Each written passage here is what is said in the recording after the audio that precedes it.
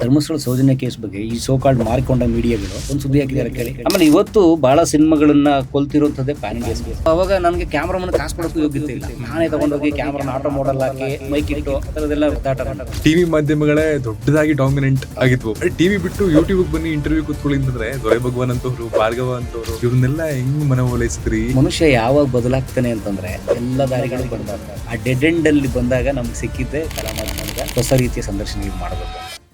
Friends ಜೊತೆ ಮಾತಾಡ್ಬೇಕಾರೆ ಕರ್ನಾಟಕದ best listener ಯಾರು ಗೊತ್ತಾ? ಪರಮ್ ಕಲಾ ಮಾಧ್ಯಮದಲ್ಲಿ 7,000+ ವಿಡಿಯೋಸ್ ಅಲ್ಲಿ ಕೇಳ್ತಾ ಇರ್ತಾರಲ್ಲ ಅಂತ ಹೇಳಿದ್ರು ಯಾರೋ ಒಬ್ರು. ಮೊದಲೇ ನಾನು ಡಾಕ್ಯುಮೆಂಟರಿ ಫಿಲ್ಮ್ ಮೇಕರ್ ಕರ್ನಾಟಕದಲ್ಲಿ ಪೊಲೀಸ್ ಅಧಿಕಾರಿಗಳ ಸಂದರ್ಶನಕ್ಕೆ ಒಂದು ಹಂತದಲ್ಲಿ ನಮ್ಮ ಸಂಗ್ರಾಮ್ ಸಿಂಗ್ ಪೊಲೀಸ್ ಅಧಿಕಾರಿ ಬಿ ಕೆ ಶಿವರಾಮ್ ಅವರು. ಆಗ ಪ್ರಾರಂಭದಲ್ಲಿ ಬಂದ ಪ್ರತಿಕ್ರಿಯೆ ಹೇಗಿತ್ತು ಅಂದ್ರೆ, ಕಲಾ ಮಾಧ್ಯಮ ಅಲ್ಲ ಇದು ಕೊಲೆ ಮಾಧ್ಯಮ, ಯಾಕಂದ್ರೆ ಅವರು ಕ್ರೈಮ್ ಸ್ಟೋರೀಸ್ ಹೇಳ್ತಾರೆ. ಟೆಕ್ನಾಲಜಿ ಮುಂದುವರಿತಾ ಎಲ್ಲವೂ ಕೈಗೆಟ್ಟಿಸ್ಬಿಡ್ತಲ್ಲ. ಈಗ ಸಿನಿಮಾ ಮಾಡೋದು ಕಷ್ಟ ಆಗಿದೆ. ಇವತ್ತು ಸಿನಿಮಾ ಈಸಿ ಆಗಿದೆ, ಲೇಸಿ ಆಗಿದೆ. ಅವಾಗ ಒಂದು ಸಿನಿಮಾ ಕ್ಯಾಮರಾನ ಒತ್ತು ಬಿಟ್ರೆ ಅದೊಂದು ಸೌಂಡ್ ಮಾಡೋದು ಅಂತ, ಒಂದು ನೆಗೆಟಿವ್ ಓಡುವ ಸೌಂಡ್ ಮಾಡೋದು. ರಾಜ್ಕುಮಾರ್ ಹೇಳೋರಂತೆ, ಯಾವಾಗ ಒಡ ಹುಟ್ಟಿದವ್ರ ಸಿನಿಮಾ ಟೈಮಲ್ಲಿ ಆ ಟೈಮ್ಗೆ ಅದು ಒತ್ತಿದ್ರೆ ಭಗವಾನ್ ನನಗೆ ಈಗಲೇ ಕ್ಯಾಮ್ರಾ ಸೌಂಡ್ ಮಾಡಿ ನೋಡ್ರೆ ಭಯ ಆಗುತ್ತೆ ಅಣ್ಣ. ಅದಕ್ಕೆ ಅಣ್ಣ ನೀವು ಇವತ್ತು ಉಳ್ಕೊಂಡಿರೋದು. ಅದಕ್ಕೆ ಮೂಲ ಮರಿಬಾರ್ದು. ಇವತ್ತು ಮೂಲ ಮರ್ತವ್ರು ಎಲ್ಲಿದ್ದಾರೆ? ದೊಡ್ಡ ನಟರು ಅನ್ಸ್ಕೊಂಡವ್ರು ಮೂಲ ಮರ ಜೈಲಲ್ಲಿದ್ದಾರೆ. ಕಲಾ ಮಾಧ್ಯಮ ಕೂಡ ಅಷ್ಟು ಸಾಧಕರ ಕತೆ ಅಥವಾ ಅಷ್ಟು ಸೋತವರ ಕತೆ ಎಲ್ಲ ಕೇಳ್ತಾ ಪರಮಲ್ಲಿರುವಂತಹ ಮನುಷ್ಯನನ್ನ ಎಷ್ಟು ಬದಲಾಯಿಸಿದೆ, ತುಂಬಾ ಬದಲಾಯಿಸಿದೆ. ಅದಕ್ಕೆ ಪ್ರತಿ ಸಲ ಅನ್ಕೋತೀನಿ ನನಗೆ ಏನು ಬರಲ್ಲ ಅಂತ. ಬದಲಾವಣೆಯೊಂದೇ ಈ ಜಗದ ಶಾಶ್ವತ ಅಂಶ. ಈಗ ಹೇಗಿದ್ರು ಸಿನಿಮಾದ ಬಹುತೇಕ ಮಂದಿ ಲಾಕ್ ಡೌನ್ ಅನ್ನೋ ಕಾರಣಕ್ಕೆ ಮನೆಗಳಲ್ಲಿ ಇರ್ತಾರೆ. ನಾವು ಹೋಗಿ ಅವ್ರ ಸಂದರ್ಶನ ಮಾಡಬಹುದಲ್ಲ. ಅದೇ ಟೈಮ್ಗೆ ಮಾಲ್ಗುಡಿ ಡೇಸ್ ಕನ್ನಡದಲ್ಲಿ ಬಂದಿತ್ತು. ಸಾವಂತ್ ಅಂತ ಹೇಳಿ ಅದಕ್ಕೆ ಒಬ್ರು ಕಾಸ್ಟ್ಯೂಮ್ ಅಸಿಸ್ಟೆಂಟ್ ಇದ್ರು. ಅದಕ್ಕೆ ಮಾಲ್ಗುಡಿ ಡೇಸ್ಗೆ ಅವ್ರನ್ನ ಕಾಂಟ್ಯಾಕ್ಟ್ ಮಾಡಿ, ಸರ್ ಸಾವಂತ್ ಸರ್ ಈ ತರದ ಒಂದು ಇಂಟರ್ವ್ಯೂ ಕೊಡ್ತೀರಾ ಅಂತ ಕೊಟ್ಟರು. ಅದು ತುಂಬಾ ಚೆನ್ನಾಗಿ ಅವರೆಲ್ಲರೂ ಒಪ್ಕೊಂಡ ಒಂದು ಸಿಂಗಲ್ ಮೋಟೋ ಶಂಕರ್ನಾಗನು ಎನರ್ಜಿ ಕೇಳೋದವ್ರು ನನ್ನ ದೇವರು. ಇವತ್ತಿಗೂ ಅಷ್ಟೇ ಸರ್, ಕಲಾ ಮಾಧ್ಯಮದಲ್ಲಿ ನಾವು ಮಾಡಿರೋ 7,200ಕ್ಕೂ ಹೆಚ್ಚು ವಿಡಿಯೋದಲ್ಲಿ ಏನಿಲ್ಲ ಅಂತ ಒಂದು 700-800 ಎಪಿಸೋಡ್ ಶಂಕರ್ನಾಗ್ ಸರ್ ಬಗ್ಗೆ ನಾನು ನನ್ನ ಪತ್ನಿ ಇಬ್ರು ಪ್ರೀತಿಸಿ ಮದುವೆ ಆದದ್ದು. ನಮ್ದು ಅಂತರ್ಜಾತಿ ವಿವಾಹ ಇತ್ಯಾದಿ ಎಲ್ಲ. ಎರಡು ಕುಟುಂಬದಲ್ಲೂ ಏನೇನೋ ಕಹಿಗಳಿರ್ತವೆ. ಸೊ ಸೋತ್ ಬಿಟ್ರೆ ನಮಗ್ ನಾವೇ ಮಾಡ್ಕೊಂಡಂತಹ ಅವಮಾನ. ಸೊ ಹಾಗಾದಾಗ ನಾವು ಪ್ರೂವ್ ಮಾಡ್ಬೇಕಾಗಿತ್ತು. ಸೊ ಹಂಗಾಗಿ ನಾವು ಬದುಕನ್ನು ಉಳಿಸ್ಕೋಬೇಕಾಗಿತ್ತು. ಬದುಕನ್ನ ಉಳಿಸ್ಕೊಳ್ಳೋಕೆ ಶುರು ಮಾಡಿದ್ದೆ ಕಲಾ ಮಾಧ್ಯಮ. ಡಾಕ್ಯುಮೆಂಟಿಂಗ್ ಕನ್ನಡ, ಕನ್ನಡಿಗ, ಕರ್ನಾಟಕ. ನಮ್ಮ ಸಿಂಗಲ್ ಮೋಟೋ. ಮಾಜಿ ಮುಖ್ಯಮಂತ್ರಿಗಳು ಎಸ್ ಎಂ ಕೃಷ್ಣರಾವ್ ಸಬ್ಸ್ಕ್ರೈಬರ್ ಆಗಿದೆ. 4 ತಾಸು ಕೂತು ಅವ್ರ ನಾಟಕದ ಕಂಪನಿ ದಿನಗಳು ಹೇಗಿತ್ತು ಏನು ಎಲ್ಲ ಹೇಳಿ 4 ಅವರ್ ಆದ್ಮೇಲೆ ನಿನ್ನ ಹೆಸರೇನು 4 ಅವರ್ ಹತ್ರ ಮಾತಾಡ್ತಾರೆ. ನನ್ನ ಹೆಸರು ಪರಮೇಶ್ವರ ಅಂತ. ಕಲಾ ಮಾಧ್ಯಮ ನೀನು ಚೆನ್ನಾಗಿ ಕೇಳಿಸ್ಕೊಳ್ತೀನಿ. ಉದ್ದಾರ ಏನಿತ್ತು ಜನ್ಮದಲ್ಲಿ, ಏನಿತ್ತು ಜೀವರಿಗೆ, ಏನಿತ್ತು ನಾವು ಉಳಿಯು, ತಿರುಗಿ ನೋಡಲು ಬಾಳೆಂಬುದಿತು ಋಣದ ರತ್ನ ಗಣಿಯೋ.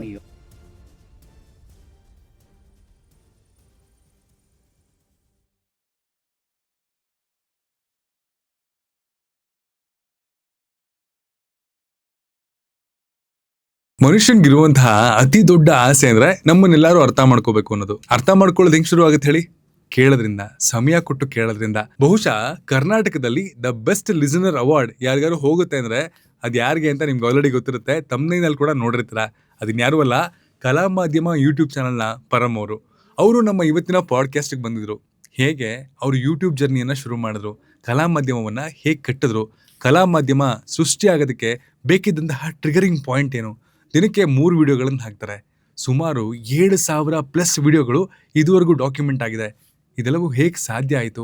ಆ್ಯಂಡ್ ಈ ಡಾಕ್ಯುಮೆಂಟ್ ಮಾಡೋದ್ರ ಮೂಲಕ ನಾವು ನಾಳೆ ಇರ್ತೀವೋ ಇಲ್ವೋ, ಆದರೆ ಆ ವಿಷಯಗಳು, ಆ ಸ್ಫೂರ್ತಿದಾಯಕ ಕಥೆಗಳು ಇನ್ನೂ ನಮ್ಮ ಮಧ್ಯೆ ಇರಲಿ ಅನ್ನುವಂತಹ ಹಸಿವು ಹೇಗೆ ಹುಟ್ಟಿತು? ಸೋಷಿಯಲ್ ಮೀಡಿಯಾದ ಪವರ್ ಏನು? ಯೂಟ್ಯೂಬ್ ಚಾನಲ್ ಹೇಗೆ ಸುಮಾರು ಜನಗಳಿಗೆ ಸ್ಫೂರ್ತಿ, ಆದಾಯ, ಬದುಕಾಗಿದೆ, ಎಲ್ಲವನ್ನ ಸಿಕ್ಕಾಪಟ್ಟೆ ಸೊಗಸಾಗಿ ಮಾತಾಡಿದ್ದಾರೆ. ಬಹುಶಃ ನೀವು ಯೂಟ್ಯೂಬ್ ಚಾನಲ್ ಸ್ಟಾರ್ಟ್ ಮಾಡಬೇಕು ಅಂತ ಇದ್ರೆ ಅಥವಾ ನೀವು ಕಂಟೆಂಟ್ ಕ್ರಿಯೇಟರ್ ಆಗಿದ್ರೆ ನಿಮಗೆ ಈ ಒಂದು ವಿಡಿಯೋ ಅಥವಾ ಪಾಡ್ಕಾಸ್ಟ್ ತುಂಬ ಸ್ಫೂರ್ತಿದಾಯಕವಾಗಿರುತ್ತೆ. ಬಿಕಾಸ್ ಇದು ಖಡಕ್ ಟಾಕ್ಸ್, ಬರೀ ಕತೆ ಅಲ್ಲ, ಹೊಸ ಅಧ್ಯಾಯ.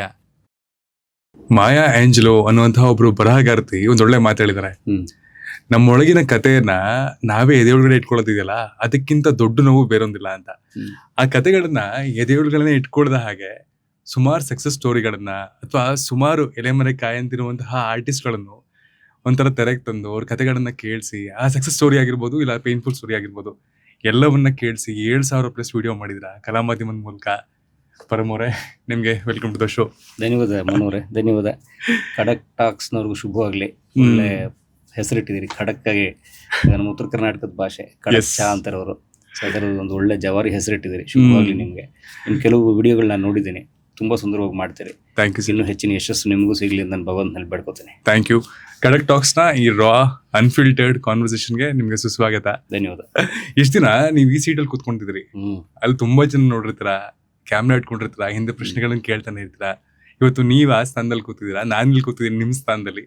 ಅಂಡ್ ನಿಮ್ಮ ಕಥೆಯನ್ನ ನಮ್ಮ ಜನಗಳಿಗೆ ಹೇಳುವಂತಹ ಒಂದು ಸಣ್ಣ ಪ್ರಯತ್ನ. ಯಾವ್ದು ತುಂಬಾ ಕಂಫರ್ಟಬಲ್ ಅನ್ಸುತ್ತೆ, ಈ ಸೀಟ್ ಆ ಸೀಟಾ?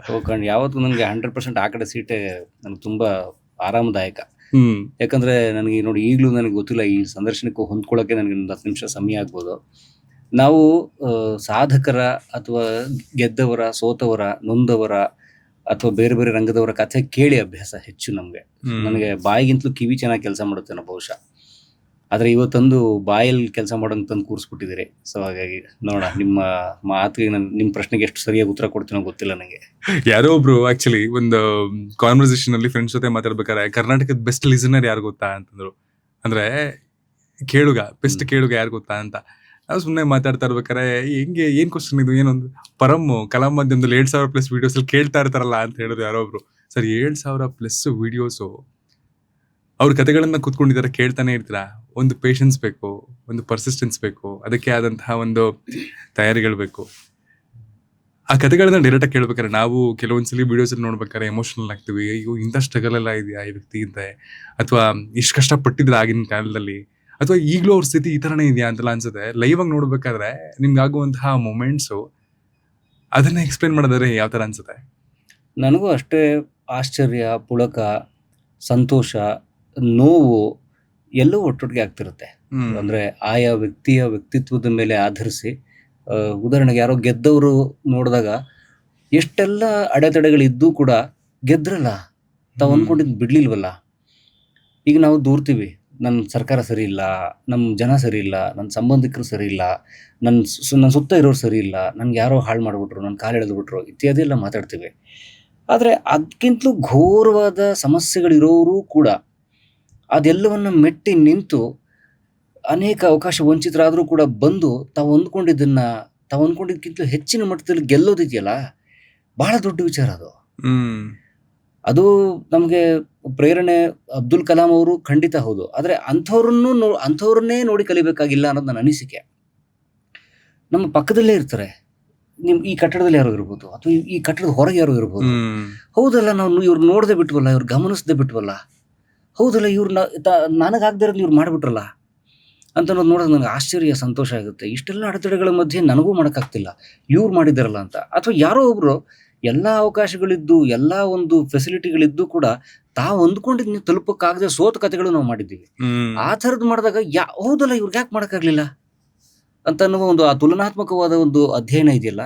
ಏನೂ ಅವಕಾಶ ಇಲ್ಲದೆ ಗೆದ್ದವರ ಕಥೆ, ಎಲ್ಲ ಇದ್ದು ಸೋತವರ ಕಥೆ, ಅಥವಾ ಎಲ್ಲವನ್ನು ಗಳಿಸಿಕೊಂಡು ನಂತರ ಅದ್ಯಾವುದೋ ಒಂದು ಸಣ್ಣ ತಪ್ಪಿನಿಂದ ಕಳ್ಕೊಂಡವ್ರ ಕಥೆ, ಇಂಥವನ್ನೆಲ್ಲ ನನಗೆ ಕೇಳಿದಾಗ ಅನ್ಸುತ್ತೆ, ಓಹೋ ಇಲ್ಲ, ಇದರದೆಲ್ಲದರ ಮಧ್ಯೆ ಒಂದು ಸಣ್ಣ ಸೂಕ್ಷ್ಮ ಇದೆ. ಆ ಸೂಕ್ಷ್ಮವನ್ನ ಅರ್ಥ ಮಾಡಿಕೊಂಡು ಅದನ್ನ ಅಳವಡಿಸ್ಕೊಂಡು ಬದುಕೋದಿದೆಯಲ್ಲ, ಅದು ನಿಜವಾದ ಬದುಕು, ಅದು ನಿಜವಾದ ಬದುಕುವ ಕ್ರಮ ಅಂತ ನನಗನ್ಸುತ್ತೆ. ಆ ಥರ ನನಗೆ ಕೇಳಿಸ್ಕೊಳ್ಳೋದು ಬಹಳ ಇಷ್ಟ. ಹಾಗಾಗಿ ನಿಮ್ ಗೆಳೆಯರು ಯಾರೋ ಹೇಳಿದಾಗೆ ಬಹುಶಃ ಇರ್ಬೇಕು, ನಂಗೆ ಕೇಳಿಸ್ಕೊಳ್ಳೋದು ಬಹಳ ಇಷ್ಟ ಅಲ್ವಾ. ಇನ್ನೊಂಥರ ಯೋಚನೆ ಮಾಡಿದ್ರೆ ಅಷ್ಟು ವಿಡಿಯೋಸ್ ಅಲ್ಲಿ ಕೇಳಿಸ್ಕೊಂಡದ್ದು ಬಹುಶಃ ಬೆಸ್ಟ್ ಲಿಸನರ್. ಹೌದು, ಅದು ಬಹುಶಃ ನನ್ನ ರಂಗಭೂಮಿ ಕೊಟ್ಟಂತಹ ಒಂದು ವರ ಅದು ನನಗೆ. ತಾವು ರಂಗಭೂಮಿಯವರು ಅಂತ ಆಗ್ಲೇ ಮಾತಾಡ್ತಾ ಹೇಳಿದ್ರಿ ತಾವು ಕೂಡ. ನೋಡಿ, ನಿಮ್ಗೆ ಗೊತ್ತಿದೆ ರಂಗಭೂಮಿ ಬಗ್ಗೆ, ತಾವು ಥಿಯೇಟರ್ನವ್ರು, ಅದರಿಂದ ಬಹಳ ಹೇಳಬೇಕಾಗಿಲ್ಲ. ನಾನು national school of drama Bengaluru centre pass out, ಜೊತೆಗೆ ಹವ್ಯಾಸಿ ಥಿಯೇಟರ್ ಕೂಡ ತುಂಬಾ ವರ್ಷ ಕೆಲಸ ಮಾಡಿದ್ದೀನಿ. ಇನ್ನೊಂದು 22ನೇ ವರ್ಷ ರಂಗಭೂಮಿಲಿ. ಥಿಯೇಟರ್ನಲ್ಲಿ ಬಹಳ ಒಂದು ಮಾತಿದೆ, ಗಿವ್ ಅಂಡ್ ಟೇಕ್ ಅಂತ ಒಂದು ಮಾತಿದೆ. ಅಂದ್ರೆ ಕೊಟ್ಟು ತಗೊಳ್ಳೋದು ಅಂತ ಒಂದು ಮಾತಿದೆ. ಅಂದ್ರೆ ನೀನು ಕಾಯಬೇಕು, ಒಬ್ಬ ನಟ ನೀನು ಅಥವಾ ನಟಿ ಕೂಡ ರಂಗದ ಮೇಲೆ ಇದ್ದಾಗ ನೀನ್ ಸುಮ್ಮನೆ ಯಾವಾಗಲೂ ಮಾತಾಡೋದಲ್ಲ. ನಿನ್ನ ಟೈಮ್ ಬರುತ್ತೆ, ಆ ಟೈಮಿಂಗ್ ಅಲ್ಲಿ ಮಾತಾಡ್ಬೇಕು. ಅಲ್ಲಿವರೆಗೆ ಏನ್ ಮಾಡ್ಬೇಕು, ಸರಿಯಾಗಿ ಕೇಳಿಸ್ಕೋಬೇಕು ನೀನು. ಮತ್ತೆ ನೀನು ನಿನ್ನ ಮಾತು, ನಿನ್ನ ಸಂಭಾಷಣೆ, ನಿನ್ನ ನಟನೆ, ನಿನ್ನ ಅಭಿನಯ ಯಾವಾಗ ಚೆನ್ನಾಗಾಗುತ್ತೆ ಗೊತ್ತಾ? ಯಾವಾಗ ನೀನು ನಿನ್ನ ಎದುರಿಗಿನ ಪಾತ್ರದ ಮಾತು, ಭಾವನೆಯನ್ನ ನೀನು ಒಳಗಾಕೊಂಡಾಗ. ಎಲ್ಲಿನ ಚೂರಾಗುತ್ತೆ? ಕಿವಿನ ಚೂರಾಗುತ್ತೆ, ಕಣ್ಣಿನ ಚೂರಾಗುತ್ತೆ. ಎದುರುಗಡೆ ನಟ ಅಥವಾ ನಟಿ ಯಾವುದೋ ಒಂದು ಉದಾಹರಣೆ ರೌದ್ರದ್ದು ಯಾವುದೋ ಒಂದು ಮಾತನ್ನು ಹೇಳ್ತಿದ್ದಾಗ ಅದನ್ನ ನೋಡದೆ ಹೋದ್ರೆ, ಸರಿಯಾಗಿ ಕಿವಿಯಲ್ಲಿ ಕೇಳಿಸ್ಕೊಳ್ದೆ ಹೋದ್ರೆ, ಅದರ ನಂತರ ಹುಟ್ಟಬೇಕಾಗಿರೋ ನನ್ನ ಮಾತು ಸರಿಯಾಗಿ ಹುಟ್ಟೋದಿಲ್ಲ, ಸರಿಯಾದ ಭಾವದಲ್ಲಿ ಹುಟ್ಟೋದಿಲ್ಲ. ಅದು ಹುಟ್ಟಬೇಕು, ಅದು ಸಹಜವಾಗಿ ಕಾಣಬೇಕು ಅಂದ್ರೆ ಅದು ನನ್ನ ಒಳಗಡೆ ಹೋಗಿರ್ಬೇಕು. ಸೊ ಆ ರೀತಿ ಕೇಳಿಸ್ಕೊಂಡು ನನಗೆ ಅದೊಂದು ರೀತಿ ಟ್ಯೂನ್ ಆಗಿದೆ ಅಂತ ಅನ್ಸುತ್ತೆ. ಹಾಗಾಗಿ ನಾನು ಕೇಳಿಸ್ಕೊಳ್ಳೋದು ಬಹಳ ಇಷ್ಟ ನನಗೆ. ಮತ್ತೆ ಕೇಳಿಸ್ಕೊಂಡಾಗ ನಮ್ಮ ಒಳಗಡೆ ಈ ಹೇಳ್ಕೊಳ್ಳೋದಕ್ಕಾಗದಿರೋಂತಹ ಒಂದು ಅನುಭವ ಆಗುತ್ತಲ್ಲ, ಅದನ್ನಂತೂ ಖಂಡಿತ ಪದಗಳಲ್ಲಿ ಹೇಳೋಕ್ ಬಹಳ ಕಷ್ಟ. ಬದಲಾವಣೆ ಜಗನ್ನಿಯಮ ಅಂತ ಹೇಳ್ತಾರೆ. ಸೊ ರಂಗಕರ್ಮಿಯಾಗಿ 22 ವರ್ಷ ಆಗಿದೆ. ರಂಗ ನಿಮ್ಮನ್ನೆಷ್ಟು ಬದಲಾಯಿಸ್ತು, ಅದೇ ರೀತಿ ಕಲಾ ಮಾಧ್ಯಮ ಕೂಡ ಅಂದ್ರೆ ಅಷ್ಟು ಸಾಧಕರ ಕತೆ ಅಥವಾ ಅಷ್ಟು ಸೋತವರ ಕತೆ, ಅಷ್ಟು ನೊಂದವರ ಕತೆ ಎಲ್ಲ ಕೇಳ್ತಾ ಅದನ್ನ ಪರಮಲ್ಲಿರುವಂತಹ ಮನುಷ್ಯನನ್ನ ಎಷ್ಟು ಬದಲಾಯಿಸಿದೆ? ತುಂಬಾ ಬದಲಾಯಿಸಿದೆ. ನನಗೆ ಅದಕ್ಕೆ ಪ್ರತಿ ಸಲ ಅನ್ಕೋತೀನಿ ನನಗೆ ಏನು ಬರಲ್ಲ ಅಂತ. ನನಗೆ ಈಗಲೂ ಏನು ಬರಲ್ಲ, ಸತ್ಯವಾಗ್ಲೂ ಏನು ಬರಲ್ಲ ನನಗೆ. ಯಾಕಂದ್ರೆ ನೀವು ಗಮನಿಸಿ, ಈಗ ನಮ್ಮ ಹತ್ರ ಒಂದು ಪುಟ್ಟದೊಂದು ಕ್ಯಾಮ್ರಾ ಇದೆ ಅಷ್ಟೇ. ಇವಾಗ್ಲೂ ನಮ್ಮ ಹತ್ರ ಈಗ ಬಹುಶಃ ತಾವು ತುಂಬ ಒಳ್ಳೆ ವ್ಯವಸ್ಥೆ ಮಾಡ್ಕೊಂಡಿದ್ದಾರೆ. ಈ ಪಾಡ್ಕಾಸ್ಟ್ಗೆ 2 ಮೈಕು ಅಥವಾ 2-3 ಕ್ಯಾಮ್ರಾ, ಒಳ್ಳೆ ಲೈಟು, AC ಸೆಟಪ್ ಎಲ್ಲ, ಇಂಥದ್ದೆಲ್ಲ ನಮ್ಮ ಹತ್ರ ಯಾವುದೂ ಇಲ್ಲ. ಇರೋದೊಂದು ಪುಟ್ಟ ಕ್ಯಾಮ್ರಾ, ಒಂದೇ ಒಂದು ಮೈಕು, ಅದೇ ನಂದು ಹಳೇದೊಂದು ಹೋಂಡಾ ಆಕ್ಟಿವಾ ಗಾಡಿ. ಇದನ್ನ ಇಟ್ಕೊಂಡು ನಾನು ಯಾವ್ದು ಬೇಡ ಅಂತ ಪ್ರೂವ್ ಮಾಡ್ಬಿಟ್ರಲ್ಲ. ಅಲ್ಲ, ಐ ಮೀನ್ ನನ್ನ ಹತ್ರ ಅದು ಯಾವ್ದು ವ್ಯವಸ್ಥೆ ಇಲ್ಲ. ಅಂದ್ರೆ ಅದನ್ನ ಅಷ್ಟನ್ನೇ ಇಟ್ಕೊಂಡು ನಾವು ಗುರುತಿಸಿದಂತಹ ಕೆಲವು ವ್ಯಕ್ತಿತ್ವಗಳು ಮನೆಗೆ ಹೋಗಿ ಅವ್ರ ಮನೆಯನ್ನೇ ನಾವು ಸ್ಟುಡಿಯೋ ತರ ಮಾಡ್ಕೊಂಡು ಅದಕ್ಕಿಟ್ಟು ನಮಗೆ ನಮ್ಮ ಮಿತಿನಲ್ಲಿ ಏನಿದೆ ಅದನ್ನ ನಾವು ಮಾಡ್ತೀವಿ. ಬಹಳ ಪುಟ್ಟದಾಗಿ ಬಟ್ ಪ್ರಾಮಾಣಿಕವಾಗಿ ಮಾಡ್ತೀನಿ, ಬಹಳ ಜನ ಹೇಳ್ತಾರೆ. ಸೊ ಹಾಗಾಗಿ ನಮ್ಗೆ ಆ ಥರ ತುಂಬ ದೊಡ್ಡ ವಿಚಾರಗಳೇನು ಗೊತ್ತಿಲ್ಲ. ನಮ್ಗೆ ಗೊತ್ತಿರೋದೇನೋ, ಈಗ ಯಾರೋ ಒಬ್ರು ಗೆದ್ದಿದ್ದಾರೆ ಅಥವಾ ಗೆಲ್ಲಕ್ಕೆ ಅವಕಾಶ ಇದ್ದು ಕೂಡ ಸೋತಿದ್ದಾರೆ ಅಂತಂದ್ರೆ ಅವ್ರ ಕತೆ ಕೇಳ್ತೀವಿ, ನಾವು ಒಂದು ಜನಕ್ಕೆ ತಿಳಿಸ್ತೀವಿ. ಜನ ಅವ್ರ ಬದುಕಿಗೆ ಏನು ಬೇಕೋ ಅದನ್ನ ತಗೋತಾರೆ, ಅಳವಡಿಸ್ಕೊಳ್ತಾರೆ. ಸೊ ಹಾಗಾಗಿ ನನಗೆ ತುಂಬ ವಿಷಯಗಳು ಗೊತ್ತಿಲ್ಲ. ಒಳ್ಳೆ ಕ್ಯಾಮ್ರಾ ಅವ್ರಿಗೆ ಗೊತ್ತಿಲ್ಲ. ತುಂಬ ಎಡಿಟಿಂಗ್ ಒಂದು ಕಲ್ತಿದ್ದೀನಿ ನಾನು, ಬೇಸಿಕ್ ಎಡಿಟಿಂಗ್, ಅದು ಕೂಡ. ಸೊ ಇದಕ್ಕೋಸ್ಕರನೇ ಕಲ್ತಿದ್ದ, ಮುಂಚೆನೆ ಗೊತ್ತಿತ್ತು? ಮೊದಲೇ ನಾನು ಡಾಕ್ಯುಮೆಂಟರಿ ಫಿಲ್ಮ್ ಮೇಕರ್ ಕರ್ನಾಟಕದಲ್ಲಿ. ಬಹಳ ಜನ ನನಗೆ ಕರ್ನಾಟಕದ ನಂಬರ್ 1 ಡಾಕ್ಯುಮೆಂಟರಿ ಫಿಲ್ಮ್ ಮೇಕರ್ ಅಂತ ಕರೀತಿದ್ರು. ಬಟ್ ನಾನು ಯೂಟ್ಯೂಬರ್ ಆದ್ಮೇಲೆ ನನ್ನೊಳಗಿನ ಡಾಕ್ಯುಮೆಂಟರಿ ಫಿಲ್ಮ್ ಮೇಕರ್ ಸಮಯ ಇಲ್ಲ ಅವನಿಗೆ. ವಾಟ್ ನಾಟ್ ನೀವು ಹಾಗಾದ್ರೆ ಅಲ್ಲ, ಅದೇ ಹಾಗೆ ಥಿಯೇಟರ್ ಆರ್ಟಿಸ್ಟ್ ಆಗಿದ್ರಿ, ಕೆಲವು ಕಾಲ ಸಿನಿಮಾಗಳಲ್ಲಿ ವರ್ಕ್ ಮಾಡಿದ್ರಾ, ನಿರ್ದೇಶನ ತಂಡಗಳಲ್ಲೂ ವರ್ಕ್ ಮಾಡಿದ್ರಾ, ಡಾಕ್ಯುಮೆಂಟರಿ ಫಿಲ್ಮ್ ಮೇಕರ್, ಅವೆಲ್ಲವೂ ಬೇರೆ ಅಲ್ವೇ ಅಲ್ಲ, ಒಂದೇ ಆಯಾಮದ, ಅವೆಲ್ಲ ಒಂದೇ ಆಯಾಮ. ಈಗ ಗಮನಿಸಿ, ಈಗ ನಾನು ಓದಿದ್ದು ಕಾಮರ್ಸ್, M.Com ನಂದು, ಬೆಂಗಳೂರು ಯೂನಿವರ್ಸಿಟಿ AMC ಕಾಲೇಜಲ್ಲಿ M.Com, B.Com ವಿಪುರಂ ಕಾಲೇಜು. ನನ್ನ ಇಡೀ ಜರ್ನಿ ನಾನು ಓದಿರೋದು ಸರ್ಕಾರಿ ಶಾಲೆಗಳಲ್ಲಿ, ಸರ್ಕಾರಿ ಕಾಲೇಜ್ಗಳಲ್ಲಿ. ಒಂದೇ ಒಂದು M.Com ಮಾತ್ರ 2 ವರ್ಷ ಅದನ್ನು AMC ಕಾಲೇಜು, ಅದು ಸರ್ಕಾರದ್ದೇ ಯೂನಿವರ್ಸಿಟಿಯ ಕೋಟಾದಲ್ಲಿ ಸಿಕ್ಕಿದ್ದು ನನಗದು. ಅದು ಆ ಥರ ಈ ಕಾಮರ್ಸ್ ಓದಿ ನಾನು ಒಂದು 8 ತಿಂಗಳು ಥಾಮ್ಸನ್ ರಾಯ್ಟರ್ಸ್ ಅಂತ ಒಂದು ದೊಡ್ಡ ಕಂಪ್ನಿ ಕೆಲಸ ಮಾಡ್ತಿದ್ದೆ 2006ರಲ್ಲಿ. ಥಾಮ್ಸನ್ ರಾಯ್ಟರ್ಸ್ ಈಗ ಬಹಳ ದೊಡ್ಡ ಕಂಪ್ನಿ. ನಾನು ಕೆಲಸ ಮಾಡ್ತಿದ್ದಲ್ಲಿ ಅದು world's number 1 company, world's number 1 ಇತ್ತು. ಸೊ ಆ ಕಂಪ್ನಿ ನಾನು ಕೆಲಸ ಮಾಡ್ತಿದ್ದೆ. ಆದರೆ 8 ತಿಂಗಳಾದ್ಮೇಲೆ ನನಗೆ ಅಲ್ಲ ಸೇರಿ 2-3 ತಿಂಗಳಿಗೆ ಅದು ಒಂಥರ ನನಗೆ ಮೊನಟನಸ್ ಅನ್ಸಕ್ಕೆ ಶುರು ಆಯಿತು. ಇಲ್ಲೇನೂ ಇಲ್ಲ, ನಾನು ಕಲಿಯುವಂಥದ್ದು ಏನೂ ಇಲ್ಲ, ಅಥವಾ ನಾನು ನನ್ನದು ಅಂತ ಹೇಳ್ಕೊಳ್ಳುವಂಥದ್ದು ಏನೂ ಇಲ್ಲ. ಇಲ್ಲಿರುವಂಥದ್ದು ಕೃತಕವಾದಂತಹ ಭಾವನೆಗಳು, ಕೃತಕವಾದಂತಹ ಏನೋ ಬೇರೆ ಬೇರೆ ರೀತಿಯ ಚಟುವಟಿಕೆಗಳು. ಇದು ನನ್ನದಲ್ಲ, ಇದು ನನ್ನ ಮನಸ್ಸಲ್ಲ. ನನ್ನ ಮನಸ್ಸು ಏನೋ ಬೇರೆ ಇದೆ, ನನ್ನ ಮನಸ್ಸೊಳಗಡೆ ಏನೋ ಬೇರೆ ಕೊರಿತಾ ಇದೆ, ಕನ್ನಡತನ ಏನೋ ಇದೆ ನಮ್ಮಲ್ಲಿ, ಅಥವಾ ಕಲೆಯ ಏನೋ ಅಂಶ ಇದೆ, ನಂಗೆ ಇದಾಗೋದಿಲ್ಲ ಅಂತ ಹೇಳಿ ತುಂಬಾ ಬಡತನ ಆಗ ನಮಗೆ. ಅದ್ರ ಮಧ್ಯೆ ಬಿಟ್ಬಿಟ್ಟೆ ಕೆಲಸ. ನಮ್ಮ ತಾಯಿ ತಂದೆಗೆ ಹೇಳಿರಲಿಲ್ಲ. ಒಂದು 8 ತಿಂಗಳು ಕೆಲಸ ಮಾಡಿದಕ್ಕೆ ನಂತರ 40,000 ರೂಪಾಯಿ ಸೇವಿಂಗ್ಸ್ ಇತ್ತು. ಸೊ ಅದನ್ನೆಲ್ಲ ಇಟ್ಕೊಂಡು ಒಂದು 2-3 ತಿಂಗಳು ಮೇಂಟೈನ್ ಮಾಡ್ತಿದ್ದೆ. 40,000 ರೂಪಾಯಿ ದೊಡ್ಡ ಅಮೌಂಟ್. 40,000 ರೂಪಾಯಿ 8 ತಿಂಗಳ ನನಗೊಂದು 13,000 ಸಂಬಳ ಬರ್ತಿತ್ತು ಒಂದು ತಿಂಗಳಿಗೆ, 2006-2007ರಲ್ಲಿ. ಅದ್ರಲ್ಲಿ ಮನೆಗೆ ಕೊಟ್ಟು ನಾನು ಅದು ಇದು ಅಂತ ಇಟ್ಕೊಂಡಿದ್ದು ಒಂದು 40,000 ರೂಪಾಯಿ ದುಡ್ಡಿತ್ತು ನನ್ನ ಹತ್ರ. ಒಂದು 2-3 ತಿಂಗಳು ಅದರಲ್ಲೇ ಮೇಂಟೈನ್ ಮಾಡ್ತಿದ್ದೆ. ಆಮೇಲೆ ಕೆಲಸ ಬಿಟ್ಟ ಕಾರಣಕ್ಕೆ ನಾನು ಟ್ರಾವೆಲ್ ಏಜೆಂಟ್ ಆದೆ, ಬೇರೆ ಬೇರೆ ಹೋಮ್ ಟ್ಯೂಷನ್ಸ್ ಮಾಡ್ತಿದ್ದೆ ಮನೆಗಳಿಗೆ ಹೋಗಿ. ಆ ಥರ ಒಂದು ಏಜೆನ್ಸಿ ಇತ್ತು ಅವಾಗ, ಇಲ್ಲೇ ಈ ಏರಿಯಾದಲ್ಲೇ ಇತ್ತು. ಮನೆಗಳಿಗೆ ಹೋಗಿ ಒಂದು ಹೋಮ್ ಟ್ಯೂಷನ್ಸ್ ಮಾಡ್ತಿದ್ದೆ. ಅವ್ರು ವಾರಕ್ಕೆ 700 ರೂಪಾಯಿ 800 ರೂಪಾಯಿ ಈ ಥರ ದುಡ್ಡು ಕೊಡ್ತಿದ್ರು ಅವಾಗ ನನಗೆ. ಸೊ ಈ ಥರದ್ದು ಅಂದರೆ ನನ್ನೊಳಗಿನ ಒಬ್ಬ ಇವನನ್ನು ಹುಡ್ಕೊಳ್ಳೋಕ್ಕೆ, ಕಲಾವಿದನ ಹುಡ್ಕೋಕ್ಕೆ ನಾನು ತುಂಬ ಓದಾಡ್ತಿದ್ದೆ. ಅದೇ ಟೈಮ್ಗೆ 2010ರಲ್ಲಿ NSD ಬೆಂಗಳೂರು ಸೆಂಟರ್ ಓಪನ್ ಆಯಿತು. ಅವ್ರ ಪತ್ರಿಕೆಯಲ್ಲಿ ಕರೆದ್ರು, ಬನ್ನಿ ಕಲಾವಿದರು ಅಂತ. ನಾನು 2004ರಿಂದ ಹವ್ಯಾಸಿ ರಂಗಭೂಮಿಲಿ ಕೆಲಸ ಮಾಡ್ತಿದ್ದೆ. ಅದು ನನ್ನ ನಟರಂಗದಿಂದ ಶುರು ಮಾಡಿದ್ದು. ಆಮೇಲೆ ಸಮಷ್ಟಿ ತಂಡಕ್ಕೆ ಬಂದೆ. ಹೀಗಿದ್ದಾಗ ಓಕೆ, NSDಗೆ ಹೋದರೆ ಪೂರ್ಣಾವಧಿ ಬೇರೆ ರೀತಿಯ ಒಂದು ಇದಾಗುತ್ತೆ ಅನ್ನೋ ಕಾರಣಕ್ಕೆ, ಜೊತೆ ಕಲಿಕೆಯ ಒಂದು ಮನಸ್ಸಿದ್ರಿಂದ NSDಗೆ ಹೋದೆ. ಅದರಿಂದ ಆಚೆ ಬಂದ ಮೇಲೆ ಬೇರೆ ಬೇರೆ ಧಾರಾವಾಹಿಗಳು, ಸಿನಿಮಾಗಳಲ್ಲಿ ಅವಕಾಶ ಹುಡುಕ್ತಿದ್ದೆ. ಅಲ್ಲಿ ಅವಕಾಶಗಳು ಸಿಗ್ತಿರ್ಲಿಲ್ಲ, ಅಭಿನಯದ ಅವಕಾಶಗಳು ಸಿಗ್ತಿರ್ಲಿಲ್ಲ. ಆಮೇಲೆ ಜಯತೀರ್ಥ ಅವರು ನನಗೆ ಕ್ಯಾಮ್ರಾದ ಮೂಲಭೂತ ಅಂಶಗಳನ್ನ ಹೇಳ್ಕೊಟ್ಟಂತವ್ರು. ನಿಮ್ಮ ಅನಿಲ್ ಮೆರವಣಿಗೆ ಅವರು, ನಾವೆಲ್ಲ ಅಸೋಸಿಯೇಟ್ಸ್, ಅವ್ರದ್ದು ಕೂಡ ರೀಸೆಂಟ್ ಆಗಿ ಪಾಡ್ಕಾಸ್ಟ್ ಮಾಡಿದೀವಿ. ಸೊ ಅವರು ಬ್ಯೂಟಿಫುಲ್ ಮನ್ಸ್ಗಳನ್ನು ಸಿನಿಮಾಗೆ ಅವರು ಕೆಲಸ ಮಾಡ್ತಿದ್ರು, ನಾನು ಕೆಲಸ ಮಾಡ್ತಿದ್ದೆ ಜಯತೀರ್ಥ ಅವ್ರ ಅಸಿಸ್ಟೆಂಟ್ಸ್ ಆಗಿ. ಸೊ ಜಯತೀರ್ಥ ಅವ್ರ ಹತ್ರ ಟೋನಿ, ಬುಲೆಟ್ ಬಸ್ಯ, ಬ್ಯೂಟಿಫುಲ್ ಮನ್ಸ್ಗಳು ಎಲ್ಲ ಸಿನಿಮಾಗಳ ಕೆಲಸ ಮಾಡ್ತಿದ್ದೆ ಅಸಿಸ್ಟೆಂಟ್ ಆಗಿ. ಅವಾಗ ನನಗೆ ನಟನೆ ಅಸಿಸ್ಟೆಂಟ್ ಡೈರೆಕ್ಟರ್ ಅದೇ ಅವ್ರ ಹತ್ರ. ಆಗ ನಟನೆಗಿಂತ ನಿರ್ದೇಶನ ಹೆಚ್ಚು ಸುಖ ಅನ್ಸಕ್ಕೆ ಶುರು ಆಯ್ತು ನನಗೆ. ಅಂದ್ರೆ ಅಲ್ಲಿ ಒದ್ದಾಟ, ಕಷ್ಟ, ಅಥವಾ ಅಲ್ಲಿಯ ಡೈನಾಮಿಕ್ಸ್ ಬೇರೆ ಆದ್ರೂ ಕೂಡ ಇಲ್ಲ ಇದು ನನ್ನ ಮನಸ್ಸಿಗೆ ತಕ್ಕಂಗೆ ಹೋಗ್ತಾ ಇದೆ. ಈಗ ಹೋಗಿ ಬಣ್ಣ ಹಾಕೊಂಡು ಅವ್ರು ಕೊಟ್ಟು ಡೈಲಾಗ್ ಹೇಳೋಕ್ಕಿಂತಲೂ ಬಹಳ ಮುಖ್ಯವಾಗಿ ನಾವೇನೋ ಸೃಷ್ಟಿಸೋದಿದೆಯಲ್ಲ. ಈಗ ಒಂದು ಬರೆಯುವಂಥದ್ದು, ಬರೆದದನ್ನ ಯಾರೋ ನಟರನ್ನು ಕರ್ಸ್ಕೊಳ್ಳುವಂಥದ್ದು, ಅದಕ್ಕೊಬ್ಬ ನಿರ್ಮಾಪಕನ ಹುಡುಕುವಂಥದ್ದು, ಅದನ್ನ ಆ ಸೆಟ್ಗಳಲ್ಲಿ ಶೂಟ್ ಮಾಡುವಂಥದ್ದು, ಅದನ್ನ ಎಡಿಟ್ ಮಾಡುವಂಥದ್ದು, ನೋಡಿದಾಗ ಏನೋ ಸರಿ ತಪ್ಪು ಅನಿಸುವಂಥದ್ದು, ಇದೆಲ್ಲವೂ ನನಗೆ ಬಹಳ ಖುಷಿ ಆಗ್ತಿತ್ತು. ಓ, ಇದು ಒಂದು ನಿಜವಾದ ಕ್ರಿಯೇಟಿವ್ ಪ್ರೋಸೆಸ್ ಇದು ಅಂತ. ರಂಗಭೂಮಿಲೂ ಕೂಡ ನಾನು ನಟನೆಗಿಂತಲೂ ಹೆಚ್ಚು NSD ಮೊದಲು, ಅಂದ್ರೆ ನನ್ನ ಪೂರ್ಣಾವಧಿ ಕಲಾವಿದ ಆಗಕ್ಕೆ ಮೊದಲು, ಥಿಯೇಟರ್ ಪರ್ಸನ್ ಆಗಕ್ಕೆ ಮೊದಲು ನಾನು ಮಾಡ್ತಾ ಇದ್ದಿದ್ದೆ ಹೆಚ್ಚು ಬ್ಯಾಕ್ ಸ್ಟೇಜ್ ವರ್ಕು. ಓಕೆ. ನನಗೆ ಬ್ಯಾಕ್ ಸ್ಟೇಜ್ ಮೊದಲಿಂದಲೂ ಇಷ್ಟ. ಸಿನಿಮಾದಲ್ಲೂ ಆಗಲಿ, ಡಾಕ್ಯುಮೆಂಟ್ರಿನಲ್ಲಾಗಲಿ, ಅಥವಾ ಯೂಟ್ಯೂಬಲ್ಲಾಗಲಿ, ಅಥವಾ ಥಿಯೇಟ್ರಲ್ಲಾಗಲಿ ನನಗೆ ಬಹಳ ಬ್ಯಾಕ್ ಸ್ಟೇಜ್ ವರ್ಕ್ ಬಹಳ ಇಷ್ಟ. ನೇಪಥ್ಯದ ವರ್ಕು.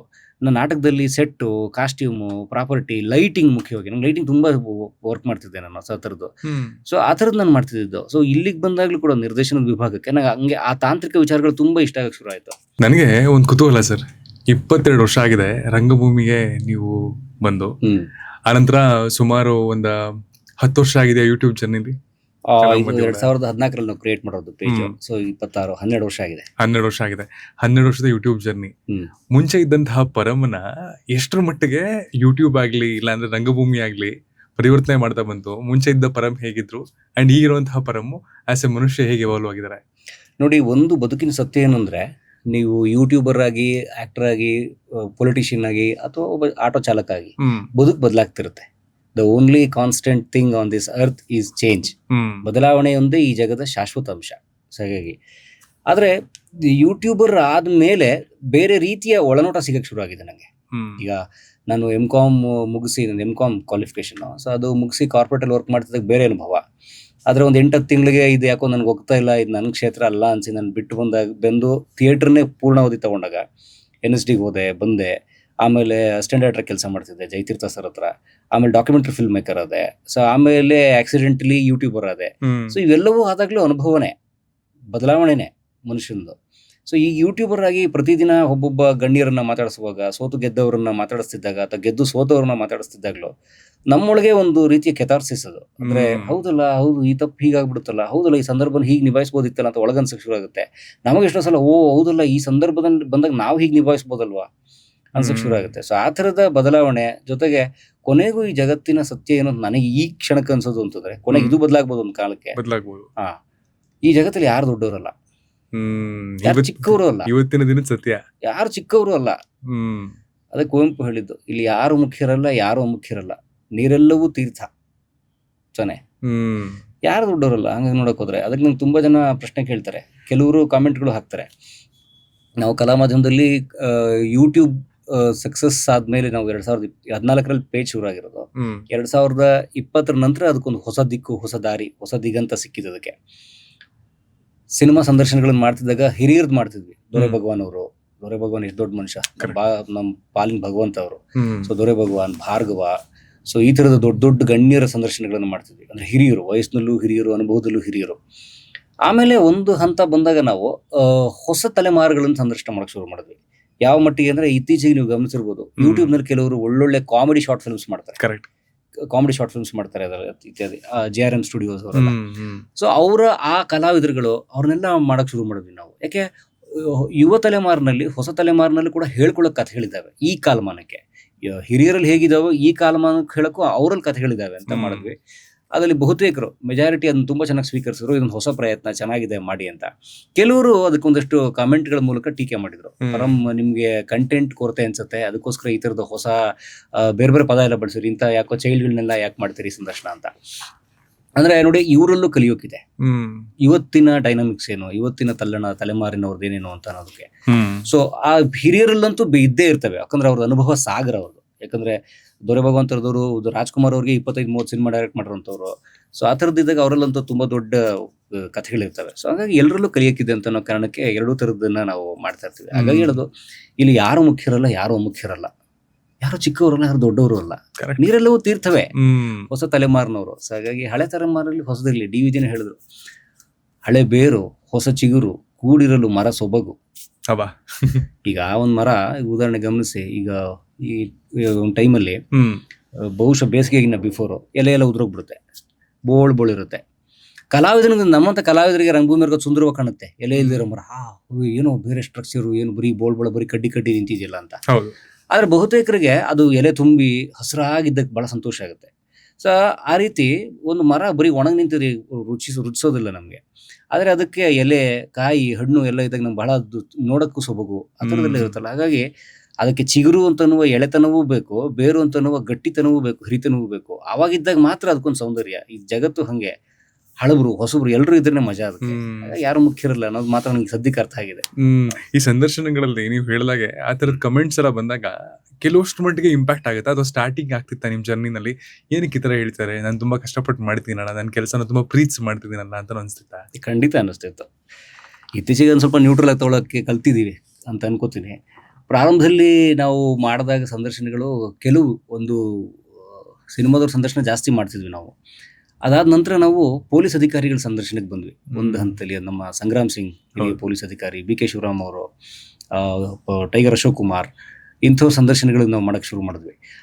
ಆಗ ಪ್ರಾರಂಭದಲ್ಲಿ ಬಂದ ಪ್ರತಿಕ್ರಿಯೆ ಹೇಗಿತ್ತು ಅಂತಂದ್ರೆ, ಇದು ಕಲಾ ಮಾಧ್ಯಮ ಅಲ್ಲ, ಇದು ಕೊಲೆ ಮಾಧ್ಯಮ. ಯಾಕಂದ್ರೆ ಅವರು ಕ್ರೈಮ್ ಸ್ಟೋರೀಸ್ ಹೇಳ್ತಿದ್ರು. ಉದಾಹರಣೆಗೆ ಜಯರಾಜ್ 70s 80s ಜಯರಾಜ್ ಬೆಂಗಳೂರು ಅಟ್ಟಹಾಸ ಹೇಗಿರ್ತಿತ್ತು, ಜಯರಾಜ್ ಕೊತ್ವಾಲ್ ಕಾನ್ಫ್ಲಿಕ್ಟ್ ಹೇಗಿರ್ತಿತ್ತು. ಬಿ ಕೆ ಶಿವರಾಮ್ ಅವರಂತೂ ಒಂದು ತುಂಬಾ ಒಳ್ಳೆ ಸಂಚಿಕೆ ಹೇಳಿದ್ರು. ಬಿ ಕೆ ಶಿವರಾಮ್ ಅವರು ಆ ಕಾಲದಲ್ಲಿ 70ರ ದಶಕದಲ್ಲಿ 70-80ರ ದಶಕದಲ್ಲಿ ಜಯರಾಜ್ ಕೊತ್ವಾಲ್ ಹಿಂದೆ ತುಂಬಾ ಕೆಲಸ ಮಾಡಿದ್ರು. ಅಂದ್ರೆ ಅವ್ರನ್ನ ಹಿಡಿಯೋದ್ರಲ್ಲಿ, ಅವ್ರ ಕ್ರೈಮ್ ಕಂಟ್ರೋಲ್ ಮಾಡೋದ್ರಲ್ಲಿ, ಆ ಥರದ್ರಲ್ಲಿ. ಅವ್ರು ಒಂದ್ಸಲ ಇಂದ್ರಾನಗರದ ಕೊತ್ವಾಲನ್ ಮನೆಗೆ ಹೋದಾಗ ಅವನ ಹೆಂಡತಿ ಒಂದು ಕೆಂಪು ಬಟ್ಟೆ ಏನಾದ್ರು ಮನೆ ಹೊರಗಡೆ ಒಣಗಾಕಿದ್ರೆ ಅದು ಕೊತ್ವಾಲನ್ ಸಿಗ್ನಲ್ ಮನೆ ಒಳಗಡೆ ಬರಬಾರ್ದು ಅಂತ. ಅಂದ್ರೆ ಏನೋ ಸಮಸ್ಯೆ ಇದೆ, ಇಲ್ಲಿ ಬರಬೇಡ ಅಂತ. ಸೊ ಅವನು ಬೈಕಲ್ಲಿ ಬಂದು ಒಂದ್ 2 ರೋಡ್ ದೂರದಲ್ಲಿ ಅವ್ನ ಮನೆ ಕಾಣ್ತಿತ್ತು. ಮನೆ ಹೊರಗಡೆ ಹಸಿರು ಬಟ್ಟೆ ಹಾಕಿದ್ರೆ ಅಥವಾ ಬಿಳಿ ಬಟ್ಟೆ ಹಾಕಿದ್ರೆ ಮಾತ್ರ ಮನೆ ಒಳಗಡೆ ಬರ್ತಿದ್ದ. ಅಂದ್ರೆ ಅವಳ ಮನೆ ಯಾವ್ದೋ ಒಂದು ಬೆಡ್ಶೀಟ್ ನೋ ರಗ್ನ ತಗೊಂಡು ಅಲ್ಲಿ ಒಣಗಾಕ್ತಿದ್ಲು ಅವಳು ಹೆಂಡತಿ. ಅಲ್ಲಿ ಕೆಂಪು ಬಟ್ಟೆ ಇದ್ರೆ ಅವ್ನು ಬರ್ತಿರ್ಲಿಲ್ಲ, ಅವ್ನು ಅವಾಯ್ಡ್ ಮಾಡ್ಬಿಡೋನು. ಯಾವಾಗ ಅಲ್ಲಿ ಬಿಳಿ ಬಟ್ಟೆ ಬರುತ್ತೆ ಈ ಥರದ್ದು ತುಂಬಾ. ಅಂದ್ರೆ ಈ ಥರದ್ದು ಆಗಿನ ರೌಡಿಗಳು ಇವತ್ತು ಮೊಬೈಲ್ ಇದೆ, ಬರಬೇಡ ಯಾರೋ ಬಂದಿದ್ದಾರೆ ಅಂತ ಹೇಳ್ಬಿಡ್ಬೋದು. ಆದ್ರೆ ಅವತ್ತು ಅವ್ರು ಹೇಗೆ ಅದನ್ನ ಈ ಥರದ್ದು ತುಂಬಾ ಸೂಕ್ಷ್ಮಗಳು ಹೇಳ್ತಿದ್ರು. ಈ ಥರ ತುಂಬಾ ಎಪಿಸೋಡ್ಸ್ ಮಾಡಿದೀವಿ ನಾವು. ಸೊ ಅವಾಗ ಜನ ಹೇಳ್ತಿದ್ದು ಇದು ಕಲಾ ಮಾಧ್ಯಮ ಅಲ್ಲ, ಇದು ಕೊಲೆ ಮಾಧ್ಯಮ, ಹಾಗೆ ಹೀಗೆ ಅಂತ.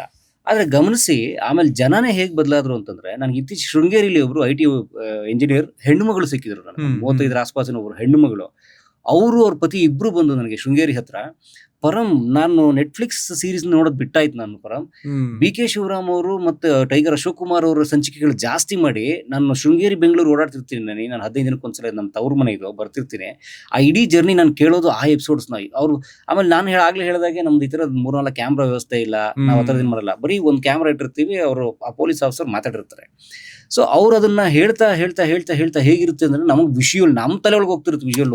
ಆ ಬಟ್ಟೆ ಹೆಂಗ ಒಣಗಾಕಿರ್ಬೋದು, ಆ ಮನೆ ಕಂಬಿ ಹೆಂಗಿದ್ದಿತ್ತು, ಆ ಮನೆ ಪೇಂಟ್ ಹೆಂಗ್ ಹೊಡೆದಿರ್ಬೋದು, ಅವ್ನು ಯಾವ ಗಾಡಿಲಿ ಬರ್ತಾರೆ, ಅದೇನೋ ಅವ್ರು ಹೇಳಿರಲ್ಲ ಯಾರೋ ಪೊಲೀಸ್ ಆಫೀಸರ್. ಆದ್ರೆ ಇವರ ಕಲ್ಪನೆಯಲ್ಲಿ ಅವೆಲ್ಲ ಹೇಗಿರ್ಬೋದು ಅಂತ ಅನ್ನೋದು ನಮಗೆ ತುಂಬಾ ಚೆನ್ನಾಗಿದೆ ಮಾಡಿ.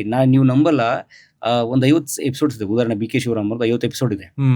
ಅದ್ರಲ್ಲಿ ಪೊಲೀಸ್ ಆಫೀಸರ್ ಒಂದು 300 ಸಂಚಿಕೆ ಮಾಡಿದೀವಿ 7,000 ಎಪಿಸೋಡ್ಸ್ ಅಲ್ಲಿ.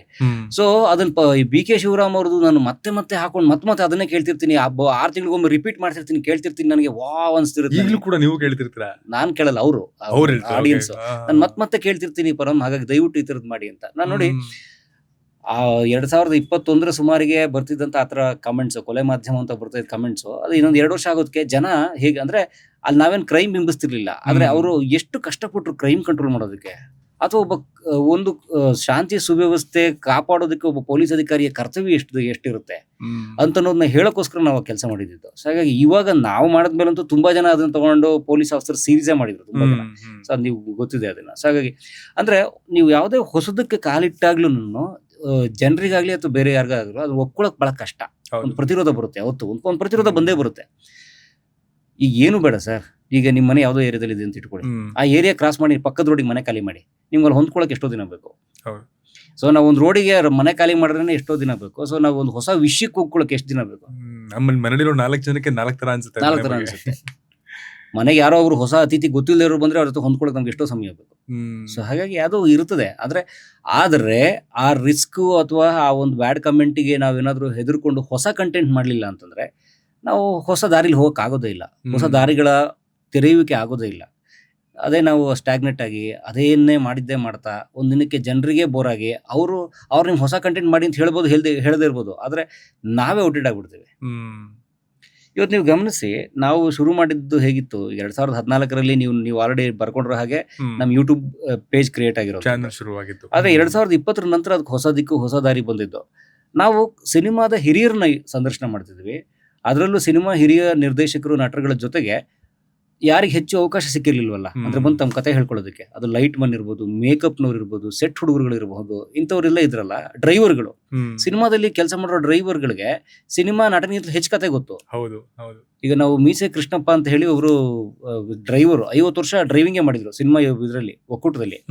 ವಿಷ್ಣುವರ್ಧನ್ ಸರಿ ಡ್ರೈವರ್ ಆಗಿದ್ರು, ರಜನಿಕಾಂತ್ ಅವರು ಡ್ರೈವರ್ ಆಗಿದ್ರು, ಅಂಬರೀಶ್ ಅವರು ಡ್ರೈವರ್ ಆಗಿದ್ರು, ಭವ್ಯ ಅವರು ಡ್ರೈವರ್ ಆಗಿದ್ರು, ಆರತಿ ಪುಟ್ಟಣ ಕಣಗಾಲ್ ಅವರು ಡ್ರೈವರ್ ಆಗಿದ್ರು. ಅವರು ಯು ನೇಮ್ ಎನಿಬಡಿ. ಸೊ ಅವ್ರ ಅಷ್ಟು ಜನ ಕಥೆ ಗೊತ್ತು ಇವ್ರಿಗೆ ಹೇಗಾಗ್ತಿತ್ತು. ಆಮೇಲೆ ಈ ಸಿನಿಮಾ ಡ್ರೈವರ್ಗಳದೊಂದು ಇದೇನು ಅಂದ್ರೆ ಬೆನಿಫಿಟ್ ಏನು ಅಂದ್ರೆ ಅವ್ರಿಗೆ ಹೆಚ್ಚು ಸಮಯ ಇರುತ್ತೆ. ಈ ಬೆಳಗ್ಗೆ ಯಾರೊಬ್ಬ ನಟನೋ ನಟಿಯನ್ನು ಪಿಕಪ್ ಮಾಡಿ ತಗೊಂಡವ್ರನ್ನ ಸೆಟ್ಟಿಗೆ ಬಿಟ್ರೆ ಅದಾದ್ಮೇಲೆ ತುಂಬಾ ಹೊತ್ತು ಖಾಲಿ ಇರ್ತಾರೆ ಅವರು. ಆ ಡ್ರೈವರ್ಗಳೆಲ್ಲ ಒಂದು 4 ಜನ ಸೇರ್ತಾರೆ, ಅವ್ರ ಕಥೆ ಮಾತಾಡಕ್ಕೆ ಶುರು ಮಾಡ್ತಾರೆ. ಅದು ಹಾಗಂತೆ ಈಗಂತೆ, ಆ ಡ್ರೈವರ್ ತನ್ನ ಘಟನೆ ಏನೇನಾಯ್ತು ಅವನು ಹೇಳ್ತಾನೆ, ಈಗೆಲ್ಲ ಹಂಚ್ಕೊಂಡು ಅವ್ರಿಗೆ ಬಂದು ಈ ಥರ ಕ್ಯಾಮ್ರಾ ಮುಂದೆ ತಮ್ಮ ಕತೆ ಹೇಳೋಕೆ ಎಲ್ಲೂ ಅವಕಾಶವೂ ಸಿಕ್ಕಿರಲಿಲ್ಲ. ಬಹುಶಃ ಇಡೀ ಭಾರತದಲ್ಲೇ ಒಬ್ಬ ಸಿನಿಮಾದ ಕೆಲಸ ಮಾಡುವ ಚಾಲಕನ ಸಂದರ್ಶನ ಯಾರೂ ಮಾಡಿರಲಿಲ್ಲ. ನಾನು ಹೆಮ್ಮೆಯಿಂದ ಹೇಳ್ತೀನಿ, ನಾವೇ ಮಾಡಿದ್ದು, ಕಲಾಮಾಧ್ಯಮನೇ ಮಾಡಿದ್ದು. ಸಿನಿಮಾದ ಮೇಕಪ್ ಹುಡುಗ, ಸಿನಿಮಾದ ಫೋಟೋಗ್ರಾಫರ್. ಈಗ ಸಿನಿಮಾದಲ್ಲಿ ಸ್ಟಿಲ್ಸ್ ತೆಗಿತಿದ್ರು, ಈಗ ಮೇಕಿಂಗ್ ವಿಡಿಯೋ ಅಂತ ಏನು ಬಂದಿದೆಯಲ್ಲ, ಆಗ ಸಿನಿಮಾ ಬಿಸ್ನೆಸ್ ಆಗ್ತಾ ಇದ್ದಿದ್ದೆ ಸಿನಿಮಾ ಆಲ್ಬಮ್ ನೋಡಿ. ಫೋಟೋ ಸೆಟ್ಟಲ್ಲಿ ಫೋಟೋ ಶೂಟ್ ಮಾಡ್ತಿದ್ರು, ಫೋಟೋ ಶೂಟ್ ಮಾಡಿ ಅದನ್ನ ಆಲ್ಬಮ್ ಮಾಡ್ತಿದ್ರು. ಅದನ್ನ ಡಿಸ್ಟ್ರಿಬ್ಯೂಟರ್ ಮುಂದೆ ಇಟ್ಟಾಗ ಅದನ್ನ ನೋಡಿ ಇದ್ರಲ್ಲಿರುವಂತ ಸೀನ್ಸ್ ಶಾರ್ಟ್ಸ್ ಏನಿರಬಹುದು ಅಂತ ಊಹೆ ಮಾಡಿ ಆ ಸಿನಿಮಾಗೆ ಬೆಲೆ ಕಟ್ತಿದ್ರು. ಎಂತ ಕಾಲ ನೋಡಿ, ಕನ್ನಡದಲ್ಲೇ ಎಲ್ಲ ಭಾಷೆಯಲ್ಲಿ ಇರ್ತದು. ಸೊ ಆ photographer was very important for A film. ಸಿನಿಮಾಗೆ ಅವ್ರ ಕಾಂಟ್ರಿಬ್ಯೂಷನ್ ತುಂಬಾ ದೊಡ್ಡದಿತ್ತು. ಯಾಕಂದ್ರೆ ನೀವು ನಂಬಲ್ಲ, ವಿಷ್ಣುವರ್ಧನ್ ಇರಲಿ, ಡಾಕ್ಟರ್ ರಾಜ್ಕುಮಾರ್ ಇರಲಿ, ಒಬ್ಬ ಕ್ಯಾಮ್ರಾಮನ್ ಒಂದು ಸಿನಿಮಾ ಉದಾಹರಣೆಗೆ ಓಕೆ ಶಂಕರ್ ಗುರು ಸಿನಿಮಾಗೆ ಬಹುಶಃ ಮಧುಸೂದನ್ ಸರ್ ಕ್ಯಾಮ್ರಾಮನ್. ಯಾಕಂದ್ರೆ ಅದ್ರಲ್ಲಿ ಟ್ರಿಬಲ್ ಆಕ್ಟಿಂಗ್. ಕ್ಯಾಮ್ರಾಮನ್ ಮಧುಸೂದನ್ ಅಂದ್ರೆ ಅವರು ಏನೋ ಟ್ರಿಬಲ್ ಆಕ್ಟಿಂಗ್ ಈ ತರ ತೆಗೆಯಕ್ಕೆ ಫೇಮಸ್. ಅವರ ಸ್ಪೆಷಲಿಸ್ಟ್ ತರ, ಅಂದ್ರೆ ಈ ಡ್ಯೂಯಲ್ ರೋಲ್ ಡಬಲ್ ಆಕ್ಟಿಂಗ್ ತೆಗೆಯೋದ್ರಲ್ಲಿ ಫೇಮಸ್. ಅಥವಾ ಶ್ರೀಕಾಂತ್ ಇದ್ರು ಇರ್ಬೇಕು ಕ್ಯಾಮ್ರಾಮನ್, ದಯವಿಟ್ಟು ಯಾರನ್ನ ತಪ್ಪಿದ ಕ್ಷಮಿಸಿ. ಸೊ ಅವರು ಬಂದು ಒಬ್ಬ ಡಬಲ್ ಆಕ್ಟಿಂಗ್ ಶೂಟ್ ಮಾಡುವ ಒಬ್ಬ ಕ್ಯಾಮ್ರಾಮನ್ಗೆ ಎಷ್ಟು ಬೆಲೆ ಇತ್ತಲ್ಲ, ಒಬ್ಬ ಸ್ಟಿಲ್ ಫೋಟೋಗ್ರಾಫರ್ಗೆ ಅಷ್ಟೇ ಬೆಲೆ ಇತ್ತು. ಯಾಕೆ? ಆ ಬಿಸ್ನೆಸ್ ಫಸ್ಟ್ ಮಾಡಿಸ್ತಿದ್ದ ಆ ಫೋಟೋಗ್ರಾಫರ್. ಯಾಕೆ? ಫಸ್ಟ್ ಆಫ್ ಆಲ್ ಅವತ್ತಿನ ಕ್ಯಾಮ್ರಾಗಳಿಗೆ ವ್ಯೂ ಫೈಂಡರ್ ಇಲ್ಲ. ಇವತ್ತು ನೋಡಿ, ಇವತ್ತು ಕ್ಯಾಮ್ರಾಗಳಿಗೆ ವ್ಯೂ ಫೈಂಡರ್ ಇದೆ. ನಿಮ್ಗೆ ಮೇಡಮ್ ಕೂತ್ಕೊಂಡು ನೋಡ್ತಿದ್ದಾರೆ ಇಲ್ಲಿ ಏನ್ ಬರ್ತಾ ಇದೆ ಅಂತ. ಅವತ್ತಿಗೆ ಡೈರೆಕ್ಟರ್ಗೆ ಗೊತ್ತಿಲ್ಲ ಏನ್ ಬರ್ತಾ ಇದೆ ಅಂತ. ಡೈರೆಕ್ಟರ್ 100% ನಂಬ್ತಾ ಇದ್ದಿದ್ದು ಕ್ಯಾಮ್ರಾಮನ್ನ. ಆತ ನೋಡಿ ಸರ್ ಇದು ಓಕೆ, ಬಟ್ ಡೈರೆಕ್ಟರ್ ನೋಡ್ತಿದ್ದಿರ್ಬೇಕು ಬಹುಶಃ ಇದು ಓಕೆ ಸರ್ ಈ ಶಾರ್ಟ್ ಅಂತ. ಬಟ್ ಆ ಶಾರ್ಟ್ ಒಂದ್ಸಲ ಟೇಕ್ ಆಗ್ಬಿಟ್ರೆ ರಿವೈಂಡೇ ಇಲ್ಲ. ವಿಷ್ಣುವರ್ಧನ್ ಸರ್ ಆಗ್ಲಿ, ಶಂಕರ್ನಾಗಲಿ, ಅನಂತ್ನಾಗಲಿ, ರಾಜ್ಕುಮಾರ್, ಯಾರನ್ನ ಅಮಿತಾಬ್ ಬಚ್ಚನ್ ಆಗ್ಲಿ, ಯಾರೇ ಆಗ್ಲಿ ಆಕ್ಟ್ ಮಾಡ್ಲಿ, ರೀಪ್ಲೇ ಸರ್ ಇವತ್ತು ಹೇಳ್ತಾರೆ ಗೊತ್ತಾ ನಿಮ್ಗೆ, ಸರ್ ರೀಪ್ಲೇ ಮಾಡಿ ಒಂದ್ಸಲ ನೋಡ್ಬಿಡ್ತೀನಿ ಅಂತ. ಅವ್ರು ರೀಪ್ಲೇನೇ ಇಲ್ಲ, ಅವಾಗ ರಿವೈಂಡೇ ಇಲ್ಲ. ಯಾಕಂದ್ರೆ ನೆಗೆಟಿವ್ ಅದು. ರಿವೈಂಡ್ ಮಾಡ್ಬಿಟ್ರೆ ಮತ್ತೆ ನೋಡ್ತೀವಿ, ಅದ್ಮೇಲೆ ಮತ್ತೆ ರೆಕಾರ್ಡ್ ಆಗ್ಬಿಡೋದು ಅಷ್ಟೇನೆ. So no rewind. ಅವಾಗ ಒಂದ್ಸಲ ಬಂದು ಡೈರೆಕ್ಟರ್ ಸರ್ ಇದು ಸರ್ ಶಾರ್ಟ್ ಇದಾ ಅಂತ ಹೋಗ್ಬಿಟ್ಟು ಆಕ್ಷನ್ ಅಂದ ತಕ್ಷಣ ಓದ್ತೀವಿ, ರೆಕಾರ್ಡ್ ಆಗ್ಬಿಟ್ರೆ ಮುಗೀತು. ಅದೇನು ಬಂದಿದೆ ಗೊತ್ತಿಲ್ಲ, ಅದು ಎಡಿಟಿಂಗ್ ಟೇಬಲ್ ಅಲ್ಲಿ ಎಡಿಟರ್ ನೋಡ್ಬೇಕು ನೆಕ್ಸ್ಟ್. ನಿಮ್ಗೆ ಅನ್ಸ್ತೀಯ ಸರ್, ಅಂದ್ರೆ ಸೌಲಭ್ಯಗಳೆಲ್ಲ ಜಾಸ್ತಿ ಆಗ್ತಾ, ಟೆಕ್ನಾಲಜಿ ಮುಂದುವರಿತಾ ಎಲ್ಲವೂ ಕೈಗೆಟಕ್ಸ್ಬಿಡ್ತಲ್ಲ, ಈಗ ಸಿನಿಮಾ ಮಾಡೋದ್ ಕಷ್ಟ ಆಗಿದೆ ಅಂತ. ಆಗಿದ್ರೆ ಡಿಸಿಪ್ಲೈನ್ ಇಲ್ವಾ? 100% ಇಲ್ಲ. 100 ನಾನು ಹೇಳ್ತಾ ಇಲ್ಲ ಇದು ನನ್ನ ಬಾಯಿಂದ ಬರ್ತಿಲ್ಲ. ನಾನೇನು ತುಂಬಾ ದೊಡ್ಡ ಸಿನಿಮಾ ಏನು ಮಾಡಿ, ನಾನೇನು ಹಾಲಿವುಡ್ ಸಿನಿಮಾನು ಮಾಡಿಲ್ಲ, ನಾನು ರಾಜಮೌಳಿನೂ ಅಲ್ಲ. ಆದ್ರೆ ನಾನು ತುಂಬಾ ಜನ ನನಗೆ ಹಳಬರು ಸಿನಿಮಾ ಇಂಟರ್ವ್ಯೂ ಕೊಟ್ಟಿರೋದ್ರಲ್ಲಿ, ಹೊಸಬರು ಕೊಟ್ಟಿರೋದ್ರಲ್ಲಿ ಎಲ್ಲನೂ ಗಮನಿಸಿ, ಇವತ್ತು ಸಿನಿಮಾ ಈಸಿ ಆಗಿದೆ, ಲೇಸಿ ಆಗಿದೆ. So simple. ಆಯ್ತು, ಈಗ ಹೇಳಿಪ್ಪ ಆಯ್ತು, ಇವತ್ತೀಚೆಗೆ ಒಂದು ದೊಡ್ಡ ಸಿನಿಮಾ ಬಿಡುಗಡೆ ಆಗಿದೆ. ಎಷ್ಟು ವರ್ಷ ಶೂಟ್ ಮಾಡಿದ್ರು? ಈಗೆಲ್ಲವೂ ದೊಡ್ಡ ಸಿನಿಮಾ ಅಂದ್ರೆ 3 ವರ್ಷ. ಯಾಕೆ ಅಂದ್ರೆ ನಿಮ್ಮ ಹತ್ರ ಬೌಂಡ್ ಸ್ಕ್ರಿಪ್ಟ್ ಇಲ್ವಾ? ತಯಾರಿಗಳ ಕೊರತೆ ಅಥವಾ ಡಿಸಿಪ್ಲಿನ್ ಪ್ರಾಬ್ಲಮ್? ಹೇಳಿ, ಹಾಗಾದ್ರೆ ಬೌಂಡ್ ಸ್ಕ್ರಿಪ್ಟ್ ತೋರಿಸಿಪ್ಪ. ಬೌಂಡ್ ಸ್ಕ್ರಿಪ್ಟ್ ತೋರಿಸಿ, ನೀವು ಮಾಡ್ಕೊಂಡಿದ್ದಂತಹ ಫಸ್ಟ್ ವರ್ಷನ್ ಬೌಂಡ್ ಸ್ಕ್ರಿಪ್ಟ್ ತೋರಿಸಿ. ಈಗ ಬಿಡುಗಡೆ ಆಗಿರೋ ದೊಡ್ಡ ಸಿನಿಮಾ ಕೇಳಿ. ಆಮೇಲೆ ಇವತ್ತು ಬಹಳ ಸಿನಿಮಾಗಳನ್ನ ಕೊಲ್ತಿರುವಂಥದ್ದೇ ಪ್ಯಾನ್ ಇಂಡಿಯಾ ಸಿನಿಮಾಗಳು. ನಮ್ಮ ದೇಸಿತನವನ್ನ ಕೊಲ್ತಿರೋದೇ ಪ್ಯಾನ್ ಇಂಡಿಯಾ ಸಿನಿಮಾಗಳು. ಯಾವುದೋ ಒಂದು ಪ್ಯಾನ್ ಇಂಡಿಯಾ ಸಿನಿಮಾ ಗೆದ್ಬಿಡ್ತು, ನಾನು ಅದನ್ನ ಹೆಸರಿಗೆ ಹೇಳಕ್ ಹೋಗಲ್ಲ, ಜನಕ್ಕೆ ಗೊತ್ತಾಗುತ್ತೆ. ಒಂದು ಪ್ಯಾನ್ ಇಂಡಿಯಾ ಸಿನಿಮಾ ಗೆಲ್ತು, ಅದೊಂಥರ ಜಾತ್ರೆ ತರ. ಈಗ ವರ್ಷಕ್ಕೊಮ್ಮೆ ಊರಲ್ಲಿ ಜಾತ್ರೆ ಬರುತ್ತೆ, ಆದ್ರೆ ದಿನನಿತ್ಯ ಊರಿನ ಜೀವನ ನಡೆಯೋದು ಜಾತ್ರೆಯಿಂದಲ್ಲ. ಆ ಊರಲ್ಲಿ ದಿನ ರೈತ ಕೃಷಿ ಮಾಡ್ತಾನೆ. ಆ ಥರ ಇಲ್ಲಿ ದಿನನಿತ್ಯದ ಕೃಷಿ ಆಗ್ಬೇಕಿತ್ತಲ್ಲ ಸಿನಿಮಾ ಲೋಕದಲ್ಲೂ ಕೂಡ. ದಿನ ಈ ಭಾಷೆಯ, ಈ ನೆಲದ, ಈ ಸಂಸ್ಕೃತಿಯ, ಇಲ್ಲಿನ ಜನರ ಕಥೆಗಳನ್ನ ಹೇಳುವಂತಹ ಒಂದು ಸಿನಿಮಾಗಳು ಬರ್ಬೇಕಿತ್ತಲ್ಲ. ಸತ್ಯ. ಯಾವ ಒಂದು ಹುಚ್ಚಿಗೆ, ಯಾವ ಒಂದು ತೆವಲಿಗೆ ಜನ ಬಿದ್ದರು ಅಂತಂದ್ರೆ, ಬಹುಶಃ ಅವನು ಅಷ್ಟು ಮಾಡಿ 1,000 ಕೋಟಿ ದುಡ್ಡು ಮಾಡಿದ್ನಂತೆ. 1,000 ಕೋಟಿ ಬಂತು ಇಲ್ವಾ, ಯಾರಿಗೂ ಅಕೌಂಟ್ಸ್ ಕೊಟ್ಟಿಲ್ಲ. ಮಾರ್ಕೆಟಿಂಗ್ ಅಲ್ಲಿ ಇದೆ, ಎಲ್ಲವೂ ಬಂದಿರೋ ಸಂತೋಷ, ದುಡ್ಡು ಮಾಡ್ಲಿ ಬೇಡ ಅಂತ ಹೇಳಲ್ಲ, ಕನ್ನಡಿಗರು ಬೆಳೆರೋ ಸಂತೋಷ. ಆದ್ರೆ ನಿಜಕ್ಕೂ 1 ಕೋಟಿನೋ 50 ಲಕ್ಷನೋ ಹಾಕಿ ಇನ್ನೊಂದು ಅದ್ಮೇಲೆ 10 ಲಕ್ಷ ದುಡ್ಡು ಮಾಡ್ಕೊಂಡು ಒಂದು ಒಳ್ಳೆ ಕಥೆಯನ್ನ, ನೀಟಾಗಿ ಈ ನೆಲದ, ಈ ಮಣ್ಣಿನ ಕಥೆಯನ್ನ ನವಿರಾಗಿ ಜನರಿಗೆ ಹೇಳ್ತಿದ್ದ ಕಾಲ ಇತ್ತಲ್ಲ, ಎಲ್ಲಿದು? ಸುಮ್ಮನೆ ತಗೊಂಬಂದು ಸೋಷಿಯಲ್ ಮೀಡಿಯಾ ಮೇಲೆ ಬೈಯೋದು. ಸೋಷಿಯಲ್ ಮೀಡಿಯಾ ಬಂದ್ಮೇಲೆ ಸರ್, ಯೂಟ್ಯೂಬ್ ಬಂದ್ಮೇಲೆ, ಜನರ ಕೈಗೆ ಮೊಬೈಲ್ ಬಂದ್ಮೇಲೆ ಸಿನಿಮಾ ನೋಡ್ತಾ ಇಲ್ಲ. ಹಂಗಾರೆ ಸೂ ಫ್ರಮ್ ಸೋ ನೋಡಿದ್ಯಾರು? ಹೌದು. ಅಂಡ್ ಜನ ಥಿಯೇಟರ್ಗೆ ಬರಲ್ಲ ಅನ್ನೋದೆಲ್ಲ ಒಂದು ನನ್ಗೆ ತುಂಬಾ ಕೋಪ ಬರುತ್ತೆ. ಜನ ಥಿಯೇಟರ್ಗೆ ಬರಲ್ಲ, ನಾವು ಮಾಡಿರೋ ಸಿನಿಮಾಗಳನ್ನ ನೋಡಕ್ ಬರಲ್ಲ ಅಂತ. ಒಳ್ಳೆ ಸಿನಿಮಾಗಳನ್ನ ಮಾಡಿ ಜನ ಯಾವ್ದಕ್ ಬಂದಿಲ್ಲ ಅಂತ ಕೇಳಿದ್ರೆ ಅದಕ್ಕಿಲ್ವೇ ಇಲ್ಲ ಉತ್ತರ. ಹೇಳಿ. ಆಯ್ತು, ನನಗೆ ಯಾರೋ ಒಬ್ರು ಅಂದ್ರು, ಸರ್ ಏನ್ ಸರ್ ನೀವು ನಮ್ಮ ಸಿನಿಮಾ ಬೈತಾ ಇದ್ರೆ, ಈಗ ನಾನು ತಗೊಂಬಂದು ಅದು ಯಾವ್ದೋ ಪ್ಲಾಟ್ಫಾರ್ಮ್ ಅಲ್ಲಿ ಹಾಕಿದೀನಿ ನೋಡಿ ಸರ್ ಅಂತ. ನೋಡಿದೆ 10 ನಿಮಿಷ ನೋಡೋದಕ್ಕೆ ನನ್ಗೆ ಮೈ ಕೈಯೆಲ್ಲ ಪರ್ಚ್ಕೊಳಂಗ್ ಆಗ್ಬಿಡುತ್ತೆ ನನಗೆ. ಏನ್ ಲಾಜಿಕ್ ಇದೆ ಅದಕ್ಕೆ? ನಾನು ಹೇಳೋದು ತುಂಬಾ ಜನಕ್ಕೆ ಸಿಟ್ಟು ಬರುತ್ತೆ. ಈಸಿ ಮಾಡ್ಬಿಟ್ಟು ಲೇಸಿ ಆಗುವಂಥದ್ದಲ್ಲ. ಈಗ ಉದಾಹರಣೆ ಗಮನಿಸಿ, ಅವಾಗ ಭಯ ಆಗೋದಂತೆ ಆ ಕ್ಯಾಮ್ರಾ ಓಡುವ ಸೌಂಡು. ದೊರೆ ಭಗವಾನ್ ಹೇಳ್ತಾರೆ, ರಾಜ್ಕುಮಾರ್ ದೊರೆ ಭಗವಾನ್ ಬಂದು ಹೇಳೋರಂತೆ. ಅದರಲ್ಲೂ ಮುಖ್ಯವಾಗಿ ಭಗವಾನ್ ಅವ್ರಿಗೆ, ಆ ದೊರೆ ಭಗವಾನ್ ಇಬ್ರು ಅವ್ರ ವ್ಯಕ್ತಿ. ಸೊ ಭಗವಾನ್ ಅವರು ಮ್ಯಾನೇಜ್ಮೆಂಟ್ ಪಾರ್ಟ್ ನೋಡ್ಕೋತಿದ್ರು, ದೊರೆ ಅವರು ಟೆಕ್ನಿಕಲ್ ಪಾರ್ಟ್ ನೋಡ್ಕೋತಿದ್ರು. ಅದಕ್ಕೆ ಅವರಿಬ್ರು 2 ಲೆಜೆಂಡ್ಸ್. ಒಂದ್ಸಲ ಕ್ಯಾಮ್ರಾ, ಅವಾಗ ನಿಮ್ಗೆ ಗೊತ್ತಿಲ್ಲ, ಈಗ ನೋಡಿ ಈ ಕ್ಯಾಮ್ರಾ ಇಲ್ಲಿ 2-3 ಕ್ಯಾಮ್ರಾ ಓಡ್ತಿದೆ, ಎಲ್ಲೂ ಸೌಂಡೇ ಇಲ್ಲ. ವರಾಸ್ ಅವಾಗ ಒಂದು ಸಿನಿಮಾ ಕ್ಯಾಮ್ರಾನ ಒತ್ತು ಬಿಟ್ರೆ ಸರ್, ಅದೊಂದು ಸೌಂಡ್ ಮಾಡೋದು, ಟ್ರರ್ ಅಂತ ಒಂದು ನೆಗೆಟಿವ್ ಓಡುವ ಸೌಂಡ್ ಮಾಡೋದು ಅದೊಂದು. ರಾಜ್ಕುಮಾರ್ ಹೇಳೋರಂತೆ, ಯಾವಾಗ ಒಡ ಹುಟ್ಟಿದವ್ರ ಸಿನಿಮಾ ಟೈಮಲ್ಲಿ, ಒಡ ಹುಟ್ಟಿದವ್ರ ಸಿನಿಮಾ ಮಾಡೋತ್ತಿಗೆ ರಾಜ್ಕುಮಾರ್ ಸಿನಿಮಾ ಮಾಡೋದೇ ಕಡಿಮೆ ಮಾಡ್ಬಿಟ್ಟು 92, 93 ಸಿನಿಮಾ ಅದು. ಅಷ್ಟು ಸಿನಿಮಾ ಅದಾದ್ಮೇಲೆ ಅವ್ರು ಮಾಡಿದ 50+ ಏನ್ ಸರ್, 180, 190 ಸಿನಿಮಾ ಮಾಡ್ಬಿಟ್ಟಿದ್ರು ಅವರು. ಯಾಕಂದ್ರೆ ಅವ್ರು ಮಾಡಿದ್ರೆ 206 ಸಿನಿಮಾದಲ್ಲಿ ಕೊನೆಯ 4-5 ಸಿನಿಮಾ ಅಷ್ಟೇ ಅದು ಒಡ ಹುಟ್ಟಿದವರು. ಆ ಟೈಮ್ಗೆ ಅದು ಗೊತ್ತಿದ್ರೆ, ಭಗವಾನ್ ನನಗೆ ಈಗಲೂ ಈ ಕ್ಯಾಮ್ರಾ ಸೌಂಡ್ ಮಾಡಿ ನೋಡ್ರೆ ಭಯ ಆಗುತ್ತಲ್ರಿ ಅನ್ನೋದು. ಅಣ್ಣ ಅದಕ್ಕೆ ಅಣ್ಣ ನೀವು ಇವತ್ತು ಉಳ್ಕೊಂಡಿರೋದು ಟ್ರರ್ ಅಂದಾಗ ಅದ್ರ ಮಧ್ಯದಲ್ಲಿ ಅವ್ರು ಡೈಲಾಗ್ ಹೇಳ್ಬೇಕಿತ್ತು, ಆಕ್ಟ್ ಮಾಡಬೇಕಿತ್ತು. ಯಾಕೆ ಗೊತ್ತಾ, ಅದೊಂದ್ಸಲ ಹಿಂಗೆ ಓಡ್ಬಿಟ್ರೆ ಅದು ನೆಗೆಟಿವ್ 12,000 ರೂಪಾಯಿ ರೇಟ್. ಅದಕ್ಕೆ 4 ನಿಮಿಷದ ಒಂದು ರೀಲ್ಗೆ, ನೆಗೆಟಿವ್ ರೀಲ್ಗೆ 12,000 ರೂಪಾಯಿ ರೇಟು. ಒತ್ತಕ್ಕೆ ಒದ್ದಾಡೋರು, ಭಯ. ಅದಕ್ಕೆ ಮೊದಲು ರಿಹರ್ಸಲ್ ಮಾಡಿ, ಸ್ಕ್ರಿಪ್ಟ್ ಕೊಟ್ಟು ಎಲ್ಲ ಮಾಡಿ, 4 ಸಲ 5 ಸಲ ಮಾಡ್ಕೊಂಡು ಎಲ್ಲ ಮಾಡಿ, ಲುಕ್ ಗಿಕ್ಕು ಲೈಟಿಂಗ್ ಎಲ್ಲ ನೋಡ್ಕೊಂಡು A to Z ರೆಡಿ ಅಂದ್ರೆ ಅವಾಗ ರೋಲ್. ಈಗ ತೆಗಿರಿ ಸರ್, ತೆಗಿರಿ ಏಟಿಂಗ್ ಅನ್ಕೊಂಡು ತೆಗಿತಾನೆ ಅವನೇ ಬ್ಯಾಟ್ರಿ ಚಾರ್ಜ್ ತೆಗಿರಿ ಸರ್, ಸರಿ ಇಲ್ಲ ಸರ್, ಏಟಿಂಗ್ ಸರ್ ಯಾಕೋ ಸರಿ ರೀಶೂಟ್ ಮಾಡಿ ಸರ್ 3 ವರ್ಷ ಮಾಡೋದು ಪ್ರೊಡ್ಯೂಸರ್. ಇವಾಗ ಆ ಪ್ರೊಡ್ಯೂಸರ್ಗಳು, ಅದು ಯಾವ ಪ್ರೊಡ್ಯೂಸರ್ಗಳು, ಅದು ಎಲ್ಲಿಂದ ದುಡ್ತವ್ರು, ಅದು ಏನ್ ಕಥೆಯೋ ಗೊತ್ತಿಲ್ಲ. ಕಲೆ ಕೃಷಿ ಹೆಂಗಿತ್ತು ನೋಡಿ, 200 ಸಿನಿಮಾ ಮಾಡಿದ್ರಲ್ಲ ಸರ್, ಹಂಗಿದಾಗ್ಲೇ ನೋಡಿ ಸರ್, ಅವಾಗ್ಲೇ ಆಗೋದು. ನನಗೆ ಒಂದನ್ಸೋದು ಏನು ಗೊತ್ತಾ ಸರ್, ನನಗನ್ಸೋದು ಮನುಷ್ಯನಿಗೆ ಸಂಪನ್ಮೂಲಗಳ ಕೊರತೆ ಇದ್ದಾಗ ಹೆಚ್ಚು ಕ್ರಿಯಾಶೀಲವಾಗಿರ್ತಾನಂತ. ನಿಜ. ಸಂಪನ್ಮೂಲಗಳ ಕೊರತೆ ಇದ್ದಾಗ ಹೆಚ್ಚು ಕೆಲಸ ಮಾಡ್ತಾನಂತ. ಯಾಕೆ? ಆತ ಹೆಚ್ಚು ಅಲರ್ಟ್ ಆಗಿರ್ತಾನೆ, ಅಥವಾ ಹಸಿವು ಇರುತ್ತೆ ಮತ್ತು ಅಲರ್ಟ್ ಇರ್ತಾನೆ, ಅವನು ಎಚ್ಚರವಾಗಿರ್ತಾನೆ. ಇದು ಇಷ್ಟೇ ಇರೋದು, ಇದನ್ನು ವೇಸ್ಟ್ ಮಾಡಬಾರ್ದು, ಈ ಸಮಯಕ್ಕೆ ಮುಗಿಸ್ಬೇಕು ಅಂತ. ನೋಡಿ 60ರ ದಶಕದಲ್ಲಿ ಈಗ ಅಣ್ಣವರು ನಾಯಕ ನಟ ಆಗಿದ್ದು 1954, ಬೇಡರ ಕಣ್ಣಪ್ಪ. 54ರಿಂದ ಸುಮಾರು 1965-70ರವರೆಗೂ ಮೆಡ್ರಾಸ್ನಲ್ಲಿ ಅವ್ರ ಶೂಟಿಂಗ್ಗಳನ್ನ ಮಾಡಬೇಕಾದ್ರೆ ಅವ್ರು ಮಾಡ್ತಾ ಇದ್ದು ಪ್ರತಿದಿನ ನೈಟ್ ಶೂಟಿಂಗು, ಬಹುತೇಕ ನೈಟ್ ಶೂಟಿಂಗು. ಯಾಕೆ ಬೆಳಗ್ಗೆ? ಯಾಕೆಂದ್ರೆ ಸೆಟ್ ರೇಟ್ ಜಾಸ್ತಿ. ನಮ್ಮ ಕನ್ನಡದವ್ರಿಗೆ ಎಷ್ಟು ಸಮಸ್ಯೆ ಇತ್ತು ಪಾಪ ಅವ್ರಿಗೆ, ಅಂದ್ರೆ ಎಷ್ಟು ಕಷ್ಟಪಟ್ಟು ಸಿನಿಮಾ ಲೋಕವನ್ನ ಕಟ್ಟಿದ್ರು ಅವರು, ಅಂದ್ರೆ ಸಿನಿಮಾ ಉದ್ಯಮವನ್ನ. ಅವ್ರು ಅದಕ್ಕೆ ಪ್ರಾತಸ್ಮರಣೀಯರು. ಅವ್ರು ಕೊಟ್ಟ ಕೊಡುಗೆಗೆ ನಾವೆಲ್ಲರೂ ಅವಮಾನ ಮಾಡ್ತಿದ್ವಿ ಇವತ್ತು. ಪ್ಯಾನ್ ಇಂಡಿಯಾ ಅಂತ ಹೆಸರಿನಲ್ಲಿ ಅವ್ರಿಗೆ ತುಂಬಾ ಅವಮಾನ ಮಾಡ್ತಿದ್ವಿ ನಾವು ಅವ್ರಿಗೆ ಇವತ್ತು. ಕನ್ನಡದ ಕಥೆಗಳನ್ನು ಹೇಳಿದೆ, ಬರೀ ಕೊಲ್ಲೋದು, ಕೊಲೆ ಮಾಡೋದು. ನೀವು ತೆಗಿರಿ ಫೋನ್ ನಿಮ್ ತಕೊಂಡು, ನೀವು ಬೇಕಾದ್ರೆ ಒಂದು ಟ್ರಯಲ್ ಮಾಡೋಣಂತೆ. 5 ಕನ್ನಡ ಸಿನಿಮಾಗಳು ಇತ್ತೀಚೆಗೆ ಬಿಡುಗಡೆ ಆಗಿರುವಂತಹ ನಾಯಕ ನಟರ ಕನ್ನಡ ಸಿನಿಮಾಗಳನ್ನ ಹಾಕಿ, ನಿಮಗೆ ಶಾರ್ಟು ಸೇರಿ, ಲೈಟಿಂಗು ಸೇರಿ, ಅವ್ರು ಬಳಸೋ ಆಯುಧಗಳು ಸೇರಿ ಒಂದೇ ಇರ್ತವೆ. ಅವ್ನು ಕೂದಲು ಬಿಡ್ಕೊಂಡು ಹಿಂಗೆ ಕೊಚ್ತಾ ಇರ್ತಾನೆ, ಇವನ್ ಕೊಚ್ತಾ ಇರ್ತಾನೆ. ಅವು ಕನ್ನಡದ ಕಥೆನಾ? ಹಂಗಾರೆ ನೀವೆಲ್ಲ ಕೊಚ್ಕೊಂಡು ಓಡಾಡ್ತಿದೀವ? ಇಲ್ಲಿ ಯಾರು ಬೇರೆ ಕಥೆ, ಬೇರೆ ಬದುಕೇ ಇಲ್ವಾ ಇಲ್ಲಿ? ಹೋಗ್ಲಿ, ಅದು ಕನ್ನಡದ ನೆಲದ ಸಂಸ್ಕೃತಿಯ ಕೊಚ್ಚುವಂಥದ್ದು. ಏನ್ ಹೇಳ್ತಿದ್ರಿ ನೀವೆಲ್ಲ ಕನ್ನಡದ ಸಾಂಸ್ಕೃತಿಕ ನಾಯಕರು ಅಂತ ಅನ್ಸ್ಕೊಂಡವ್ರು? ಯಾಕೆ ಗೌರವಿಸ್ಬೇಕು ನಾವು ನಿಮ್ಮನ್ನ?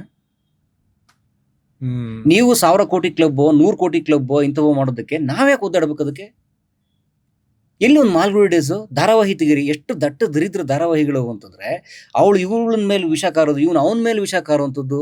ಇದಾ ಕನ್ನಡದ ಸಂಸ್ಕೃತಿ? ಹಾಗೆ ನೋಡೋಕೆ ಅವ್ರನ್ನೆಲ್ಲ ಸಾರಾಸಗಟವಾಗಿ ಬ್ಯಾನ್ ಮಾಡ್ಬೇಕಲ್ವಾ? ಯಾವ್ದಾದ್ರು ಒಂದು ಇದರಲ್ಲಿ ಅಟ್ಲೀಸ್ಟ್ ಜನ ಆದ್ರೂ ಅದನ್ನ ಮನಸ್ಸಿನಿಂದ ಬ್ಯಾನ್ ಮಾಡಿ ದೂರ ಇರ್ಬೇಕಲ್ವಾ?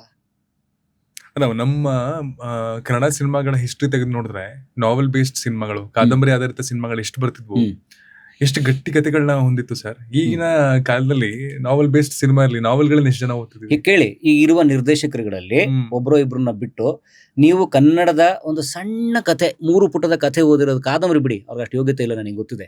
3 ಪುಟದ ಒಂದು ಸಣ್ಣ ಕಥೆ ಓದಿದ್ದಿ ಏನಪ್ಪ, ಯಾವುದನ್ನು ಓದಿದ್ಯಾ ಅಂತ ಕೇಳ್ಬಿಡಿ ಅವ್ರನ್ನ. ಸಿನಿಮಾ ನೋಡಿ ಸಿನಿಮಾ ಮಾಡ್ತಿದ್ದಾರೆ ಅವನು ಅಲ್ಲಿ ಮಾಡ್ದ, ಅವ್ನು ಬಂದು ಎಷ್ಟು ಅಸಹ್ಯ ನನಗೆ ಅನ್ಸುತ್ತೆ ಅಂತಂದ್ರೆ ಕೆಲವ್ರ ಬಗ್ಗೆ. ಸರ್ ಅವನು ಅದರಲ್ಲಿ ಹೆಲಿಕಾಪ್ಟರ್ ತರಿಸಿ ಹಿಂದಿ ನಟನ್ ಹಾಕೊಂಡು ಈ ತೆಲುಗು ನಟನ್ ಹಾಕೊಂಡು ಆ 3 ಹೀರೋಯಿನ್ ಹಾಕೊಂಡು ಅಲ್ಲಿ ಶೂಟ್ ಮಾಡಿ ಎಲ್ಲ ಇತ್ತಂತೆ ಸರ್. ಹಂಗಾಗಿ ಅದು 1,000 ಕೋಟಿ ಸಿನಿಮಾ ಮಾಡ್ತಂತೆ. ಆಯ್ತು, ಹಂಗಾರೆ ಕೆಲಸ ಮಾಡಿ, ಅವ್ನು 3 ಹೀರೋಯಿನ್ ಹಾಕಿಂದ, ಇವ್ರು 6 ಹೀರೋಯಿನ್ ಹಾಕಿ, ಅವ್ನು ಹಿಂದಿಯಿಂದ 2 ಕರ್ನ, ಇವ್ನು ಹಿಂದಿಯಿಂದ 3 ಜನ ಕರ್ಸ್ಕೊಳ್ಳಿ, ತೆಲುಗುನವನು ಒಬ್ಬನ ಹಾಕಿ, ತಮಿಳ್ನು ಆಯ್ತು, ನಾನೊಂದು ಸಿನಿಮಾ ಮಾಡಿ. ಒಂದು ಟೆಂಪ್ಲೇಟ್ ಇದ್ದೇ ಬಿದ್ಬಿಡಿ ಅಷ್ಟೇ. ಟೆಂಪ್ಲೇಟ್ ಕರೆಕ್ಟ್ ತಾನೆ, ಕಟ್ ಕಾಪಿ ಪೇಸ್ಟ್. ಇವೆಲ್ಲವನ್ನ ನೋಡ್ತಿರ್ತಿರಲ್ಲ, ಕಥೆಗಳನ್ನು ಕೇಳ್ತಿರ್ತೀರ ಕಲಾ ಮಾಧ್ಯಮದಲ್ಲಿ ಹಿಂದೆ ಕೂತ್ಕೊಂಡು. ನಿಮ್ಮಲ್ಲೊಬ್ಬ ನಟ ಇದ್ದ, ನಟ ಆಗ್ಬೇಕು ಅಂತ ಅವನು ಚಿಕ್ಕ ವಯಸ್ಸಿಂದ ಆಸೆ ಇಟ್ಕೊಂಡಿದ್ದ. ಏನನ್ಸುತ್ತೆ ಅಂದ್ರೆ ಕೆಲವೊಂದು ಸ್ಟ್ರಗಲ್ ಅಥವಾ ಕೆಲವೊಂದು ಸ್ಟೋರಿಗಳನ್ನ ಕೇಳಿದಾಗ ಬಹುಶಃ ಒಳ್ಳೆ ಕಲಾವಿದ, ಇವ್ರು ಏನು ಸಿಗ್ಲೇ ಇಲ್ವಲ್ಲ ಆಪರ್ಚುನಿಟೀಸು ಅಂತೆಲ್ಲ ಕೇಳಿದಾಗ ನೀವು ಒಳ್ಳೆ ಪೊಸಿಷನ್ ಕೂತ್ಕೊಂಡು ಅಟ್ಲೀಸ್ಟ್ ಕಲಾ ಮಾಧ್ಯಮದ ಮೂಲಕ ಕಥೆನ ಹೇಳ್ತಾ ಇರ್ತೀರಾ. ನಿಮ್ಮಲ್ಲೂ ಒಬ್ಬ ನಟ ಇರ್ತಾನಲ್ಲ, ಅವ್ನು ಜಾಗೃತನಾಗ್ತಾ ಇರ್ತಾನ ಪ್ರತಿ ಸಲ, ಅವ್ನಿಗೆ ಏನು ಉತ್ತರ ಸಿಗ್ತಿರತ್ತೆ? ನಾನು ನಟ ಆಗಿ ಆಕ್ಟಿವ್ ಆಗಿದ್ದೀನಿ. ನಾನು ನಟ ಆಗಂತೂ ನಾನು ಯಾವತ್ತು ನನ್ನನ್ನು ಕೊಂದ್ಕೊಂಡೇ ಇಲ್ಲ. ನೀವು ಗಮನಿಸಿ, ನಾನು ಈಗಲೂ ನನ್ನ ರಂಗಭೂಮಿಲಿ ಬಹಳ ಸಕ್ರಿಯ. ನನ್ನ ತೇಜಸ್ವಿ ಅಂತ ನಾವು ನಾಟಕ ಮಾಡ್ತಾ ಇದ್ದೀವಿ. ನಾನು ಕಳೆದ 22 ವರ್ಷಗಳ ಈ ನನ್ನ ರಂಗಭೂಮಿ ಅನುಭವದಲ್ಲಿ ನಾನು ಒಬ್ಬ ಕಾರ್ಪೊರೇಟ್ ನೌಕರ ಆಗಿದ್ದೆ, ಆಮೇಲೆ ನಾನು ಟ್ರಾವೆಲ್ ಏಜೆಂಟ್ ಆಗಿದ್ದೆ, ಆನಂತರ ನಾನು ಮತ್ತೆ ರಂಗಭೂಮಿಗೆ ಬಂದೆ, ಸಿನಿಮಾಗೆ ಹೋದೆ, ಡಾಕ್ಯುಮೆಂಟ್ರಿಗೆ ಬಂದೆ. ನನ್ನ ಬೇರೆ ಬೇರೆ ಅನ್ನದ ದಾರಿಗಳು ಏನ್ ಬೇಕಾದ್ರೂ ನಾನು ಬದಲಾಯಿಸಿರ್ಬೋದು, ಆದರೆ ನಾನು ರಂಗಭೂಮಿ ಬಿಟ್ಟೇ ಇಲ್ಲ, ನಟನೆ ಬಿಟ್ಟೇ ಇಲ್ಲ. ನಾನು ಈಗಲೂ ನಾನು ರಂಗಕರ್ಮಿ. ಸಮಯ ಸಿಗಲ್ಲ ಸರ್, ನೀವು ಮಾಡ್ಕೋಬೇಕು. ಸಮಯ ಯಾರು ಬಂದು ಕೊಡಲ್ಲ. ನಮ್ಮಂಥ ಬದುಕನ್ನ ಹುಡ್ಕೊಂಡು ಹೊರಟಂತ, ಮನಸಂತೋಷವನ್ನು ಹುಡ್ಕೊಂಡು, ಆತ್ಮಸಂತೋಷವನ್ನು ಹುಡ್ಕೊಂಡಂತ ಹೊರಟಂತ ನಮ್ಮಂಥವ್ರು ನಾವು ನಮಗೋಸ್ಕರ ನಾವೇ ಸಮಯ ಮಾಡ್ಕೋಬೇಕು. ಈಗ ನಾವು ಯಾರೋ ಕಾರ್ಪೊರೇಟ್ ಎಂಪ್ಲಾಯ್ ಥರ ಅಲ್ಲ, ಅಥವಾ ಯಾರೋ ಒಬ್ರು ನಮ್ಮ ಸೋದರ ಆಟೋ ಚಾಲಕ ಥರ ಅಲ್ಲ. ನಾವು ಈಗ ಬೆಳಗ್ಗೆ ಹೊರಡ್ತಾರೆ, ಇಷ್ಟೊತ್ತಿಗೆ ಬರ್ತಾರೆ, ಅಥವಾ ಯಾವುದೋ ನೈಟ್ ಶಿಫ್ಟ್ ಇರುತ್ತೆ ಮಾಡ್ತಾರೆ ಅಂತನಕ್ಕೆ. ನಮ್ಮ ಸಮಯ ನಮ್ಮದೇ. ನಾನು ಮಲ್ಗೋದು ಒಂದು 4 ತಾಸು. ನಮ್ಗೆ ದಿನ ಪ್ರತಿದಿನ ಒಂದು 20 ಪೇಜ್ ಪುಸ್ತಕ ಓದಿಲ್ಲ, ಒಂದು ಸಾಹಿತ್ಯ ಅಂದರೆ ಅಥವಾ ಇತಿಹಾಸದ ಪುಸ್ತಕ ಓದಿ ನಂಗೆ ನಿದ್ದೆ ಬರಲ್ಲ. ನನಗೆ ನಿಮ್ಮಂತ ಯಾರೋ ಸ್ನೇಹಿತರನ್ನ, ಅದು ವಿಷಯರಂತ ಸ್ನೇಹಿತರು, ತಲೆ ತುಂಬ ಹಿಂಡಿ ಬೂಸ ತುಂಬಿರೋಂಥವ್ರಲ್ಲ, ಅಂತ ಸ್ನೇಹಿತರನ್ನ ನಾನು ಒಂದು 2 ದಿವಸ ಇಬ್ಬರನ್ನ ಮಾತಾಡ್ಸಿಲ್ಲ, ನಂಗೆ ನಿದ್ರೆ ಬರಲ್ಲ. ಒಂದು 4 ಒಳ್ಳೆ ವಿಷಯ ಜನಕ್ಕೆ ಒಂದು ವಿಡಿಯೋ ಮೂಲಕ ಶೇರ್ ಮಾಡಿಲ್ಲ, ನಿದ್ರೆ ಬರಲ್ಲ ನನಗೆ. ಒಂದು ಒಳ್ಳೆ ನಾಟಕ ಈಗ ನೋಡಿ, ನಾನು ಏಪ್ರಿಲ್ ತಿಂಗಳು ಅಷ್ಟು ನಾನು ಪ್ರತಿ ದಿವಸ 3 ವಿಡಿಯೋ ಕಲಾ ಮಾಧ್ಯಮದಲ್ಲಿ ಬಂದೇ ಬರುತ್ತೆ. 3 ವಿಡಿಯೋ, 3 ಬೇರೆ ಬೇರೆ ವಿಷಯಕ್ಕೆ ಸಂಬಂಧಪಟ್ಟ ವರ್ಷಗಳಿಂದ 3 ವಿಡಿಯೋ ಬರುತ್ತೆ. 6 ವರ್ಷದಿಂದ. ಅದಕ್ಕೆ ನೀವು ಹೇಳಿದ 7,200-300 ವಿಡಿಯೋ ನಿಮ್ದಿದೆ ಅಂತ. ಇಲ್ಲ ಹೆಂಗ್ ಸಾಧ್ಯ 6 ವರ್ಷದಲ್ಲಿ? ಎಷ್ಟು ಜನ ಕೆಲಸ ಮಾಡ್ತಾರೆ ಈ 3 ವಿಡಿಯೋ ಹೊರಗೆ ಬರಕ್ಕೆ? ನಾನು, ನನ್ನ ಕ್ಯಾಮ್ರಾಮನ್, ನಮ್ಮ ಎಡಿಟರ್ 3 ಜನ, ನನ್ನ ವೈಫ್ ಒಬ್ರು 4 ಜನ. ಅದಕ್ಕೆ ದೊಡ್ಡ ಸೆಟಪ್ ಇಟ್ಕೊಂಡಿಲ್ಲ. We have kept our things small. Burnout ಆಗಲ್ವಾ? ಅಂದ್ರೆ ದಿನ 3 ವಿಡಿಯೋ ಬಿಡ್ಲೇಬೇಕು ಅನ್ನೋ ಕಮಿಟ್ಮೆಂಟ್. ಅದಕ್ಕೆ ಹೇಳೋದು, ನಿಮ್ಗೆ ಅದಕ್ಕೆ ಪ್ಯಾಷನ್ ಇರಬೇಕು, ಪ್ರೀತಿ ಇರಬೇಕು. ಇದು ನಾವೇ ಆರಿಸ್ಕೊಂಡಂಥದ್ದು, ನಾವೇ ಆರಿಸ್ಕೊಂಡ ಕ್ಷೇತ್ರ. ಆದ್ರಿಂದ ನಮ್ಗಲ್ಲಿ ಅದು ನಿಮ್ಗೆ, ಅದಕ್ಕೆ ಹೇಳೋದು, if you love your work, it is not your work, it's your love. ನೀವು ಕೆಲಸನ ಪ್ರೀತಿಸಿ ತಗೊಂಡಾಗ ಅದು ಕೆಲಸ ಅಲ್ಲ, ಅದು ಪ್ರೀತಿ. ಆ ಪ್ರೀತಿನೇ ಆಗ್ಬಿಟ್ಟಾಗ, ಈಗ ನನ್ಗೆ ನೋಡಿ, ನೀವು ಇಲ್ಲಿ ಬರುವ, ನಾನು ನಮ್ಮನೆ ಇಲ್ಲಿಂದ ನಿಮ್ಮ ಸ್ಟುಡಿಯೋದಿಂದ ಒಂದು 5 ನಿಮಿಷ ಜರ್ನಿ. ನನ್ನ ಲೊಕೇಶನ್ ಭಾಳ ಸಂತೋಷ ಆಯ್ತು, ಭಾಳ ಹತ್ರ ಇದೆ ಅಂತ. ಸೊ ಅಲ್ಲಿ ಹೊರಡುವ 5 ನಿಮಿಷದ ಮೊದಲು ಕೂಡ ನಾನು ತಮ್ಮದಲ್ಲಿ ರೆಡಿ ಮಾಡ್ತಾ ಇದ್ದೆ ಕೂತ್ಕೊಂಡು. ನೀವು ಇಲ್ಲೂ ಬಂದ್ಮೇಲೆ ಏನೋ ಡೈಲಿ ಬರಿತಾ ಇದ್ರಿ? ಅದೇ ನಿಮ್ಮ ಸಂದರ್ಶನಕ್ಕೆ ಏನಾರು ಹೇಳ್ಬೇಕಾ ಏನಾರು ಅಂತ ಬರ್ಕೋತಿದ್ದೆ. ಸೊ ಸಂಜೆಗೆ ಒಂದು ಶೂಟ್ ಇದೆ, ಅದನ್ನು ಬರ್ಕೋತಿದ್ವಿ. ನೀವೇ ಅಂದ್ರೆ ನೀವು ನಿಮ್ಮ ಸಮಯವನ್ನ, ನಿಮ್ಮ ಬದುಕನ್ನ ಹೇಗೆ ನಿರ್ಧರಿಸ್ತೀರಿ ಅನ್ನೋದೇ ನಮ್ಮ ಕೈಲಿರುವಂಥದ್ದು. ಅನೇಕ ಫ್ರೀಲ್ಯಾನ್ಸರ್ಸ್ಗಳು ಅಥವಾ ನಮ್ಮ ಬದುಕು ನಾವೇ ಬದುಕ್ತೀವಿ ಅಂತ ಆರಿಸ್ಕೊಂಡವರು ಶಿಸ್ತುಗೊಳಗಾಗದೆ ಹಾಳು ಮಾಡಿಕೊಂಡು, ಕುಡುಕರಾಗಿ, ಕುಡ್ತಕ್ಕೆ ಒಳಗಾಗಿ, ರಸ್ತೆಗಳಲ್ಲಿ ಬಿದ್ದು ಈಗಲೂ ಒದ್ದಾಡ್ತಾ, ಒಂದು ಸಣ್ಣ ಟೀ ಕಾಫಿಗೆ ಅವ್ರಿವ್ರ ಹತ್ರ ಬೇಡ್ತಾ ಎಷ್ಟೋ ಜನ ಜೀವನ ಕಳ್ಕೊಂಡು ಉದಾಹರಣೆ ನಾನು ಕಣ್ಣಲ್ಲಿ ನೋಡಿದ್ದೀನಿ. ನನ್ನ ಜೊತೆ ಅಸ್ಟೆಂಟ್ ಡೈರೆಕ್ಟರ್ ಆಗಿದ್ದವ್ರು, ಬನ್ನಿ ತೋರಿಸ್ತೀನಿ. ಕ್ಯೂರಿಯಾಸಿಟಿ ಅಥವಾ ಹುಡುಕಾಟ ಅನ್ನೋದು ಮನುಷ್ಯನಿಗೆ ಒಂದಲ್ಲ ಒಂದಿನ ಶಾಶ್ವತವಾದ ಸಕ್ಸಸ್ನ ಕೊಟ್ಟೆ ಕೊಡುತ್ತೆ ಅಂತ ಎಲ್ಲೋ ಒಂದ್ ಕಡೆ ಒಂದು ಕೋಟ್ ಓದಿದೆ. ನಿಮ್ಮ ಜರ್ನಿನಲ್ಲೂ ರಿವರ್ಸ್ ಮಾಡಿ ನೋಡ್ತಾ ಇದ್ರೆ ಎಲ್ಲರಲ್ಲೂ ಒಂದು ಹುಡುಕಾಟ ಇತ್ತು, ಎಲ್ಲರಲ್ಲೂ ಒಂದು ಚಲನೆ ಇತ್ತು. ಆಗ್ತಾ ಆಗ್ತಾ ಆಗ್ತಾ ಆಕ್ಸಿಡೆಂಟಲಿ ಯೂಟ್ಯೂಬರ್ ಆದ್ರಿ ಅಂತಾನು ಹೇಳಿದ್ರಿ. ಅಂಡ್ ಈಗ ನೀವು ಹೇಳ್ಬೇಕಾದ್ರೆ ಅದೇ ಅನ್ಸ್ತು ನನಗೆ, ಬೇರೆ ಸ್ನೇಹಿತರು ಅಸಿಸ್ಟೆಂಟ್ ಡೈರೆಕ್ಟರ್ ಆಗಿದ್ದವರು, ಮತ್ತಿನ್ನೊಂದಿದ್ದವರು ಈ ತರ ಕುಡ್ಕೊಂಡು ಈ ತರ ಹಾಳಾಗಿದ್ದ ಸನ್ನಿವೇಶಗಳು ಇತ್ತು ಅಂತ. ಆ ಕ್ಯೂರಿಯಾಸಿಟಿನೇ ಎಲ್ಲದಕ್ಕೂ ಉತ್ತರಣ. ಕ್ಯೂರಿಯಾಸಿಟಿ ಜೊತೆಗೆ ಅಧ್ಯಯನ ಇರ್ಬೇಕು ಸರ್. ತೇಜಸ್ವಿ ಅವ್ರ ಉದಾಹರಣೆ ತಗೊಳ್ಳೋಣ. ಕನ್ನಡದ ಖ್ಯಾತ ಸಾಹಿತಿ, ಕರ್ವಾಲೋ, ಜುಗಾರಿ ಕ್ರಾಸ್ ಬರೆದವರು, ಕುವೆಂಪು ಅಂತ ದೊಡ್ಡವ್ರ ಮಗ. ಅವ್ರಿಗೂ ಕ್ಯೂರಿಯಾಸಿಟಿ ಇತ್ತು. ಕನ್ನಡದಲ್ಲಿ ಒಂದು ಬೆರಗು, ಕುತೂಹಲ, ಆಶ್ಚರ್ಯ ಅನ್ನೋದಕ್ಕೆ ಇನ್ನೊಂದು ಸಮಾನಾರ್ಥಕ ಪದ ಪೂರ್ಣಚಂದ್ರ ತೇಜಸ್ವಿ. ಆದರೆ ಬರೀ ಕುತೂಹಲ, ಬೆರಗು, ಕ್ಯೂರಿಯಾಸಿಟಿ ನಿಮ್ಮನ್ನು ಮುಂದಕ್ಕೆ ತೊಗೊಂಡು ಹೋಗಲ್ಲ. ಈಗ ಉದಾಹರಣೆಗೆ ನನಗೆ ಈ ಪಾಡ್ಕಾಸ್ಟ್ ಮಾಡೋದ್ರ ಬಗ್ಗೆ ಕ್ಯೂರಿಯಾಸಿಟಿ ಇದೆ, ಅಥವಾ ಯಾವುದೋ ಒಂದು ಬಸ್ ಇಂಜಿನ್ ರಿಪೇರಿ ಮಾಡೋದ್ರ ಬಗ್ಗೆ ಕ್ಯೂರಿಯಾಸಿಟಿ ಇದೆ. ನನಗೆ ಇನ್ನೊಂದು ಯಾವುದೋ ಒಂದು ಸೋಲಾರ್ ವ್ಯವಸ್ಥೆ ಹೇಗೆ ವರ್ಕ್ ಮಾಡುತ್ತೆ ಅಂತ ತಿಳ್ಕೊಳ್ಳೋ ಕುತೂಹಲ ಇದೆ ನನಗೆ. ಆಯಿತು, ಕುತೂಹಲ ಇದು ಮಾತ್ರ ಒಲಿಯುತ್ತೆ ಅದು ನಿಮಗೆ? ಅದಕ್ಕೊಂದು ಶ್ರಮ, ಶ್ರದ್ಧೆ, ಅಧ್ಯಯನ, ತಪಸ್ಬೇಕಲ್ಲ, ಕೆಲಸ ಮಾಡ್ಬೇಕಲ್ಲ. ಅಂದರೆ ನಮ್ಮಲ್ಲಿ ಇರುವಂಥ ಸಮಸ್ಯೆ ಏನೋ ಕೆಲವ್ರದ್ದು ಅಂತಂದರೆ ಕ್ಯೂರಿಯಾಸಿಟಿ ಇರುತ್ತೆ, ಆಸಕ್ತಿ ಇರುತ್ತೆ, ಆದರೆ ಅದನ್ನು ಕಾರ್ಯಗತ ಮಾಡಕ್ಕೆ ಬಂದಾಗ ಬೇಕಾಗಿರುವಂಥ ಶ್ರಮ, ಶ್ರದ್ಧೆ ಇಲ್ಲ. ಕ್ಷಮೆ ಇರಲಿ, ನಾನು ಇದನ್ನು ಯಾರಿಗೂ ಹರ್ಟ್ ಮಾಡೋಕ್ಕೆ ಹೇಳ್ತಿಲ್ಲ. ನಾವು ಯೂಟ್ಯೂಬ್ನಲ್ಲಿ ಒಂದಷ್ಟು ಯಶಸ್ಸು ಅಂತ ಕಂಡಾಗ, ಒಂದು ಸ್ವಲ್ಪ ಬೆಳಕು ಕಂಡಾಗ ನನಗೆ ಅನೇಕ ಜನ ನನಗೆ ಇವಾಗಲೂ ಕಾಂಟ್ಯಾಕ್ಟ್ ಮಾಡ್ತಾರೆ. ನಿನ್ನೆ ಒಬ್ಬರು ಕರೆ ಮಾಡಿದ್ರು ನನಗೆ. ಪ್ರತಿ ವಾರಕ್ಕೆ ಒಂದಾದ್ರೂ ಕರೆ ಬರುತ್ತೆ, ಸರ್ ನಾನು ನಿಮ್ಮ ಹಾಗಾಗಬೇಕು, ಯೂಟ್ಯೂಬರ್ ಆಗಬೇಕು ಸರ್ ಮಾಡಿ ಅಂತ. ನಾವೇ ಕೈ ಹಿಡಿದು ಕನ್ನಡದಲ್ಲಿ ಒಂದು 7-8 ಚಾನಲ್ಗಳು ರೆಡಿ ಮಾಡ್ಕೊಟ್ಟಿದ್ವಿ, ಇನ್ಕ್ಲೂಡಿಂಗ್ ನಮ್ಮ ಸ್ನೇಕ್ ಶ್ಯಾಮ್ ಅವ್ರ ಮಗ, ಅವರು ನಮ್ಮ ರಂಗರಾಜ್ ಅಂತ, ನಾನು ಯೋಗ ಕಲಿಯಕ್ಕೆ ಹೋಗ್ತಿದ್ದೆ, ಅವ್ರಿಗೊಂದು ಚಾನಲ್ ಮಾಡ್ಕೊಟ್ವಿ. ಈಶ್ವರ್ ಮಲ್ಪೆ ಇಂಥವ್ರಿಗೆಲ್ಲ ಯೂಟ್ಯೂಬ್ ಪೇಜ್ಗಳು ನೀವು ನಿಜಕ್ಕೂ ಇದನ್ನ ಬೆಳೆಸ್ಕೊಳ್ಳಿ, ಮಾಡ್ಕೊಳ್ಳಿ ಅಂತ ನಾವು ಕ್ರಿಯೇಟ್ ಮಾಡ್ಕೊಟ್ಟಿದ್ದೆ. 2-3 ಚಾನಲ್ ಇದೆ, ನಾನು ಕೂತ್ಕೊಂಡು Gmail ID ಕ್ರಿಯೇಟ್ ಮಾಡಿದ್ದೆ ಆ ಥರ. ಈಗ ನಾನು ಮಾಡಿಕೊಟ್ಟ ಮೇಲೆ ಅವ್ರು ನಿಲ್ಸಿಲ್ಲ ಜರ್ನಿ. ಅದಕ್ಕೆ ವಿಡಿಯೋ ಹಾಕೋದು, ವಿಡಿಯೋ ಶೂಟ್ ಮಾಡೋದು, ಕಂಟೆಂಟ್ ಕ್ರಿಯೇಟ್ ಮಾಡೋದು, ಎಡಿಟ್ ಮಾಡೋದು, ತಮ್ನೇಲ್ ಮಾಡೋದು, ಅವ್ರ ಶ್ರಮ ಮಾಡ್ತಿದ್ದಾರೆ.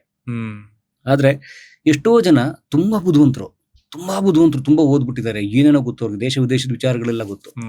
ಅವರು ಇದೇ ಪ್ರಶ್ನೆ ನಾನು ಕೇಳಿದ್ರು, ನಾನು ನಿಮ್ಮ ಥರ ಏನಾರು ಮಾಡಬೇಕು ಕಂಟೆಂಟು ಹಾಗೆ ಹೀಗೆ ಅಂತ. ಸರಿ, ಓಕೆ, ಡನ್ ಮಾಡಿ ಅಂತ ಅಂದ್ಬಿಟ್ಟು ಇದಿಷ್ಟೇ ಶ್ರದ್ಧೆ. ನಾನು ಎಲ್ಲರಿಗೂ ಮುಕ್ತವಾಗಿ ಹೇಳ್ಬಿಡ್ತೀನಿ, ಇದು ಹೀಗೆ ಮಾಡಬೇಕು ಅಂತ. ಇನ್ನೂ ಅವ್ರು ಕೇಳ್ಕೊಂಡ್ರೆ ನಾನು ಇನ್ನೂ ಪ್ರಾಕ್ಟಿಕಲ್ ಆಗಿ ಪ್ರಾರಂಭದ ವಿಡಿಯೋ ಎಲ್ಲ ಮಾಡ್ಕೊಟ್ಬಿಡ್ತೀನಿ. ಸೊ ಅವ್ರಿಗೆ ಸ್ಟಾರ್ಟ್ ಮಾಡಿಕೊಟ್ವಿ. ನಾನು ಸ್ಟಾರ್ಟ್ ಮಾಡಿಕೊಟ್ಟಿದ್ದೆ, ಅದಾದ್ಮೇಲೆ ಮುಂದಕ್ಕೆ ಹೋಗಿಲ್ಲ. ಅದು ಕ್ಯೂರಿಯಾಸಿಟಿ ಇದೆ, ಬಟ್ ಯಾಕೆ ಮುಂದಕ್ಕೆ ಹೋಗಿಲ್ಲ? ಶ್ರಮ ಅಷ್ಟೇ ವಿಷಯ. ಅಂದರೆ ತುಂಬ ಜನಕ್ಕೆ ಅದ್ಭುತವಾಗಿ ಪ್ಲಾನಿಂಗ್ ಮಾಡಕ್ಕೆ ಬರುತ್ತೆ, ಎಕ್ಸಿಕ್ಯೂಟ್ ಮಾಡಕ್ಕೆ ಬರಲ್ಲ. ತುಂಬ ಜನ ಎಕ್ಸಿಕ್ಯೂಟ್ ಮಾಡ್ತಿರ್ತಾರೆ, ಪ್ಲಾನಿಂಗ್ ಕಮ್ಮಿ ಇರುತ್ತೆ, ಆದರೆ ಗೆಲ್ತಿರ್ತಾರೆ. ಅವ್ರ ಸ್ಟ್ರೆಂತ್ ಅಂದ್ರೆ ಈಗ ನೋಡಿ, ಪ್ರತಿ ದಿವಸ ಕಲಾ ಮಾಧ್ಯಮದಲ್ಲಿ ನಾವು 3 ವಿಡಿಯೋ ಹಾಕ್ತೀವಿ, ಬೇರೆ ಬೇರೆ ಕ್ಷೇತ್ರದ್ದು. ಇವತ್ತು ನೀವು ಗಮನಿಸಿ, ಬೆಳಗ್ಗೆ ಡಾಕ್ಟರ್ ಬಂದಿದ್ದಾರೆ, ಡಾಕ್ಟರ್ ಆಂಜನಪ್ಪನವರು. ಮಧ್ಯಾಹ್ನಕ್ಕೆ ಇತಿಹಾಸದೊಂದು ವಿಡಿಯೋ ಬರುತ್ತೆ. ಸಂಜೆಗೆ DVG ಅವ್ರ ಮೊಮ್ಮಗ, DV ಗುಂಡಪ್ಪನವರು ಅವ್ರ ಮೊಮ್ಮಗ ಬಂದು ಮಾತಾಡ್ತಾರೆ, ಸಾಹಿತ್ಯದ ವಿಚಾರಗಳು, DVG ಅವ್ರು ಕುರಿತಾದಂಥ ವಿಚಾರಗಳು. ಅದಷ್ಟನ್ನು ಹೇಗೆ ಸುಮ್ಮನೆ ಬಂದು ನಮ್ಮ ಸಿಸ್ಟಮ್ ಕೂತ್ಕೋತಾ ಅಷ್ಟು ಫುಟೇಜು? ಮೊದಲು ಇಂತಿಂಥವ್ರು ಇದ್ದಾರೆ ಅಂತ ನಾವು ಗುರುತಿಸ್ಬೇಕು, ಅಂಥವ್ರ ಸಂಪರ್ಕ ಸಂಖ್ಯೆ ಸಾಧಿಸ್ಬೇಕು, ಅಧ್ಯಯನ ಮಾಡಬೇಕು, ಅವ್ರು ಯಾರು ಅಂತ ನಾವು ತಿಳ್ಕೊಬೇಕು. ಸಂಪರ್ಕ ಸಂಖ್ಯೆ ಸಾಧಿಸ್ಕೊಳ್ಳೋದೇ ಅದೊಂದು ದೊಡ್ಡ ಬ್ರಹ್ಮಾಂಡದ ಕೆಲಸ. ಅವ್ರ ಹತ್ರ ಹೋಗ್ಬೇಕು. ಬಹುಶಃ ಇವತ್ತಿನ ದಿನ ಈಸಿ ಆಗಿರ್ಬೋದಲ್ವಾ ಅದು? ಇವತ್ತಿಗೂ ಕಷ್ಟ ಸರ್. ಆಯ್ತು, ನಾನು ಹಾಗಾದ್ರೆ ನಾನೊಂದು ಟಾಸ್ಕ್ ಕೊಡ್ತೀನಿ ಯಾರಿಗಾದ್ರು. ನಾವು ಮಾಡಿರುವಂತ ಸಂದರ್ಶನದಲ್ಲಿ ಒಂದು 2% ಜನರ ಕಾಂಟ್ಯಾಕ್ಟ್ ನಂಬರ್ ಸಂಪಾದಿಸಿ. ಹೆಂಗ್ ಹೊಡಿದ್ರಿ ಸೈಕಲ್? ಅದಕ್ಕೆ ಹೇಳೋದು, ಅದಕ್ಕೆ ಒದ್ದಾಟ ಇರಬೇಕು. ಬಹುಶಃ ಇದಕ್ಕೆ ನನಗೆ ಉಪಯೋಗ ಆಗಿದ್ದು ನನ್ನ ಸಾಹಿತ್ಯ, ನನ್ನ ರಂಗಭೂಮಿ, ನಾನು ಸಿನಿಮಾಗಳಲ್ಲಿ ಕೆಲಸ ಮಾಡೋದಂಥದ್ದು, ನಾನು ಕಾರ್ಪೊರೇಟ್ನಲ್ಲಿ ಕೆಲಸ ಮಾಡಿದ್ದು, ಇವೆಲ್ಲವೂ ಸೇರಿ ನನಗೆ ಅದೊಂದು ಮೂಸೆಯಾಗಿ ಸಿಗ್ತಾ ಇರುತ್ತೆ. ಅಂಡ್ ನೀವು ಒಂದು ಸಲ ಒಂದು ಬಾಗಿಲು ತೆರ್ಕೊಳ್ಳೋಕೆ ಶುರು ಆದರೆ, ನೀವು ಒಂಚೂರು ಶ್ರಮ ಪಟ್ಟು ಮುಂದಕ್ಕೆ ತೆರಳಕ್ಕೆ ಶುರು ಮಾಡಿದ್ರೆ ಇನ್ನೊಂದು ಬಾಗಿಲು ತೆರ್ಕೊಳ್ಳುತ್ತೆ. ಇವತ್ತಿನ ದಿನದ ವಿಷಯನೇ ಬೇರೆ. ಬಟ್ 6 ವರ್ಷದ ಹಿಂದೆ ತಗೊಂಡ್ರೆ, ಕೊರೋನಾಗಿಂತ ಮುಂಚೆ ಇಲ್ಲ ಆ ಟೈಮಲ್ಲಿ ತಗೊಂಡ್ರೆ, ಅವತ್ತಿನ ದಿನ ಲೆಜೆಂಡ್ಸ್ ಗಳನ್ನ ಇಂಟರ್ವ್ಯೂಗೆ ಒಪ್ಸೋದು ಬಹುಶಃ ಇಷ್ಟು ಈಸಿ ಆಗಿರಲ್ಲ. ಅಂಡ್ ಅದು ಯಾವ ತರದ ಇಂಟರ್ವ್ಯೂ, ಒಂದು ವೆಬ್ ಇಂಟರ್ವ್ಯೂ, ನೀವು ಕೂತ್ಕೊಳ್ತೀರಾ, ಮಾತಾಡ್ತೀರಾ, ಈ ಫಾರ್ಮ್ಯಾಟ್ ಅನ್ನ ಅವ್ರಿಗೆ ಎಕ್ಸ್ಪ್ಲೈನ್ ಮಾಡಿ ಅವ್ರನ್ನ ಕೂರ್ಸೋದು. ಬಿಕಾಸ್ ಆ ಟೈಮಲ್ಲಿ ಟಿವಿ ಮಾಧ್ಯಮಗಳೇ ದೊಡ್ಡದಾಗಿ ಡಾಮಿನೆಂಟ್ ಆಗಿದ್ವು. ಟಿವಿ ಬಿಟ್ಟು ಯೂಟ್ಯೂಬ್ ಬನ್ನಿ ಇಂಟರ್ವ್ಯೂ ಕೂತ್ಕೊಳ್ಳಿ ಅಂತಂದ್ರೆ, ದೊರೆ ಭಗವಾನ್ ಅಂತವ್ರು, ಭಾರ್ಗವ ಅಂತವ್ರು, ಇವ್ರನ್ನೆಲ್ಲ ಹೆಂಗ್ ಮನವೊಲೈಸಿದ್ರಿ? ಹೇಗ್ ನಡೀತೋದು? ಅಯ್ಯೋ, ನೋಡಿ, ಅದೇ ಹೇಳೋದು, ಬದುಕಿನ ಭಯ ಇದ್ದಾಗ ಎಲ್ಲವೂ ಮಾಡ್ತಾನೆ ಮನುಷ್ಯ. ನಾನೊಂದೆಲ್ಲೋ ಒಂದು ಕೊಟೇಶನ್ ಓದ್ದೆ, ಮನುಷ್ಯ ಯಾವಾಗ ಬದಲಾಗ್ತಾನೆ ಅಂತಂದ್ರೆ, ಅವನಿಗೆ ಮುಂದೆ ದಾರಿಗಳೇ ಇಲ್ಲ ಅಂತ ಎಲ್ಲ ದಾರಿಗಳು ಬಂದಾದಾಗ. ಆ ರೀತಿಯ ಒಂದು ದಾರಿ ಬಂದಾದಂತಹ ಆ ಡೆಡ್ ಎಂಡ್ ಅಲ್ಲಿ ಬಂದಾಗ ನಮ್ಗೆ ಸಿಕ್ಕಿದ್ದೆ ಕಲಾ ಮಾಧ್ಯಮದ ಹೊಸ ರೀತಿಯ ಸಂದರ್ಶನಗಳು ಮಾಡಬೇಕು ಅಂತ. ಈಗ 2020 ಮಾರ್ಚ್ 22ನೇ ತಾರೀಕು ಜನತಾ ಕರ್ಫ್ಯೂ ಬಂತು. ಜನ ಎಲ್ಲರೂ ಮನೇಲೇ ಸೇರ್ಕೊಂಡ್ರು. ಇಡೀ ದೇಶದ ಮೇಲೆ ಕೊರೋನಾ ಲಾಕ್ಡೌನ್ ಹೇರಲಾಯ್ತು. ಸರಿ, ಆದ್ರೆ ನಮ್ಮಂತ ಕಲಾವಿದರು, ಈಗ ಯಾರೋ ಉದ್ಯೋಗದಲ್ಲಿದ್ದವ್ರಿಗೆ ಸ್ವಲ್ಪ ಫುಲ್ ಸಂಬಳ ಅಲ್ಲದೆ ಇದ್ರು ಅರ್ಧ ಸಂಬಳ ಕೊಡ್ತೀವಿ ಅಂತ ಕಂಪ್ನಿಗಳು ಹೇಳಿದ್ರು, ಅಥವಾ ಅವ್ರ ಯಾವ್ಯಾವ ಸಣ್ಣ ಪುಟ್ಟ ಸೇವಿಂಗ್ಸ್ ಇತ್ತೇನೋ, ಆ ಥರದ್ದೆಲ್ಲ ಓಕೆ. ಆದ್ರೆ ನಮ್ಮಂತ ಕಲಾವಿದ್ರದ್ದು ಹೇಳಿ, ರಂಗಭೂಮಿ, ನಾನು ನನ್ನ ಪತ್ನಿ ಇಬ್ರು ಥಿಯೇಟರ್ನವರು. ನನ್ನ ಪತ್ನಿ ಇಬ್ರು ಥಿಯೇಟರ್ಲಿ ಭೇಟಿಯಾಗಿ, ಅಲ್ಲೇ ಪ್ರೀತಿಸಿ ಮದುವೆ ಆಗಿ ಇಬ್ರು ಥಿಯೇಟರ್ ಇವಾಗ್ಲೂ ಮಾಡ್ತಿದ್ದೀವಿ, ಕೆಲಸ ಮಾಡ್ತಿದ್ದೀವಿ. ಸೊ ನಮ್ಮಿಬ್ಬರಿಗೂ ಗೊತ್ತಿರೋದೇನು, ಒಂದ ನಾಟಕ ಮಾಡಬೇಕು, ಇಲ್ಲ ಡಾಕ್ಯುಮೆಂಟರಿ ಫಿಲ್ಮ್ಸ್ ಮಾಡ್ತೀವಿ, ಒಂದು ಸ್ವಲ್ಪ ಏನೋ ಬೇಸಿಕ್ ಆದಾಯ ಬರ್ತಿತ್ತು. ಅವತ್ತಿನ ದಿನ ಆರ್ಥಿಕವಾಗಿ ನೀವು ಸಬಲರಾಗಿದ್ದು ಇವೆರಡರಿಂದಾನೆ, ಡಾಕ್ಯುಮೆಂಟರಿ ಫಿಲ್ಮ್ ಮೇಕಿಂಗು ಮತ್ತೆ ನಾಟಕದಿಂದ. ನಾಟಕದಿಂದ ₹1 ಇಲ್ಲ ಸರ್, ಇವಾಗ್ಲೂ ಇಲ್ಲ. ನಾಟಕ ನಾನು ಮಾಡೋದೇ ಪ್ಯೂರ್ ಪ್ಯಾಷನ್ ಸರ್. ಅದನ್ನು ಇವತ್ತಿಗೂ ನಾನು ಅದನ್ನ ಹಣಕ್ಕೋಸ್ಕರ ನಂಬಿಲ್ಲ ಅಥವಾ ನಂಬೋದಿಲ್ಲ. ಸೊ ಅದನ್ನ ಮಾಡ್ಕೊಳ್ಳಕ್ ಕೊಡುವುದು ಅಂತ ನನ್ನ ಅನಿಸಿಕೆ. ವೃತ್ತಿ ರಂಗಭೂಮಿ ಬೇರೆ ಇದ್ದಾರೆ, ಅದು ಬೇರೆ ಲೆಕ್ಕಾಚಾರ. ನಾವು ಹವ್ಯಾಸಿ ಕಲಾವಿದರು. ಆದರೆ ಡಾಕ್ಯುಮೆಂಟ್ರಿ ಮಾಡೋದ್ರಿಂದ ಡಾಕ್ಯುಮೆಂಟ್ರಿಗಳು ಉದಾಹರಣೆಗೆ ನಾನು ಕನ್ನಡದ ಕವಿಗಳ ಬಗ್ಗೆ ಡಾಕ್ಯುಮೆಂಟ್ರೀಸ್ ಮಾಡ್ತಿದ್ವಿ. ಅದು ಹಾಗೆ ಮುಂದಕ್ಕೆ ಟರ್ನ್ ಆಗಿ ಕೆಲವು ಕಾರ್ಪೊರೇಟ್ಸ್ ನನ್ನ ಕರೆಯಕ್ಕೆ ಶುರು ಮಾಡಿದ್ರು. ನಮ್ಮ ಕಾಲೇಜ್ದೊಂದು ಡಾಕ್ಯುಮೆಂಟ್ರಿ ಮಾಡಿ, ನಮ್ಮ ಹಾಸ್ಪಿಟಲ್ದೊಂದು ಡಾಕ್ಯುಮೆಂಟ್ರಿ ಮಾಡಿ, ನನ್ನ ಕಂಪ್ನಿದೊಂದು ಆ್ಯಡ್ ಮಾಡಿ ಅಂತೆಲ್ಲ ಅದು ನನ್ನ ಜೀವನಕ್ಕೆ ಆಗ್ತಿತ್ತು. ಈಗ ನಾನು ನನ್ನ ಹೆಂಡತಿ ಎಲ್ಲ ಇದ್ವಿ. ಕರೆಕ್ಟಾಗಿ ಕೊರೋನಾ ಲಾಕ್ಡೌನ್ ಟೈಮಲ್ಲಿ ನನ್ನ ಮಗಳು ಅದೇ ದಿನ ಹುಟ್ಟಿದ್ಲು. So same day, you don't believe, ಅದು ಒಂದಿನ ಆ ಕಡೆ ಅಲ್ಲ, ಸೇಮ್ ಜನತಾ ಕರ್ಫ್ಯೂ ಅನೌನ್ಸ್ ಆಗಿದೆ ಅವತ್ತು ನನ್ನ ಮಗಳು ಅವತ್ತು ಸೇಮ್ ಡೇ ಹುಟ್ಟಿದಾರೆ ಅವಳು. ನನ್ನ ಸ್ಟೂಡೆಂಟ್, ನನ್ನೊಂದು ಆಕ್ಟಿಂಗ್ ವರ್ಕ್ಶಾಪ್ ಮಾಡಿದ್ವಿ, ಅದಕ್ಕೆ ಹನುಮಂತ್ ರೆಡ್ಡಿ ಅಂತ ಒಬ್ರು ಇವ್ರು ಬಂದಿದ್ರು ಸ್ಟೂಡೆಂಟ್, ಅವ್ರು IT ಪ್ರೊಫೆಷನಲ್. ಅವ್ರು ನನಗೆ ಬಂದು, ಪರಮ್ ಅವರೇ ನಿಮ್ದು ಪಾಸ್ವರ್ಡ್ ಕೊಡಿ ಯೂಟ್ಯೂಬ್ದು, ಅದರಲ್ಲಿ ಏನಾದರೂ ದುಡ್ಡು ಅಕ್ಯುಮುಲೇಟ್ ಆಗಿದೆಯಾ ನಾನು ನೋಡ್ತೀನಿ ಅಂದ್ರು. ಓ, ದುಡ್ಡೆಲ್ಲ ಬರುತ್ತಾ ನಾನು ಕೇಳಿದೆ. ಯಾವುದೇ ಎಕ್ಸ್ಪೆಕ್ಟೇಷನ್ ಇಲ್ಲ, ಸಾಧ್ಯನೇ ಇಲ್ಲ, ನಮಗೆ ಗೊತ್ತೇ ಇಲ್ಲ ಯೂಟ್ಯೂಬ್ ಖುಷಿ ಆಗ್ತಿತ್ತು. ಆ ಖುಷಿ. ಮತ್ತು ಇನ್ನೊಂದೇನು ಅಂದ್ರೆ, ಈ ನಾನು ಡಾಕ್ಯುಮೆಂಟ್ರಿ ಫಿಲ್ಮ್ ಮೇಕರ್ ಅಂತ ಹೇಳಿದ್ನಲ್ಲ, ಈ ಕಾರ್ಪೊರೇಟ್ಸ್ಗಳು ಕೆಲವ್ರು ಕೇಳೋರು, ನೀವು ಯಾವ್ದಾದ್ರು ಬೇರೆ ವರ್ಕ್ ಮಾಡಿದ್ರೆ ಕೊಡಿ ಅಂತ, ಪೋರ್ಟ್ಫೋಲಿಯೋ ಆಗಲಿ, ಪೋರ್ಟ್ಫೋಲಿಯೋ ತರ, ಇಲ್ಲಿ ನೋಡಿ ಇಲ್ಲಿದೆ ಅಂತ ಒಂದು ಲಿಂಕ್ ಕಳಿಸ್ತಿದೆ ಅಷ್ಟೇ. ಅವು ಇಂಟರ್ನೆಟ್ ಕಾಸ್ಟ್ಲಿ ಇತ್ತಲ್ಲ, ಅವಾಗ ಮೊಬೈಲ್ ಲಿಂಕ್ ತೆಗೆದು ಮೆಸೇಜ್ ಮಾಡಿ ಆಫ್ ಮಾಡ್ಬಿಡ್ತಿದ್ವಲ್ಲ, ಹಂಗಿತ್ತು ಅವಾಗೆಲ್ಲ. ಸೊ ಆ ಥರದ್ದಿದ್ದ ಸಂದರ್ಭದಲ್ಲಿ ನಾನು ಈ ಯೂಟ್ಯೂಬ್ ಪೇಜ್ ಮಾಡಿದ್ದು ಅದಕ್ಕೆ. ಆದರೆ 2020ಕ್ಕೆ ಬಂದಾಗ 19 ಟೈಮಲ್ಲಿ, ಇನ್ನು ಲಾಕ್ಡೌನಿಗೆ ಮುಂಚೆ, ನಮ್ಮ ಸ್ನೇಹಿತರು ಹನುಮಂತ್ ರೆಡ್ಡಿ ಅವರು, ಈ ಪರಮ್ ಒಂದು 8,000 ರೂಪಾಯಿ ದುಡ್ಡಿದೆ, ನೀವು ನಿಮ್ಗೆ 8,000 ರೂಪಾಯಿ ದುಡ್ಡು ಬಂದ್ಬಿಟ್ಟಿದೆ ಅಂದರು. ಹೌದಾ, 8,000 ರೂಪಾಯಿ ಸೂಪರ್ ಅನ್ಕೊಂಡು ಓಡ್ತಿದ್ದೆ. 2020 ಲಾಕ್ಡೌನ್ ಆದಾಗ ನಾನು ಹನುಮಂತ್ ರೆಡ್ಡಿ ಅವ್ರು ಕಾಲ್ ಮಾಡಿದೆ. ಸರ್ 8,000 ರೂಪಾಯಿ ದುಡ್ಡಿದೆ ಅಂದ್ರಲ್ಲ, ಕೊಡಿ ಒಂಚೂರು, ನಮ್ಮ ದುಡ್ಡಿಗೆ ಸಮಸ್ಯೆ ಇದೆ, ಅದನ್ನ ಯೂಟ್ಯೂಬ್ ತೆಕ್ಕೊಡಿ ಅಂತ. ಒಂದು ವರ್ಷ ಆದ್ಮೇಲೆ ನಾನು ಇಲ್ಲ, ಅದಕ್ಕೇನೋ ಪಾಸ್ವರ್ಡ್ ಹಾಕ್ಬೇಕು, ಅದೇನೋ ವೆರಿಫಿಕೇಶನ್ ಹಾಕ್ಬೇಕು, ಅದು ಏನೇನೋ ಕತೆ ಹೇಳ್ಬಿಟ್ರು ಟೆಕ್ನಿಕಲಿ. ಅವರು ನಾನು ಅಯ್ಯೋ ಹಂಗಾರಿದು ಸುಳ್ಳಿದು, ಹಂಗಾರಿದು ಏನೋ ಸುಮ್ಮನೆ ಇವರು ಜೂಜ್ ಥರ ಇದು ಅಂತ ಅನ್ನೋ ಥರ ಫೀಲ್ ಆಯ್ತು ನನಗೆ.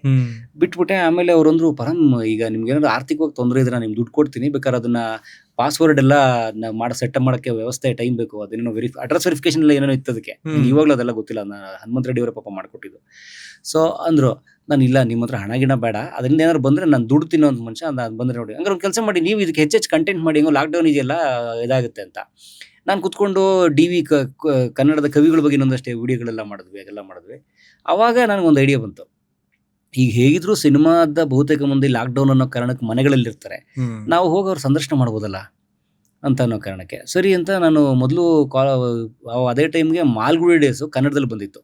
ಮಾಲ್ಗುಡಿ ಡೇಸ್ ಶಂಕರ್ನಾಗ್ ಸರ್ ಹಿಂದಿ ಇಂಗ್ಲೀಷಲ್ಲಿ ಮಾಡಿದ್ದು. ಲಾಕ್ಡೌನ್ ಟೈಮಲ್ಲಿ ಜಿ ಕನ್ನಡದವರು ಅದನ್ನ ಕನ್ನಡಕ್ಕೆ ಡಬ್ ಮಾಡಿ ಬಿಟ್ಟಿದ್ರು ಟಿವಿನಲ್ಲಿ. ಸೊ ಅವಾಗ ಒಂದು ಸ್ವಲ್ಪ ವೇವ್ ಇತ್ತು ಅದ್ರದ್ದು 2020ರಲ್ಲಿ. ಆ ಕಲಾವಿದರುಗಳನ್ನ ಮಾತಾಡಿಸಿ, ಸೊ ಅದ್ರ ಹಿಂದೆ ಏನೇನು ಕಥೆ ಇರ್ಬೋದು ಅಂತ ತಿಳ್ಕೊಳ್ಳೋ ಒಂದು ಕುತೂಹಲ. ಸೊ ಆ ಸಂದರ್ಶನ ಜನಗೂ ರುಚಿಸ್ಬೋದು ಅಂತ ಏನೋ ನಮ್ಮದೇ ಒಂದು ಐಡಿಯಾ. ಸಾವಂತ್ ಅಂತ ಹೇಳಿ ಅದಕ್ಕೆ ಒಬ್ರು ಕಾಸ್ಟ್ಯೂಮ್ ಅಸಿಸ್ಟೆಂಟ್ ಇದ್ರು, ಅದಕ್ಕೆ ಮಾಲ್ಗುಡಿ ಡೇಸ್ಗೆ. ಅವರು ನಾನೊಂದು ಸಿನಿಮಾದಲ್ಲಿ ಅಸಿಸ್ಟೆಂಟ್ ಆಗಿಯೋ ಅಥವಾ ಆಕ್ಟರ್ ಆಗೋ ಕೆಲಸ ಮಾಡುವಾಗ ಅವ್ರು ಅದಕ್ಕೆ ಅಸಿಸ್ಟೆಂಟ್ ಡೈರೆಕ್ಟರ್ ಆಗಿದ್ರು, ಅಸೋಸಿಯೇಟ್ ಆಗಿ. ಅವ್ರನ್ನ ಕಾಂಟ್ಯಾಕ್ಟ್ ಮಾಡಿ, ಸರ್ ಸಾವಂತ್ ಸರ್ ಈ ಥರದ್ದು ಒಂದು ಇಂಟರ್ವ್ಯೂ ಕೊಡ್ತೀರಾ ಅಂತ ಕೊಟ್ಟರು. ಅದು ತುಂಬಾ ಚೆನ್ನಾಗಿ ಹೋಗ್ಬಿಡ್ತದೆ ನೋಡಿ. ಒಬ್ರು ಕಾಸ್ಟ್ಯೂಮ್ ಅಸಿಸ್ಟೆಂಟ್ ಫಸ್ಟ್ ಇಂಟರ್ವ್ಯೂ ಮಾಡಿದ್ದು ಅವ್ರದ್ದೇ. ಲಾಕ್ಡೌನ್ ಆದಾಗ ನಮ್ಗೆ ಅದಕ್ಕೆ ಹೊಸ ಥರದ್ದು ಸಂದರ್ಶನ ಮಾಡ್ಬೋದು ಅಂತ. ಅದು ಭಾಳ ವಿಶೇಷವಾಗಿತ್ತು ಸಂದರ್ಭ. ನಾವು ಮನೇಲಿ ಏನೂ ಇಲ್ಲ, 2 ಮಕ್ಳಿದ್ದಾರೆ, ನಾನು ಹೆಂಡ್ತಿಗೆ ಫುಲ್, ನಾವು ಝೀರೋ, ಏನು ಎಲ್ಲದಕ್ಕೂ ಕಾರಣಕರ್ತೆ ಆದವರು ನಿಮ್ಮ ಮಗಳು. ಹೌದು, ಖಂಡಿತ ನಮ್ಮ ಲಕ್ಷ್ಮಿನೇ. ನೋಡಿ ಎಂತ ಅಂದ್ರೆ, ನೀವು ಹೇಳ್ದಂಗೆ ಒಂದು ಡೆಡ್ ಎಂಡ್ ಬಂದಾಗ ಮನುಷ್ಯ ಫುಲ್ಲೆಸ್ಟ್ ಪೊಟೆನ್ಶಿಯಲ್ ಯೂಸ್ ಮಾಡ್ತಾನೆ ಅನ್ನೋದಕ್ಕೆ ಎಲ್ಲಾ ತರದ ವಿವಿಧವಾದ ಆಯಾಮಗಳಲ್ಲೂ ಏನ್ ಮಾಡ್ಬೋದು ಅಂತ ಯೋಚನೆ ಮಾಡಿದಿರಾ? ಹೌದು, ಖಂಡಿತ. ಯಾಕಂದ್ರೆ ಯೋಚನೆ ಮಾಡಿದ್ರೆ ಬೇರೆ ದಾರಿ ಇಲ್ಲ. ಯಾಕಂದ್ರೆ ನಾನು ನನ್ನ ಪತ್ನಿ ಇಬ್ರು ಪ್ರೀತಿಸಿ ಮದುವೆ ಆದತ್ತವರು, ನಮ್ದು ಅಂತರ್ಜಾತಿ ವಿವಾಹ ಇತ್ಯಾದಿ ಎಲ್ಲ. ಸೊ ಆ ಥರದ್ದಾದಾಗ ಸಹಜವಾಗಿ ಎಲ್ಲರ ಮನಸ್ಸು ಒಳಗಡೆ 2 ಕುಟುಂಬದಲ್ಲೂ ಏನೇನೋ ಕಹಿಗಳಿರ್ತವೆ. ಸೊ ಸೋತ್ಬಿಟ್ರೆ ನಮಗ್ ನಾವೇ ಮಾಡ್ಕೊಂಡಂತ ಅವಮಾನ ಅದು. 2 ಮನೆಯಲ್ಲೂ ವೆಲ್ಕಮಿಂಗ್ ಆಗಿ ಸ್ವೀಕರಿಸಿದ್ರ ಅದನ್ನ? ಇಲ್ಲ ಅಂದ್ರೆ ಮದುವೆಗೆ ನಮ್ದು ಮಂತ್ರಮಾಂಗಲ್ಯ, ಸರಳ ಮದುವೆ ನಮ್ದು. ಮದುವೆಗೆ 2 ಕುಟುಂಬದವ್ರು ಬಂದಿದ್ರು. ಆದ್ರೆ ನನಗನ್ಸದ್ದು, ಪ್ರೇಮ ವಿವಾಹ ಆದಾಗ ಎಷ್ಟೇ ಫೋಟೋ ಪೋಸ್ ಕೊಡುವಾಗ ನಕ್ಕಿದ್ರು ಕೂಡ ಒಳಗಡೆ ಒಂದು ನೋವಿರುತ್ತೆ. ಅದು ಅವ್ಯಕ್ತವಾಗಿತ್ತು 2 ಕಡೆ. ಬದುಕಿದ್ರೆ ಸರಿ, ಈಗ ಬಹಳ ಸಂತೋಷ ಪಡ್ತಾರೆ, ಈಗ ನಮ್ಮ 2 ಕುಟುಂಬದವರು ಸಂತೋಷ ಪಡ್ತಾರೆ. ಆದ್ರೆ ನಾವು ಅದನ್ನ ಬದುಕಿ ಪ್ರೂವ್ ಮಾಡಿದ್ವಿ. ಇನ್ಸೆಕ್ಯೂರಿಟಿ ಅವ್ರಿಗೂ ಇರುತ್ತಲ್ಲ. ಈಗ ನೀವು ಗಮನಿಸ್ತಿದ್ದೀರಿ, ಇತ್ತೀಚೆಗೆ ಸಾಮಾಜಿಕ ಮಾಧ್ಯಮಗಳಲ್ಲಿ ಪ್ರೀತಿಸಿ ಮದುವೆ ಆದಂಥವ್ರು ಮದುವೆ ದಿನನೇ ತಾಳಿ ಕಿತ್ತಾಕ್ಬಿಟ್ಲು, ಮದುವೆ ದಿನನೇ ಅವ್ನು ಓಡೋಗ್ಬಿಟ್ಟ, ಮದುವೆ ದಿನನೇ ಇವಳೇನೋ ಮಾಡ್ಬಿಟ್ಲು, ಅವನೇ. ಇದು ಎಲ್ರಿಗೂ ಗೊತ್ತು ತಾನೆ, ಈ ಭಯನ ಅವ್ರಿಗಿರುತ್ತೆ. ಅದು ಸಹಜ. ಅದು ಈಗ ನನ್ನ ಮಗಳ ಪ್ರೀತಿಸಿ ಮದುವೆ ನನಗೆ ಸಿಟ್ಟು ಬರುತ್ತೆ ಅಲ್ವೇ? ಸೊ ಇದೆಲ್ಲವೂ ಇರ್ತವೆ. ಸೊ ಹಾಗಾದಾಗ ನಾವು ಅದನ್ನ ಪ್ರೂವ್ ಮಾಡ್ಬೇಕಾಗಿತ್ತು. ಸೊ ಹಂಗಾಗಿ ನಾವು ಬದುಕನ್ನು ಉಳಿಸ್ಕೋಬೇಕಾಗಿತ್ತು. ಆಗ ಬದುಕನ್ನು ಉಳಿಸ್ಕೊಳ್ಳೋಕೆ ಶುರು ಮಾಡಿದ್ದೆ ಕಲಾ ಮಾಧ್ಯಮ, ನಾವು ರೀಸ್ಟಾರ್ಟ್.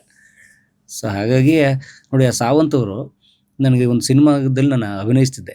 ಆ ಸಿನಿಮಾಕ್ಕೆ ಅಸೋಸಿಯೇಟ್ ಡೈರೆಕ್ಟರ್ ಆಗಿದ್ರು. ಅವ್ರ ಏಜ್ ಎಷ್ಟು ಗೊತ್ತಾ? ಈಗ ಒಂದು 70 ವರ್ಷ. ಅವ್ರಿಗೆ 65 ಇತ್ತು. ಆಗ ಪ್ರತಿ ಆ ಸಿನಿಮಾ ನಾವು ಶೂಟ್ ಮಾಡ್ಬೇಕಾದ್ರೆ ಬ್ರೇಕ್ಗಳಲ್ಲಿ ಸಾವಂತ್ ಅವ್ರು ಬಂದು, ಶಂಕರ್ನಾಗ್ ಅವ್ರ ಜೊತೆಗೆ ನಾನು ಇದ್ದಾಗ ಹಿಂಗ್ ಆಗ್ತಾ ಇತ್ತು, ಈ ತರ ಆಗ್ತಾ ಇತ್ತು, ನಮ್ ಶಂಕರ್ನಾಗ್ ಹೆಂಗ್ ಮಾಡ್ತಾ ಇದ್ದ ಗೊತ್ತಾ ಅಂತೆಲ್ಲ ಅವರು ಮಾಲ್ಗುಡಿ ಡೇಸ್ ಅನುಭವ ಹೇಳೋರು. ಓಕೆ. ನಾವು ಹೌದಾ ಸರ್ ಅಂತ ಕೇಳ್ತಿದ್ವಿ. ಸೊ ನನಗೆ ಮಾಲ್ಗುಡಿ ಡೇಸ್ ಕನ್ನಡದಲ್ಲಿ ಪ್ರಸಾರ ಆಗ್ತಾ ಇದೆ ಅಂತ ಅನ್ನಿಸ್ದಾಗ ಸಾವಂತ್ ಅವ್ರು ಮಾತಾಡಿಸ್ಬೋದಲ್ಲ. ರಂಗಕರ್ಮಿಗಳಿಗೆ ಆಕ್ಟರ್ ಆಗ್ಬೇಕು ಅಂದಿದ್ದವ್ರಿಗೆ ಈ ತರ ಕಥೆಗಳೇ ತುಂಬಾ ಖುಷಿ. ಎಲ್ಲಿ ಸಿಕ್ಕಿದ್ರು ಹೇಳಿ ಅಂತ ಕೇಳ್ಕೊಂಡು ಕೂತಿರ್ತೀವಿ. ಬಟ್ ಅದನ್ನೇ ಡಾಕ್ಯುಮೆಂಟ್ ಮಾಡ್ಬೇಕು ಅನ್ನೋ ಥಾಟ್ ಹೆಂಗ್ ಬಂತು? ಅಲ್ಲ, ಅದನ್ನ ನಾವು ಮೊದಲಿಂದ ಮಾಡ್ತಿದ್ವಲ್ಲ. ನಾನು ಡಾಕ್ಯುಮೆಂಟರಿ ಫಿಲ್ಮ್ ಮೇಕರ್. ಹಾಗಾಗಿ ಓಕೆ, ಜನಕ್ಕೆ ಕಥೆಗಳನ್ನ ಹೇಳಬೇಕು, ನಿಜವಾದ ಕಥೆಗಳನ್ನ ಹೇಳಬೇಕು ಅಂತ ನಂಗೆ ಮೊದಲಿಂದ ಇತ್ತು. ಆದ್ರೆ ಅದಕ್ಕೊಂದು ಹೊಸ ದಾರಿ ಸಿಕ್ಕಿದ್ದು ಲಾಕ್ಡೌನ್ ಆಗಿ ನಮ್ ಕಣ್ಣು ಕತ್ಲೆ ಆದಾಗ, ನಮ್ಗೇನು ಬೇರೆ ದಾರಿ ಹೊಳಿದಿದ್ದಾಗ. ಬ್ಲಿಸ್ ಅಂಡ್ ಡಿಸ್ಗೈಸ್ ಅಂತಾರಲ್ಲ. ಹೌದೌದು. ಅವರು ಹೇಗಾಯ್ತು ಅದು ಅಂತಂದ್ರೆ ಫುಲ್ ಲಾಕ್ಡೌನ್, ಓಡಾಡಂಗಿಲ್ಲ. ಅದ್ಯಾವುದೋ 1 hour ಅಲ್ಲಿ ಅದೇನೋ ಅಕ್ಕಿ ಬೆಳೆ ತಗೊಳಕ್ಕೆ ಬಿಡ್ತಿದ್ರಲ್ಲ, ಆ ಟೈಮಲ್ಲಿ ಕರೆಕ್ಟಾಗಿ ಅವ್ರಿಗೆ ಫೋನ್ ಮಾಡಿದೆ ಬೆಳಗ್ಗೆ 7 ಗಂಟೆ 8 ಗಂಟೆಗೆ. ಸರ್ ಅದೇ ಈ ತರ ಬರ್ತೀರಾ, ಶಂಕರ್ನಾಗ್ ಅವ್ರ ಬಗ್ಗೆ ಮಾತಾಡ್ತಿದ್ರಲ್ಲ ನೀವು ಮಾಲ್ಗುಡಿ ಡೇಸ್ದು, ಹೇಗೂ ಮಾಲ್ಗುಡಿ ಡೇಸ್ ಕನ್ನಡದಲ್ಲಿ ಬರ್ತಿದೆ, ಅದ್ರಷ್ಟು ಅನುಭವ ಹೇಳಿ ಸರ್, ನಾವು ಯೂಟ್ಯೂಬ್ ಹಾಕ್ತೀವಿ ಅಂತ. ಅವ್ರಿಗೆ ಯೂಟ್ಯೂಬ್ ಗೊತ್ತಿಲ್ಲ, ಏನು ಗೊತ್ತಿಲ್ಲ. ಪರಮೇಶ್ ಗೊತ್ತಿದ್ದ ನನಗೆ. ಅವನು ಆಯ್ತು ನಿಂಗೆ ಒಂದಿಷ್ಟು ಟೈಮ್ ಬೇಕೋ, ಅರ್ಧ ಗಂಟೆ ಮಾತಾಡ್ತೀನಿ ನೋಡೋದ್ರು, ಗೊತ್ತಾಗ್ತಿದ್ಯಾ. ಸೊ ನಾನು ಅವ್ರ ಮನೆಗೆ ಹೋಗಂಗಿಲ್ಲ, ಲಾಕ್ಡೌನು. ನಮ್ಮ ಮನೆ ಕರ್ಸ್ಕೊಳಕ್ ಲಾಕ್ಡೌನು, ನನ್ನ ಮನೇಲಿ 2 ಮಕ್ಳಿದ್ದಾರೆ, ಅದೇನೋ ಕೊರೋನಾ ಗಿರೋನ ಅಂತ ಕಥೆಯಲ್ಲಿ ಹೇಳ್ತಾರೆ. ಕೊನೆಗೆ ನಮ್ಮ ಈಗ ಕ್ಯಾಮ್ರಾಮನ್ ರವಿರಾಜ್ ಇದಾರಲ್ಲ, ಅವ್ರದ್ದೊಂದು ರೂಮ್ ಇತ್ತು, ಪುಟ್ಟ ರೂಮು. ಅವಾಗ ನನಗೆ ಕ್ಯಾಮ್ರಾಮನ್ ಕಾಸು ಕೊಡೋಕ್ಕೂ ಯೋಗ್ಯತೆ ಇಲ್ಲ. ನಾನೇ ತಗೊಂಡೋಗಿ ಕ್ಯಾಮ್ರಾನ ಆಟೋ ಮೋಡಲ್ ಹಾಕಿ ಮೈಕ್ ಇಟ್ಟು ಆ ಥರದ್ದೆಲ್ಲ ಒದ್ದಾಟ ನಮ್ದು. ಆ ಕ್ಯಾಮ್ರಾ ಮತ್ತು ಮೈಕ್ ತಗೊಂಡಿದ್ದು ನಾನು ಡಾಕ್ಯುಮೆಂಟ್ರಿಗಳು ಮಾಡಕ್ಕೆ, ಪುಣ್ಯ ಅದ್ ನನ್ಗೆ ಕಾಪಾಡ್ಬಿಡ್ತಾವತ್ತು. ಅದೇ ಡಾಕ್ಯುಮೆಂಟ್ರಿ ಮಾಡಕ್ಕೆ ನಾನು ಎಡಿಟಿಂಗ್ ಕಲ್ತಿದ್ದೆ, ಅದೇ ನಾವು ಲಾಕ್ಡೌನ್ ಅಲ್ಲೂ ಕಾಪಾಡಿದ್ದು. ಸೊ ಅಲ್ಲಿ ಸಾವಂತ್ ಅವ್ರು ಬಂದ್ರು ಕರೆಕ್ಟಾಗಿ, ಬೇಗ ಮುಗಿಸ್ಬಿಡು, ನಂಗೀಗ ಮತ್ತೆ ಅದೇನೋ ಲಾಕ್ಡೌನ್, ಮತ್ತೆ ಅದೇ ಅಕ್ಕಿ ಬೆಳೆ ತಗೊಳ್ಳೋ ಟೈಮ್ ಮುಗಿಸ್ಬಿಟ್ರೆ ಮತ್ತೆ ದಾರಿಲಿ ಹೋಗ್ಬೇಕಾದ್ರೆ ಪೊಲೀಸ್ನವ್ರಿಗೆಲ್ಲ ನಮಸ್ಕಾರ ಹಾಕ್ಬೇಕು, ನಾನು ಬೇಗ ಮುಗಿಸು ಅಂದ್ರು. ಸರಿ ಸರ್, ಓಕೆ ಸರ್ ಅಂದ್ಬಿಟ್ಟು ಕುತ್ಕೊಂಡು ಕರೆಕ್ಟಾಗಿ ಅರ್ಧ ಗಂಟೆ ಆಯ್ತು. ನಾನು ಎತ್ಕೊಂಡ್ಬಂದೆ, ಅವರು ಹೋದ್ರು ಮನೆಗೆ. ಅರ್ಧ ಗಂಟೆ ಎರಡು ಭಾಗ ಸ್ಪ್ಲಿಟ್ ಮಾಡಿ ನಾನು ಅದಕ್ಕೆ ಶಂಕರ್ನಾಗ್ ಒಂದು 4-5 ಫೋಟೋ ಎಲ್ಲ ಹಾಕಿ ಗಿಂಜಿ ಎಲ್ಲ ಕಟ್ ಮಾಡಿ ನೀಟಾಗಿ ತಗೊಂಡೋಗಿ ಯೂಟ್ಯೂಬ್ ಹಾಕ್ತೆ. ನಾನು ಇಂಟರ್ನೆಟ್ ಮೊದಲಿಂದ ಹಾಕ್ತೀನಿ, ಯೂಟ್ಯೂಬ್ ಹಾಕ್ತೆ. ಯೂಟ್ಯೂಬ್ ಹಾಕಿ ಸಂಜೆ ನೋಡ್ತೀನಿ, ಅದೊಂದು 12,000 ಜನ ನೋಡ್ಬಿಟ್ಟಿದ್ದಾರೆ. 12,000 ಜನ. ನಂಗೆ ಆಶ್ಚರ್ಯ ಆಗೋಯ್ತು. ಯಾಕಂದ್ರೆ ನಾನು ಅದುವರೆಗೂ ಬೇರೆ ಬೇರೆ ಡಾಕ್ಯುಮೆಂಟ್ರಿಗಳಿಗೆ ಮಾಡಿದಂತಹ ಇಂಟರ್ವ್ಯೂಗಳನ್ನ, ಸಾಹಿತಿಗಳ ಬಗ್ಗೆ ಎಲ್ಲ ಮಾಡ್ತಿದ್ದೆ. ಯೂಟ್ಯೂಬ್ಗೆ ಹಾಕಿದಾಗ ಅದು 200 ಜನ, 100 ಜನ, 10 ಜನ ಎಲ್ಲ ನೋಡೋರು. ನಾನು ಹೇಳ್ತೀವಿ, ನಮ್ಮ ಇಂಟರ್ವ್ಯೂನ 200 ಜನ ನೋಡಿದ್ದಾರೆ ಅನ್ನೋ ಥರದೆಲ್ಲ ಫೀಲ್ ಮಾಡ್ತಿದ್ವಿ. ಓಕೆ, ಇದು 12,000 ಜನ ನೋಡಿದಾಗ ಇದು ನಿಜವಾದ ನಂಬರಾ, ಇದನ್ ಫೇಕ್ ನಂಬರಾ? ಆ ಟೈಮಲ್ಲಿ 12,000 ಸಿಕ್ಕಾಬಿಟ್ಟೆ ದೊಡ್ಡ ನಂಬರ್. ನನಗೆ ಹೇಳ್ತಿದ್ನಲ್ಲ, ತುಂಬಾ ದೊಡ್ಡ ನಂಬರ್. ನಮ್ಮ ಸಬ್ಸ್ಕ್ರೈಬರ್ 8,000 ಇದ್ರು ಅವಾಗ. 8,000 ಇದ್ರಷ್ಟೇ. 12,000 ಜನ ನೋಡಿದ್ರು. ನಾವು 8,000. ಅವರು ನನಗೆ ಫೋನು, ನಾವು ಇದು ಯಾವ್ದೋ ರಾಂಗ್ ಫಿಗರ್, ಇದೇನೋ ತಪ್ಪಾಗಿ ತೋರಿಸ್ತಾ ಇದೆ, ಇದು ಎರರ್ ಇದು ಅನ್ನೋ ಥರ ನಾನು. ಆದ್ರೆ ಸಾವಂತ್ ಅವ್ರು ನಮ್ಗೆ ನೋಡಿ, ಏನಮ್ಮ ಒಳ್ಳೆ ಇಂಟರ್ವ್ಯೂ ಯಾವ್ದೋ ಮಾಡಾಕ್ ಬಿಟ್ಟಿದ್ಯಾ ಅಂತ ಎಲ್ಲ ಅವ್ರು ನೋಡೇ ಇಲ್ಲ ಅದನ್ನ. ಅವ್ರು ಯಾರು ಹೇಳಿದ್ದಾರೆ? Ramesh Bhat sir. Okay, Ramesh Bhat sir Sawant phone ಮಾಡ್ಬಿಟ್ಟಿದ್ದಾರೆ. ಸಾವಂತ್ ಅವ್ರಿಗೆ.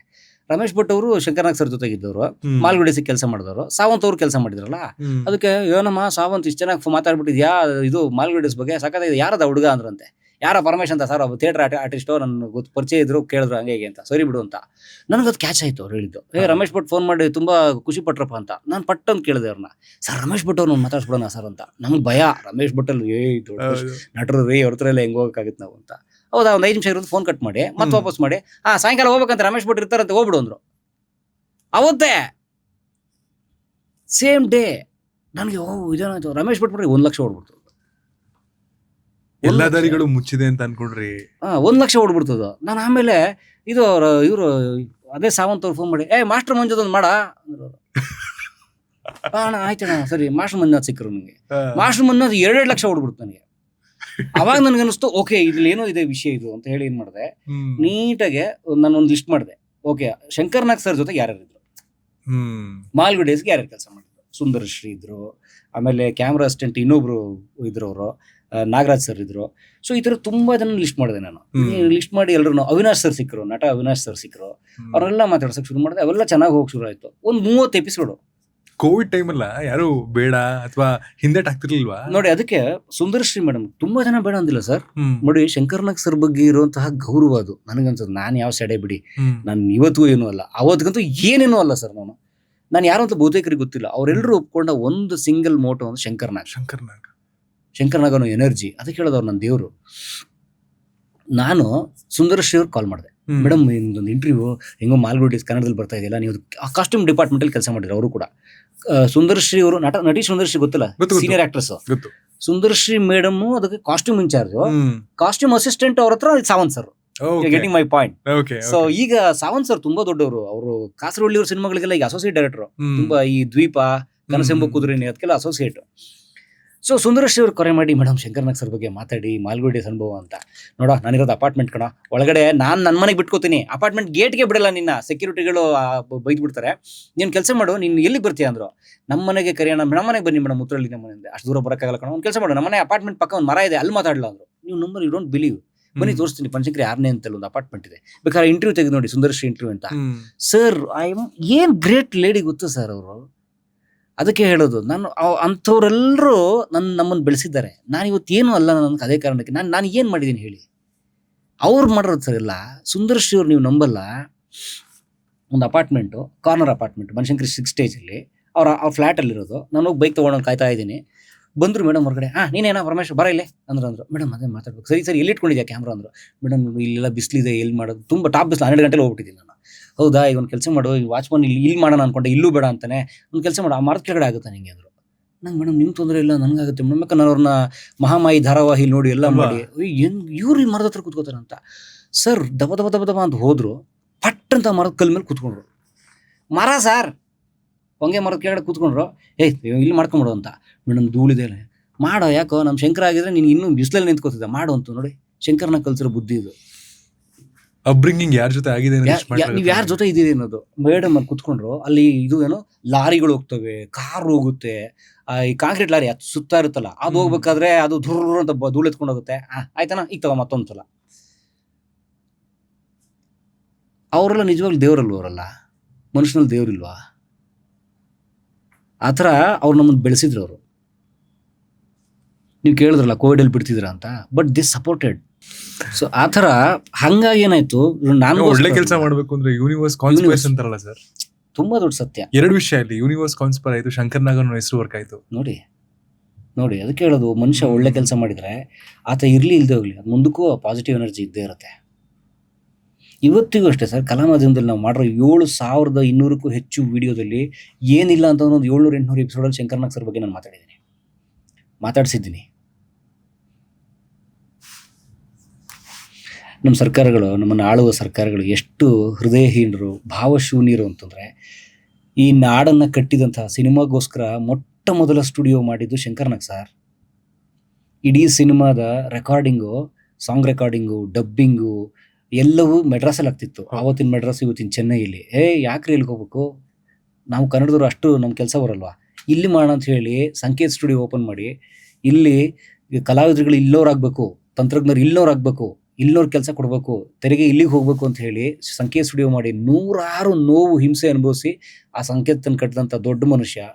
ಚಿತ್ರರಂಗಕ್ಕೆ ಮಾಲ್ಗುಡಿ ಡೇಸ್, ಇಡೀ ಶಂಕರ್ನಾಗನ ಇಡೀ ದೇಶ ಗೌರವಿಸುತ್ತೆ, ದೇಶ ಅಂತ ಜಗತ್ತಿನ ಫಿಲ್ಮ್ ಮೇಕರ್ಸ್ ಗೌರವಿಸುತ್ತೆ. ಇವತ್ತು ವೆಬ್ ಸೀರೀಸ್ ಬಗ್ಗೆ ನಾವೆಲ್ಲ ಮಾತಾಡ್ತೀವಿ, ನೆಟ್ಫ್ಲಿಕ್ಸ್, ಅಮೆಜಾನ್ ನೋಡಿದ್ರಾ, ಇದು ಯಾವುದು ಎರಾನೇ ಇಲ್ಲದೆ ಇರೋ ಟೈಮಲ್ಲಿ ಮಾಲ್ಗುಡಿ ಡೇಸ್ ಮಾಡಿದ್ದಾರೆ. ಲಂಡನ್ ಅಲ್ಲಿ ಅವ್ರನ್ನ ಅವಾರ್ಡ್ ಬಂತು ಅವ್ರಿಗೆ, ಅದಕ್ಕೆ ಮಾಲ್ಗುಡಿ ಡೇಸ್ಗೆ. ಅಂತ ಮನುಷ್ಯನ ಹೆಸರನ್ನ ಒಂದು ಮೆಟ್ರೋಗೆ ಇಡ್ತಾ ಇಲ್ಲ ನಾವು. ಇಡೀ ಬೆಂಗಳೂರಿಗೆ ಮೆಟ್ರೋ ಬರಬೇಕು ಅಂತ ಇವತ್ತಿನ ಈ ಕಿತ್ತೋಗಿರೋ ಶಡೆಪೊಡೆ ನಾಯಕರುಗಳಿಗೆ ಮುಂಚೆ ಯೋಚನೆ ಮಾಡಿ ಶಂಕರ್ನಾಗ್ ಸರ್, ಗೊತ್ತಾಗ್ತಿದ್ಯಾ, ಅವ್ರು ಖರ್ಚು ಹಾಕಿ 50 ಲಕ್ಷ ಖರ್ಚು ಮಾಡಿದ್ದಾರೆ ಸರ್. ನೀವು ನಂಬಲ್ಲ, 80ರ ದಶಕದಲ್ಲಿ 90ರ ದಶಕದಲ್ಲಿ 50 ಲಕ್ಷ ಎಷ್ಟಕ್ಕೆ ಈಕ್ವಲ್? ಯಾರನ್ನ ಆರ್ಥಿಕ ತಜ್ಞರು ಹೇಳಿ. ಇವತ್ತಿನ ದಿನ ಅವ್ರ ಅಪ್ಪ ಅಮ್ಮಗೆ ಖರ್ಚು ಮಾಡಲ್ಲ ಯಾರು. 50 ಲಕ್ಷ ಇವತ್ತಿಗೆ ಏನಿಲ್ಲ ಅಂದ್ರೆ 7-8 ಕೋಟಿ ರೂಪಾಯಿ ದುಡ್ಡು. ಅದನ್ನ ಶಂಕರ್ನಾಗು ತನ್ನ ವೈಯಕ್ತಿಕ ದುಡ್ಡನ್ನ ಇಲ್ಲಿ ಮೆಟ್ರೋ ಪ್ರಾಜೆಕ್ಟ್ಗೋಸ್ಕರ ಖರ್ಚು ಮಾಡಿದ್ದಾರೆ. ಅವ್ರ ಹೆಸರನ್ನ ಇಡ್ತಿಲ್ಲ. ಪ್ರೆಸ್ಟೀಜ್ ಕಂಪನಿಯವರು ಅದೆಷ್ಟೋ ಕೋಟಿನ ಸರ್ಕಾರಕ್ಕೆ ಕೊಟ್ಟರು ಅನ್ನೋ ಕಾರಣಕ್ಕೆ ಪ್ರೆಸ್ಟೀಜ್ ಕಂಪನಿಯವ್ರ ಹೆಸರನ್ನ ಬೆಳ್ಳಂಡೂರು ಮೆಟ್ರೋ ಸ್ಟೇಷನ್ಗೆ ಇಟ್ಟಿದ್ದಾರೆ.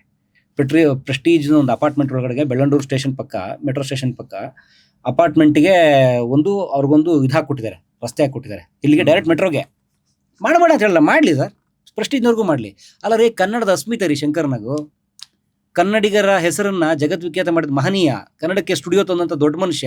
ಆತನ ಹೆಸರಿಡಕ್ಕೆ ನೀವೇನು ದುಡ್ಡು ಕೊಡ್ಬೇಕಾ ನಿಮಗೆ? ಆಯ್ತು, ದುಡ್ಡು ಕೇಳಿ ಸರ್ಕಾರ 100 ಕೋಟಿ ಕಲೆಕ್ಟ್ ಮಾಡ್ಕೊಡ್ತೀವಿ ಕನ್ನಡಿಗರು. ಇದನ್ನ ನಾವು ಮಾಡಲ್ಲ, ವೋಟ್ ಬ್ಯಾಂಕ್ ಪೊಲಿಟಿಕ್ಸ್ ಮಾಡ್ತೀವಿ. ಅಂಡ್ ಸುಮಾರು ಜನಕ್ಕೆ ಗೊತ್ತಿಲ್ಲ ಅಂದ್ರೆ, ಅವರು ಇದ್ದಷ್ಟು ಏಜ್ ಅಲ್ಲಿ ಎಷ್ಟು ಫಿಲ್ಮ್ಸ್ ಮಾಡಿದ್ರು ಅಂತೆಲ್ಲ ಮಾತಾಡ್ತೀವಿ, ಅದಕ್ಕಿಂತ ಜಾಸ್ತಿ ನಾಟಕಗಳನ್ನ ಮಾಡಿದ್ರಲ್ಲ ಸರ್. ಅದಕ್ಕೆ ಮೂಲ ಮರಿಬಾರ್ದು. ಇವತ್ತು ಮೂಲ ಮರ್ತವ್ರು ಎಲ್ಲಿದ್ದಾರೆ? ದೊಡ್ಡ ನಟರು ಅನ್ಸ್ಕೊಂಡವ್ರು ಮೂಲ ಮರ್ತು ಜೈಲಲ್ಲಿದ್ದಾರೆ. ಸಿನಿಮಾ ಮಾಡ್ಬೇಕಾದ್ರು ರಾತ್ರಿ ಎಲ್ಲ ರಂಗದ ತಯಾರಿಗಳನ್ನ ನಡೆಸ್ಕೊಂಡು, ತಂಡಗಳನ್ನ ಕಟ್ಕೊಂಡು, ಸಂಕೇತ್ ಸ್ಟುಡಿಯೋನು ಮಾಡ್ಕೊಂಡು ಒಬ್ಬ ಮನುಷ್ಯ ಅದನ್ನೆಲ್ಲ ಮಾಡುವುದು ಆಗಿನ ಕಾಲದಲ್ಲಿ ಅಂತ ತೋರಿಸ್ತಾರಲ್ಲ, ಹಿಂಗ್ ಸಾಧ್ಯ? ಇವತ್ತು ನಾವು ಟೈಮ್ ಇಲ್ಲ ಅಂತೀವಿ. ಅದೇ ಹೇಳೋದು, ನೀವು ಒಂದ್ಸಲ ಈ ತರದ ಲೋಕಕ್ಕೆ ಬಂದಾಗ ಸಮಯನ ಹೊಂದ್ಸೋದು ನಮಗೆ ಗೊತ್ತಿರ್ಬೇಕು. ಒಬ್ರು ನಟರುಗಳು ಜನರಲಿ ಈಗ ವರ್ಷಕ್ಕೊಂದು ಸಿನಿಮಾ ಮಾಡಕ್ಕೆ ಸಮಯ ಇಲ್ಲ ಅಂತಿರ್ತಾರೆ. ಎಲ್ಲಿ ವರ್ಷಕ್ಕೊಂದು ಎಲ್ಲಿ ಮಾಡ್ತಾರೆ, 3 ವರ್ಷ ಅವ್ರು ಹಂಗೆ ಓಡಾಡ್ತಾರೆ. ರೀಲು, ಆ ಟೈಮಲ್ಲಿ ನಾಟಕ, ಸ್ಟುಡಿಯೋ, ಯಪ್ಪ ಹೆಂಗ್ ಸಾಧ್ಯ? ಇಮ್ಯಾಜಿನ್. ಅದಕ್ಕೆ ಹೇಳೋದು, ಕೊರತೆಗಳಿದ್ದಾಗ, ಸಂಪನ್ಮೂಲದ ಕೊರತೆ ಇದ್ದಾಗ, ರಿಸೋರ್ಸ್ಗಳ ಸ್ಕೇರ್ಸಿಟಿ ಇದ್ದಾಗ ಮನುಷ್ಯ ಕ್ರಿಯೇಟಿವ್ ಆಗಿರ್ತಾನೆ. ಇವತ್ತಿನವ್ರಿಗೆ ಆಗಿರೋ ಸಮಸ್ಯೆ ಇದೆ. ಹೊಟ್ಟೆ ತುಂಬ ತಂತಂತ 100 ಕೋಟಿ ಸುರಿತಾರೆ. ಈಗ ಕೇಳಿ, ಒಬ್ಬೊಬ್ಬ ನಾಯಕ ನಟನ ಸಂಭಾವನೆ ಎಷ್ಟು? ಅಷ್ಟು ತಗೋತಾರಲ್ಲ. ಕನ್ನಡಕ್ಕೆ ಮಾಡಿರೋ ಕೆಲಸ ಏನವರು? ಫಿಲ್ಮಲ್ಲಿ ಬರೋ ಸಾಂಗ್ಸ್ ಅಲ್ಲಿ ಕನ್ನಡಕ್ಕೆ ಜೈ ಜೈ ಜೈ ಅಂತ ಓಡಾಡ್ತಾರೆ. ಅದೇ ಇಂಥವು. ಸಿನಿಮಾದಲ್ಲಿ ಕನ್ನಡ ಶಾಲಾ ಹಾಕೊಂಡು ಆಟೋ ಡ್ರೈವರ್ ಶರ್ಟ್ ಹಾಕೊಂಡು ಜೈ ಏನ್ಬಿಟ್ರೆ ಆಯ್ತಾ? ಕನ್ನಡಕ್ಕೆ ಏನ್ರಿ ಮಾಡಿದ್ರಿ ನೀವು? ರಾಜ್ಕುಮಾರ್ ಬಂದ್ರು ಗೋಕಾಕ್ ಚಳುವಳಿಗೆ, ನೀವೇನ್ ಮಾಡಿದ್ರಿ? ಶಂಕರ್ನಾಗ್ ಅವ್ರ ಬಗ್ಗೆನೆ ಸುಮಾರು 700ಕ್ಕಿಂತ ಹೆಚ್ಚಿನ ವಿಡಿಯೋಸ್ ಅಂತಂದ್ರೆ, ರಾಜ್ಕುಮಾರ್ ಅವ್ರ ಬಗ್ಗೆ, ಅಂಬರೀಶ್ ಅವ್ರ ಬಗ್ಗೆ, ವಿಷ್ಣುವರ್ಧನ್ ಅವ್ರ ಬಗ್ಗೆ ಸಾಕಷ್ಟು ವಿಡಿಯೋಸ್ಗಳು ಬಂದಿದೆ. ಇಫ್ ನಾಟ್ ಕಲಾ ಮಾಧ್ಯಮ, ಈ ಡಾಕ್ಯುಮೆಂಟ್ ಅಥವಾ ಈ ವಿಷಯಗಳೆಲ್ಲ ಹೆಂಗ್ ತಲುಪ್ತಿತ್ತು ನಮ್ಗೆ? ಕಲಾರಂಗಕ್ಕೆ ಇಂಥ ದುಡ್ಡು ಕೊಡುಗೆ, ನೀವು ಮಾಡ್ತಿರೋ ಕೆಲಸದ್ದು ವ್ಯಾಲ್ಯೂ ಆಡ್ ಆನ್ ಏನು ಅಂತ ನಿಮ್ಗೆ ಗೊತ್ತಾಗ್ತಿದ್ಯಾ? ರಿಯಲೈಸ್ ಆಗಿದೆಯಾ ಯಾವತ್ತಾರು? ಅದು ಗೊತ್ತಾಗ್ತಿದೆ, ಆದ್ರೆ ತಲೆ ತಗೋಬಾರ್ದು ಅಷ್ಟೇ. ಅದು ಹೌದು, ನೀವು ಹೇಳಿದ್ ಒಪ್ಕೋತೀನಿ. ದಾಖಲೀಕರಣದ ಕೆಲಸ ನಾವು ಮಾಡ್ತಾ ಇರೋದು ಅಂದ್ರೆ ಡಾಕ್ಯುಮೆಂಟಿಂಗ್ ಕನ್ನಡ, ಕನ್ನಡಿಗ, ಕರ್ನಾಟಕ. ನಮ್ಮ ಸಿಂಗಲ್ ಮೋಟೋ, ಒಂದು ಲೈನ್ ಉದ್ದೇಶ ಏನು ನಮ್ದು ಕಲಾ ಮಾಧ್ಯಮದ್ದು ಅಂದ್ರೆ, ನಾವು 2014 ಪೇಜ್ ಶುರು ಮಾಡಿದ್ವಿ. 2020 ಅದಕ್ಕೆ ಹೊಸ ರೂಪ ಸಿಕ್ತು. ಅಂದ್ರೆ ಅದಕ್ಕೊಂದು ಜೀವನಕ್ಕೆ ಆದಾಯ ತರ ಆಯ್ತು, ಆದಾಯ ಬರೋಕ್ಕೆ ಶುರು ಆಯ್ತು. ಸರಿ ಆಯ್ತು, ನಡೀತಿದೆ ಅದೆಲ್ಲ. ಆದ್ರೆ ಅದಾದ ಮೇಲೆ ನಾವು ಕುತ್ಕೊಂಡು ನಾವು ನಮ್ಮ ತಂಡ ಎಲ್ಲ ಅನ್ಕೊಂಡ್ವಿ, ಸರಿಯಪ್ಪ ಆಯ್ತು, ನಾವು ಸುಮ್ಮನೆ ಇಂಟರ್ವ್ಯೂ ಮಾಡಿ ಹಾಕ್ಬಿಡೋದಾ? ಇದಕ್ಕೊಂದು ಏನು ಗೈಡ್ಲೈನ್ ಬೇಡವಾ, ಇದಕ್ಕೊಂದು ಚೌಕಟ್ಟು ಬೇಡವಾ ಅಂತ. ಅವಾಗ ನಾವೆಲ್ಲರೂ ಸೇರಿ ಅನ್ಕೊಂಡಿದ್ದು, ನಮಗೆ ಸೋಷಿಯಲ್ ಮೀಡಿಯಾ ಕೊಟ್ಟಿರುವ ಈ ಶಕ್ತಿ, ಕನ್ನಡಿಗರು ಕೊಟ್ಟಿರುವಂಥ ಈ ಶಕ್ತಿನ ನಾವು ನಿಜಕ್ಕೂ ಕನ್ನಡ, ಕನ್ನಡಿಗ ಮತ್ತು ಕರ್ನಾಟಕ ಈ ಮೂರನ್ನು ದಾಖಲಿಸೋದಕ್ಕೆ ಬಳಸೋಣ ಅಂತ. ಅದಕ್ಕೆ ನೀವು ಕಲಾ ಮಾಧ್ಯಮದಲ್ಲಿ ಗಮನಿಸಿ, ನಾವು ಮಾಡಿರೋ ಪ್ರತಿ ವಿಡಿಯೋನು ಒಂದ ಕನ್ನಡದ ಬಗ್ಗೆ ಇರುತ್ತೆ, ಕನ್ನಡಿಗನ ಬಗ್ಗೆ ಇರುತ್ತೆ, ಇಲ್ಲ ಕರ್ನಾಟಕದ ಬಗ್ಗೆ ಇರುತ್ತೆ. So simple. ಅಲ್ಲಿ ಕನ್ನಡತನ ಇರಲೇಬೇಕು ನಮಗೆ. So we are documenting Kannada, Kannadiga, Karnataka. So ಇದು ನಮ್ಮ ಸಿಂಗಲ್ ಮೋಟೋ. ಭಾಳ ಜನ ನಾನು ಕೇಳಿದ್ರು, ನೀವು ಇಟ್ಕೊಂಡ್ಬಿಟ್ರೆ ಕರ್ನಾಟಕದ ಮುಗಿದೋಗ್ಬಿಟ್ರೆ ಆಮೇಲೆ 5 ವರ್ಷ ಆದ್ಮೇಲೆ ಏನು ಮಾಡ್ತೀರ? ಇನ್ನು 500 ವರ್ಷ ಆದ್ರೂ ಮುಗಿಯಲ್ಲ. ಅಷ್ಟು ವಿಷಯ ಇದೆ ಕನ್ನಡದೇ, ಕರ್ನಾಟಕದ್ದೇ. ಹೇಗೆ ಮುಗಿಯುತ್ತೆ?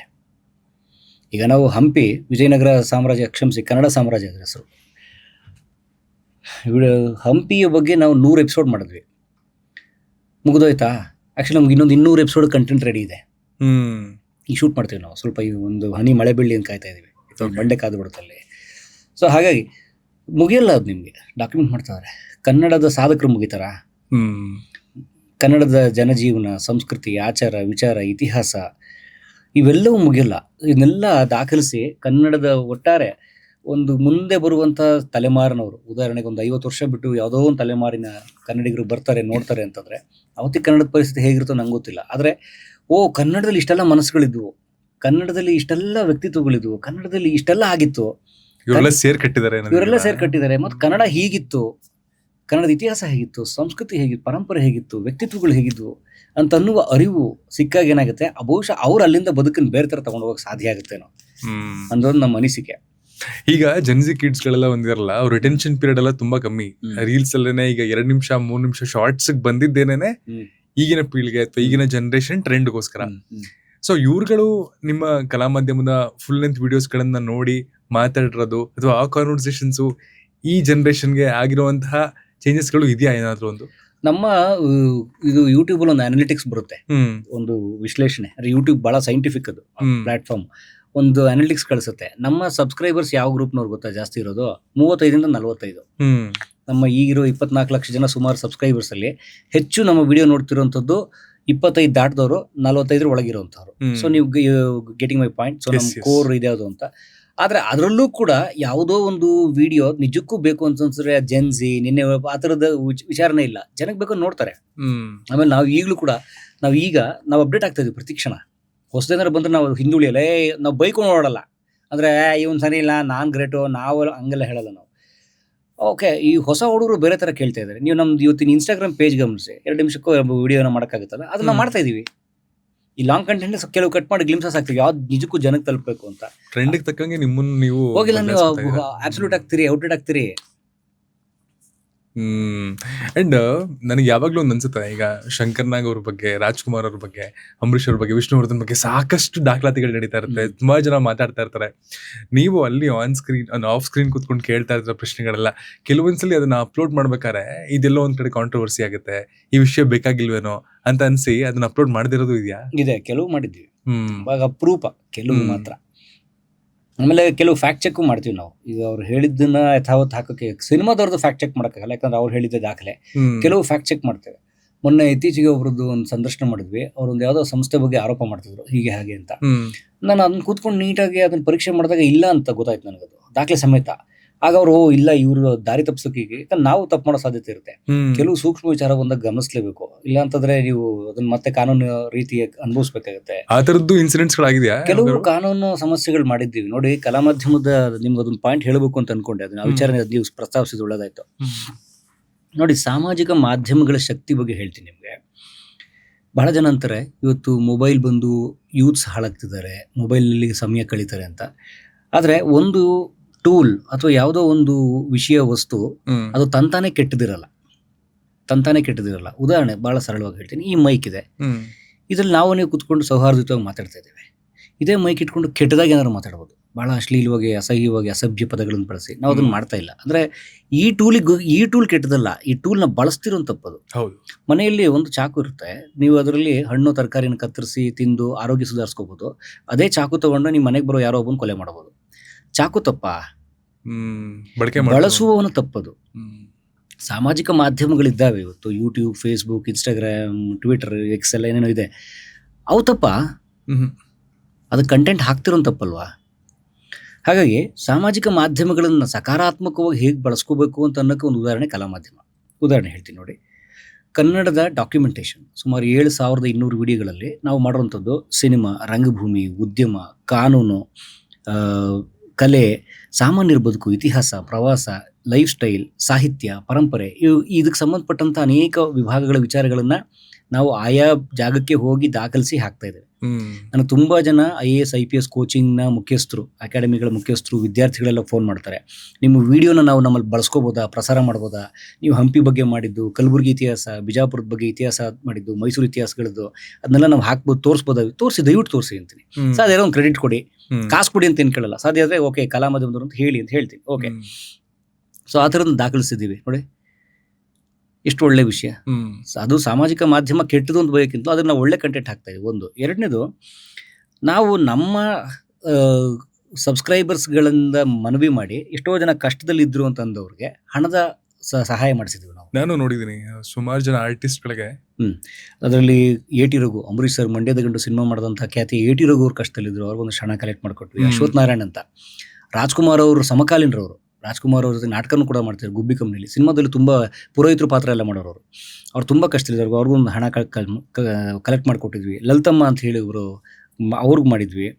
ಸೊ ಈ ಥರ. ಆಮೇಲೆ ನೋಡಿ, ಒಬ್ಬ ಹುಡುಗ, ಬರೀ 20 ವರ್ಷದ ಒಬ್ಬ ಹುಡುಗ, ಸಾಮಾನ್ಯ ಸಿನಿಮಾದವರಲ್ಲ ಅವರು, ಒಬ್ಬ ತುಂಬ ಬದುಕಬೇಕು ಅಂತ ಮನೆಯಲ್ಲೇ ತುಂಬ ಕಷ್ಟ, ಹಳ್ಳಿ ಬಿಟ್ಟು ಸಿಟಿಗೆ ಬಂದು ತನ್ನ ಅಕ್ಕನ ಮನೇಲಿ ಇದ್ಕೊಂಡು ಎಲ್ಲೋ ಮನೆ ಮಾಡಿ ಮೇಲೆ ಅದೇನೋ ಪೆಂಡಾಲ್ ಹಾಕೋ ಟೈಮ್ಗೋ ಏನಕ್ಕೋ ಹೋಗಿ ಯಾವುದೋ ಒಂದು ಲೈವ್ ಕರೆಂಟ್ ವೈರ್ ಮೇಲೆ ಕಾಲಿಟ್ಟು ಬಿದ್ದು ಬಿಡ್ತಾನೆ. ಫಸ್ಟ್ ಫ್ಲೋರಿಂದ ಕೆಳಗೆ ಬೀಳ್ತಾನೆ. ಬೀಳ್ಬೇಕಾದ್ರೆ ಏನಾಗುತ್ತೆ, ಮನೆಯ ಗೇಟ್ಗೆ ಕುತ್ತಿಗೆ ಹೊಡೆದ್ಬಿಡುತ್ತೆ, ಸ್ಪೈನ್ ಕಟ್ ಆಗ್ಬಿಡುತ್ತೆ. ಅದೇನೋ C3 C4 ಬೋನ್ ಏನೋ ಕಟ್ ಆಗೋದು ಅಂತಾರಲ್ಲ, ಆ ಥರದ್ದೇನೋ ಆಗ್ಬಿಡುತ್ತೆ. ಇಡೀ ಜೀವನ ಹಾಸಿಗೆ ಮೇಲೆ ಮಲ್ಕೊಳ್ಳೋ ಸ್ಥಿತಿ ಬಂದ್ಬಿಡುತ್ತೆ ಅವನಿಗೆ. ಆತನ ಅಕ್ಕ, ಸ್ವಂತ ಅಕ್ಕ, ಪಾಪ ಅವನ ಟಾಯ್ಲೆಟ್ನೆಲ್ಲ ಎತ್ತಿ ಎಲ್ಲ ಮಾಡಿ ಅವನನ್ನು ಸಾಕಕ್ಕೆ ಶುರು ಮಾಡ್ತಾಳೆ. ತುಂಬಾ ಕಷ್ಟ ಆಗಕ್ಕೆ ಶುರು ಆಗ್ಬಿಡುತ್ತೆ. ಆರ್ಥಿಕವಾಗಿ ಬಹಳ ಕಷ್ಟದಲ್ಲಿದ್ದಾರೆ ಅವರು, ಬಹಳ ಲೋಯರ್ ಮಿಡಲ್ ಕ್ಲಾಸ್ ಫ್ಯಾಮಿಲಿ. ಆ ಹುಡುಗ ಅದು ಹೇಗೋ ಗೊತ್ತಿಲ್ಲ, ಸ್ವಲ್ಪ ಬುದ್ಧಿವಂತ, ನನಗೆ ಮೆಸೇಜ್ ಮಾಡಿದ್ರು, ಸರ್ ಈ ಥರ ನಂಗೆ ಸಮಸ್ಯೆ ಇದೆ ಅಂತ ಫೋಟೋ ಎಲ್ಲ ಹಾಕಿ. ನಾನು 2 ದಿನ ಅದು ಜೀವನ ಇಲ್ವಾ ಅನ್ನೋ ತರಕ ಪರೀಕ್ಷೆ ಮಾಡ್ತಾ ಇದ್ದೆ. ಸುಮಾರು ಮೆಸೇಜ್ಗಳು ಆ ಥರ ಬರ್ತಾರೆ, ಸುಮಾರು ಬರ್ತಾರೆ. ಸೊ ಆಮೇಲೆ ಆ ಹುಡುಗನ ಜೀನ್ಯೂನ್ ಅಂತ ಗೊತ್ತಾಯ್ತು. ನಾನು ನನ್ನ ಕ್ಯಾಮ್ರಾಮನ್ ಹೋದ್ವಿ, ವಿಡಿಯೋ ಮಾಡಿದ್ವಿ, ಹಾಕಿದ್ವಿ. ಸುಮಾರು 10 ಲಕ್ಷಕ್ಕೂ ಹೆಚ್ಚು ಹಣ ಬಂತಾನೆ. ಈಗ ಹುಡುಗ ಎಂಥ ಆಶಾದಾಯಕವಾದ ಬೆಳವಣಿಗೆ ಅಂದರೆ, ಅದೇನೋ ಒಂದು ತಂತ್ರಜ್ಞಾನ ಬಂದಿದೆಯಂತೆ. ಇಡೀ ಬಾಡಿಗೆ ಬೆಲ್ಟ್ ಕಟ್ಟಿ ಅದ್ಯಾವುದೋ ಒಂದು ಯಂತ್ರದ ಮೇಲೆ ನಿಲ್ಲಿಸಿ ಅದನ್ನು ನಡೆಸಿ ಎಲ್ಲ ಮಾಡಿ ಇಡೀ ಕಟ್ಟಾಗಿರೋ ಸ್ಪೈನ್ಗೆ ಸ್ಟ್ರೆಂತ್ ಕೊಡುವಂತಹ ಕೆಲಸ ಮಾಡುವಂಥ ಒಂದು ತಂತ್ರಜ್ಞಾನ ಬಂದಿದೆ. ಅದು ತುಂಬ ಹಣ ಖರ್ಚಾಗುತ್ತೆ. ಅದನ್ನ ಆತ ಮಾಡ್ತಿದ್ದಾನೆ, ಮಾಡಿಸ್ಕೊತಿದ್ದಾನೆ. ಒಂದು ಹೆಣ್ಮಗಳು, ನಿಮ್ಗೆ ಗೊತ್ತಿರಬೇಕು, ಹೋದ ವರ್ಷ ಹುಸ್ಕೂರ್ ಜಾತ್ರೆ ಆಗುತ್ತೆ ಇಲ್ಲಿ, ಹುಸ್ಕೂರು ಮಧುರಮ್ಮನ ಜಾತ್ರೆ ಆಗುತ್ತೆ. ಆ ರಥ ಆನೇಕಲ್ ಹತ್ರ ಅತಿ ಉದ್ದಕ್ಕೆ ರಥ ಕಟ್ಬಿಟ್ಟು ಅವೈಜ್ಞಾನಿಕವಾಗಿ ಅದು ಬಿದ್ದೋಯ್ತು. ಬಿದ್ದಾಗ ಏನಾಯ್ತದು, ಅದು ಬಿದ್ದಿದ್ ಮಾತ್ರ ನಾವು ಪತ್ರಿಕೆ ಓದಿದ್ವಿ, ಬಿದ್ಮೇಲೆ ಏನಾಯ್ತು ಯಾರಿಗೂ ಗೊತ್ತಿಲ್ಲ. ಬಿದ್ದಾಗ ಏನಾಯ್ತು, ಈ ರಥದ ಪಕ್ಕ ಹೂವು, ಗಂಧದ ಕಡ್ಡಿ, ಹಣ್ಣು, ಬಾಳೆಹಣ್ಣು ಇದೆಲ್ಲ ಮಾರ್ತಿರ್ತಾರಲ್ಲ, ಅಂತ ಒಬ್ಳು ಹೆಣ್ಮಕ್ಳ ಮೇಲೆ ಬಿದ್ದುಬಿಡುತ್ತದು. ಆಕೆ ಕೂತಿರ್ತಾಳೆ, ಆಕೆ ತನ್ನ ಮೇಲೆ ಬೀಳುವಾಗ ಎದ್ದು ಓಡೋಗ್ಬೋದಿತ್ತು, ಆಕೆ ಓಡೋಗಿಲ್ಲ.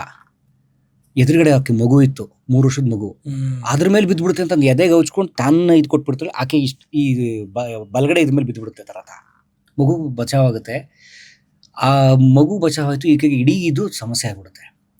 ಗಂಡ ಹೆಂಡತಿ ಇಬ್ರು ಪಾಪ ರೋಡಲ್ಲಿ ವ್ಯಾಪಾರ ಮಾಡಿ ಬದುಕೊಂತವ್ರು. ಅವತ್ತು ದುಡ್ದು ಅವತ್ತು ಬದುಕಬೇಕು. ಹೆಂಡತಿನ ಕರ್ಕೊಂಬಂದು ಮನೇಲಿ ಹಾಕೋತಾನ ಆತ. ಅದೆಲ್ಲ ಬೇರೆ ಗೌರ್ಮೆಂಟ್ ಇದ್ರಲ್ಲಿ ನೋಡಿ, ವಿಕ್ಟೋರಿಯಾ ಆಸ್ಪತ್ರೆಗೆ ಕರ್ಕೊಂಡು ಹೋಗೋಕೆ ಆತನ ಹತ್ರ ಕರ್ಕೊಂಡು ಹೋಗೋಕ್ಕೆ ಕ್ಯಾಬೇ ಆಗಬೇಕು ಅಥವಾ ಆ್ಯಂಬುಲೆನ್ಸ್ ಮಾಡಬೇಕು. ಆ್ಯಂಬುಲೆನ್ಸ್ಗೆ 2-3 ಸಾವಿರ ದುಡ್ಡು ಕೇಳ್ತಾರೆ.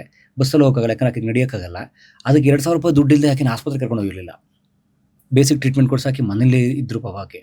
ಆಕೆ ಆಸೆ ಏನು ಗೊತ್ತಾ, ಸರ್ ನಾನು ಸತ್ತೋಗ್ಬಿಡ್ಲಿ ಪರವಾಗಿಲ್ಲ, ನನ್ನ ಮಗು ಸ್ಕೂಲಿಗೆ ಹೋಗೋದು ಒಂದಿನ ನೋಡಿ ಸಾಯ್ಬೇಕು ನಾನು ಅನ್ನೋ ಥರದ ಆಕೆ ಹೋರಾಟ ಆಗಿತ್ತು. ನನಗೆ ಆ ಗಂಡ ಫೋನ್ ಮಾಡಿದ್ರು, ನಂಗೆ ಹಿಂಗೆ ಸಮಸ್ಯೆ ಇದೆ ಅಂತ. ನಾನು 2-3 ದಿನ ಮತ್ತೆ ಪರೀಕ್ಷೆ ಮಾಡಿದೆ, ಹೌದಾ ಇಲ್ವೋ ಅಂತ. ಹೌದು ಅಂತ ಗೊತ್ತಾಯ್ತು ನನಗೆ.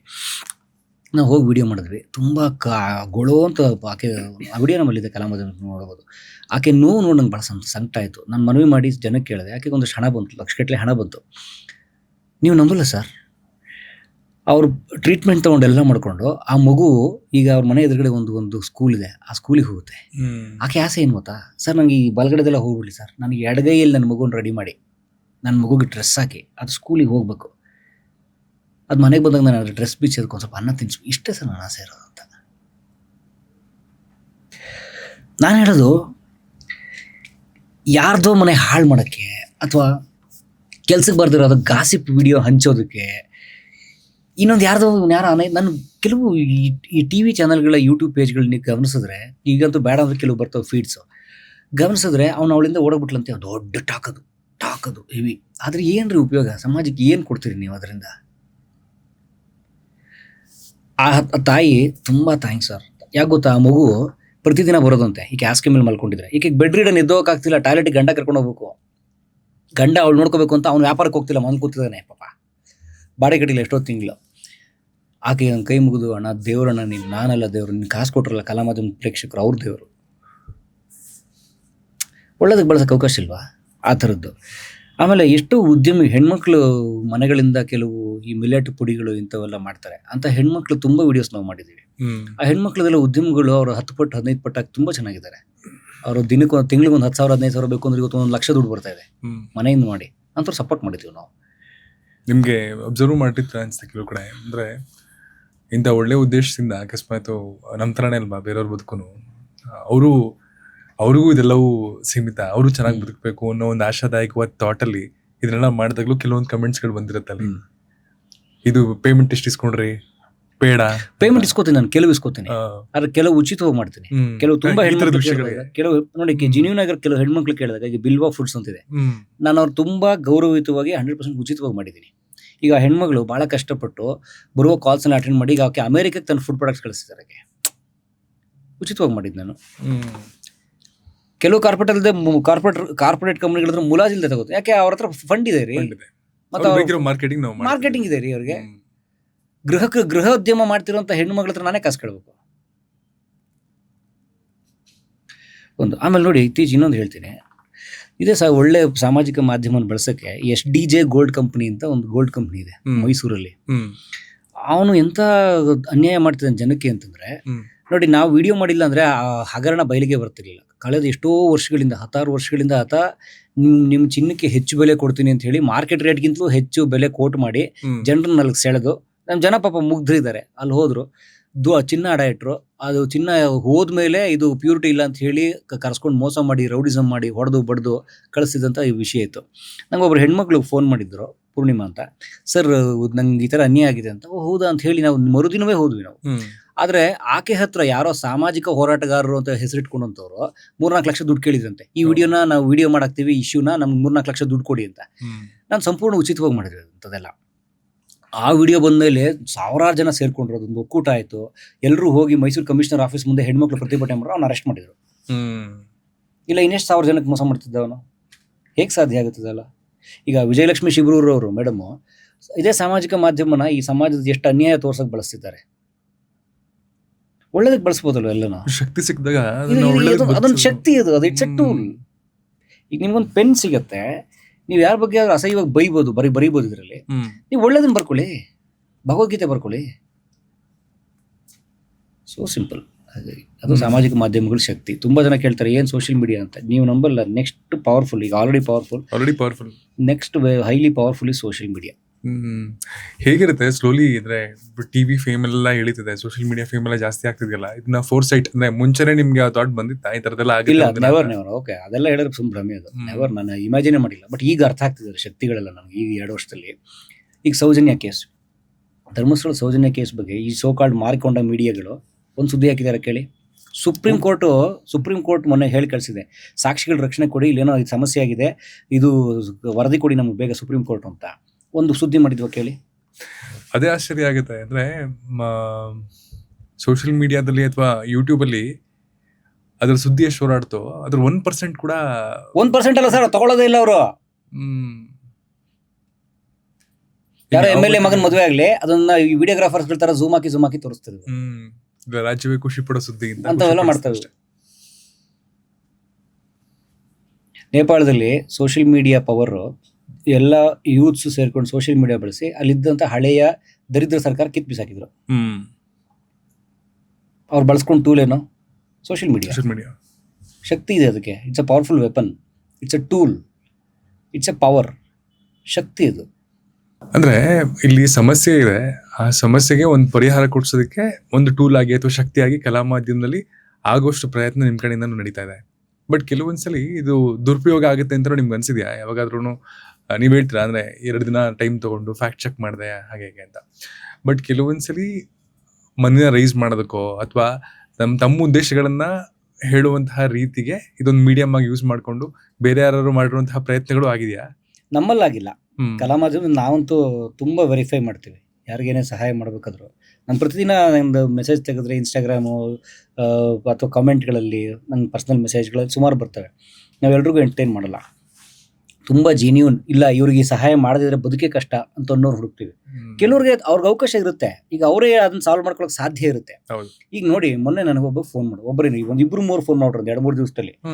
IPL ಸೀಸನ್ ಅಲ್ಲಿ ನಮ್ಮ ಸರ್ಕಾರಗಳು ನೋಡಿ ಅದ್ರ ಬಗ್ಗೆ ಬಹಳ ಕಠಿಣವಾದ ಕ್ರಮ ತಗೊಳ್ಳೋದೇ ಇಲ್ಲ. ಒಬ್ಬ ಫೋನ್ ಮಾಡಿ, ಸರ್ 8 ಲಕ್ಷ ರೂಪಾಯಿ ಕಳ್ಕೊಂಡಿದ್ದೀನಿ ನಾನು ಬೆಟ್ಟಿಂಗ್ ಆಡಿ ಸರ್, ನನ್ನ ಹೆಂಡತಿ ಒಡವೆ ಮಾರ್ಬಿಟ್ಟೆ, ನನ್ನ ಆದ್ನಿ ಒಡವೆನೂ ಮಾರ್ಬಿಟ್ಟೆ, ಎಲ್ಲನೂ ಮಾರ್ಬಿಟ್ಟೆ ಸರ್, 8 ಲಕ್ಷ ರೂಪಾಯಿ ಸರ್ ಹೋಗ್ಬಿಟ್ಟಿದೆ, ಸೊ ಹಾಗಾಗಿ ನನಗೆ ಸ್ವಲ್ಪ ಫಂಡ್ ರೈಸ್ ಮಾಡ್ಕೊಡಿ ಅಂದರು. ಎಷ್ಟು ನಾನ್ ಸೆನ್ಸ್ ಅದ. ಯಾವ ಧೈರ್ಯದಲ್ಲಿ ಕೇಳಿದ್ರು? ನಾನು ಒಂದು ಮಾತಂದೆ, ನೋಡಪ್ಪ ಒಂದು ಕೆಲಸ ಮಾಡ್ತೀನಿ, ನಾನು ಮಾಡೋದಿಲ್ಲ ಅಂದೆ. ಇಲ್ಲ ಸರ್ ದಯವಿಟ್ಟು ಮಾಡಿ ಸರ್, ಹಾಗೆ ಹಾಗಾದ್ರೆ ಒಂದು ಕೆಲಸ ಮಾಡು, ಬಾ ನೀನು ಮೊದಲು ನಿನ್ನ ಮುಖ ತೋರಿಸಿ ಜನಕ್ಕೆ ಸಂದರ್ಶನ ಕೊಡು, ನೀನೇನು ತಪ್ಪು ಮಾಡಿದೆ ಅಂತ ಜನರಿಗೊಂದು ಅರಿವು. ಯೂತ್ಸ್ಗೆ ಬಹಳ ಜನಕ್ಕೆ ಇವತ್ತು ಬೆಟ್ಟಿಂಗಲ್ಲಿ ಮುಳುಗಿದ್ದಾರೆ ಬಹಳ ಜನ.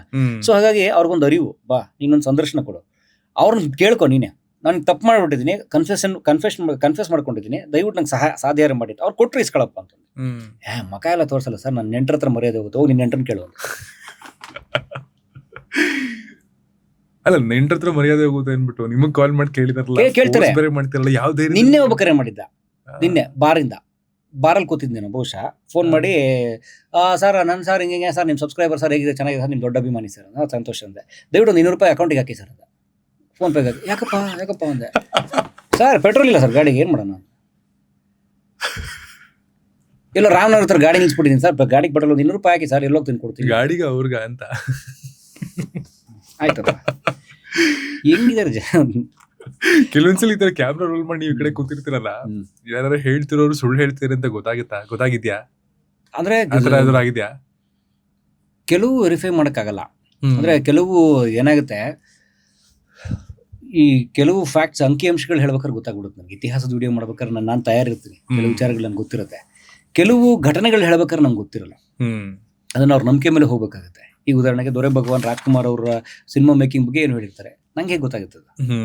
ಕೆಲವು ಗೊತ್ತೇ ಆಗಲ್ಲ, ಅವ್ರ ವಿಶ್ವಾಸಾರ್ಹತೆ. ಸುಮಾರು ಜನ ಪಾಪ ಲೈಮ್ ಲೈಟಿಗೆ ಬರಬೇಕು ಆಸೆಯಿಂದ ಅಂತ ನಾವು ಅಲ್ಲಲ್ಲ. ಫಸ್ಟ್ ಆಫ್ ಆಲ್ ನಾವು ಅದಕ್ಕೆ ಆ ಜನರನ್ನ ಆರಿಸ್ಬೇಕಾದ್ರೆ, ಮಾತಾಡೋರ್ನ ಆರಿಸ್ಬೇಕಾದ್ರೇನೆ ಸ್ವಲ್ಪ ಗಟ್ಟಿ ಕಾಳುಗಳನ್ನ ಆರಿಸ್ತೀವಿ. ಚಿಳ್ಳೆಪಳಗಳನ್ನ ಆರಿಸಿ ನಾವು ಏನೋ ಸುಳ್ಳು ಹೇಳಿ ಸುಮ್ಮನೆ ಯಾಕವಲ್ಲ ಬೇಡ ಅಂತ. ಅಂಡ್ ಯೂಟ್ಯೂಬ್ ಅಂದ ತಕ್ಷಣ ಇವತ್ತಿನ ದಿನ ಏನಾಗಿದೆ, ಎಲ್ಲರೂ ಮನೆಗೊಬ್ಬ ಲಾಗರ್ ಎಲ್ಲರೂ ಒಂದು ಈವೆಂಟ್ ಅಲ್ಲಿ ನೋಡ್ತೀರಾ, ಒಂದು ಕ್ರಿಕೆಟ್ ಅಲ್ಲಿ ನೋಡ್ತೀರಾ, ಯಾವುದೇ ಒಂದು ಸಿನಿಮಾ ಅಂತ ನೋಡ್ತೀರಾ ಅಂದ್ರೆ ಒಂದಷ್ಟು ಕ್ಯಾಮ್ರಾಗಳನ್ನ ಇಟ್ಕೊಂಡು ಅವರೆಲ್ಲ ವಿಡಿಯೋಸ್ಗಳು ಮಾಡ್ತಾ ಇರ್ತಾರೆ. ಬಟ್ ಫ್ಯಾಕ್ಟ್ ಏನ್ ಹೇಳುತ್ತೆ ಅಂತಂದ್ರೆ ಯೂಟ್ಯೂಬ್ ಅಂದ್ರೆ 110 ಮಿಲಿಯನ್ ಯೂಟ್ಯೂಬರ್ಸ್ ಇದಾರಂತೆ all over the world. 110 million ಅಂದ್ರೆ ಎಷ್ಟು? 110 ಮಿಲಿಯನ್ ಅಂದ್ರೆ 1 million 10 lakh. 1 million 10 lakh. 110 million 1% ಜನ, 1% ಯೂಟ್ಯೂಬರ್ಸ್ ಮಾತ್ರ ಆರ್ಥಿಕವಾಗಿ ಆರಾಮಾಗಿದ್ದಾರೆ, ಸೆಲ್ಫ್ ಸಸ್ಟೈನ್ಡ್ ಲೈಫ್ ಅನ್ನ ಬದುಕ್ತಾ ಇದಾರೆ. ಕೆಲವೊಬ್ರು ಏನ್ ಅನ್ಕೋತಾರೆ, ಇವಾಗ ಕಲಾ ಮಾಧ್ಯಮ ನೋಡಿ ಅಥವಾ ಟಾಕ್ಸ್ ನೋಡಿ, ಸುಮಾರು ಬೇರೆ ಯೂಟ್ಯೂಬರ್ಸ್ ನೋಡಿ, ನಾನು ಯೂಟ್ಯೂಬರ್ ಆಗ್ಬಿಡ್ತೀನಿ, ನಾನು ಆರಾಮಾಗಿ ಬದುಕಬಹುದು ಅಂತ ಅನ್ಕೋತಾರೆ.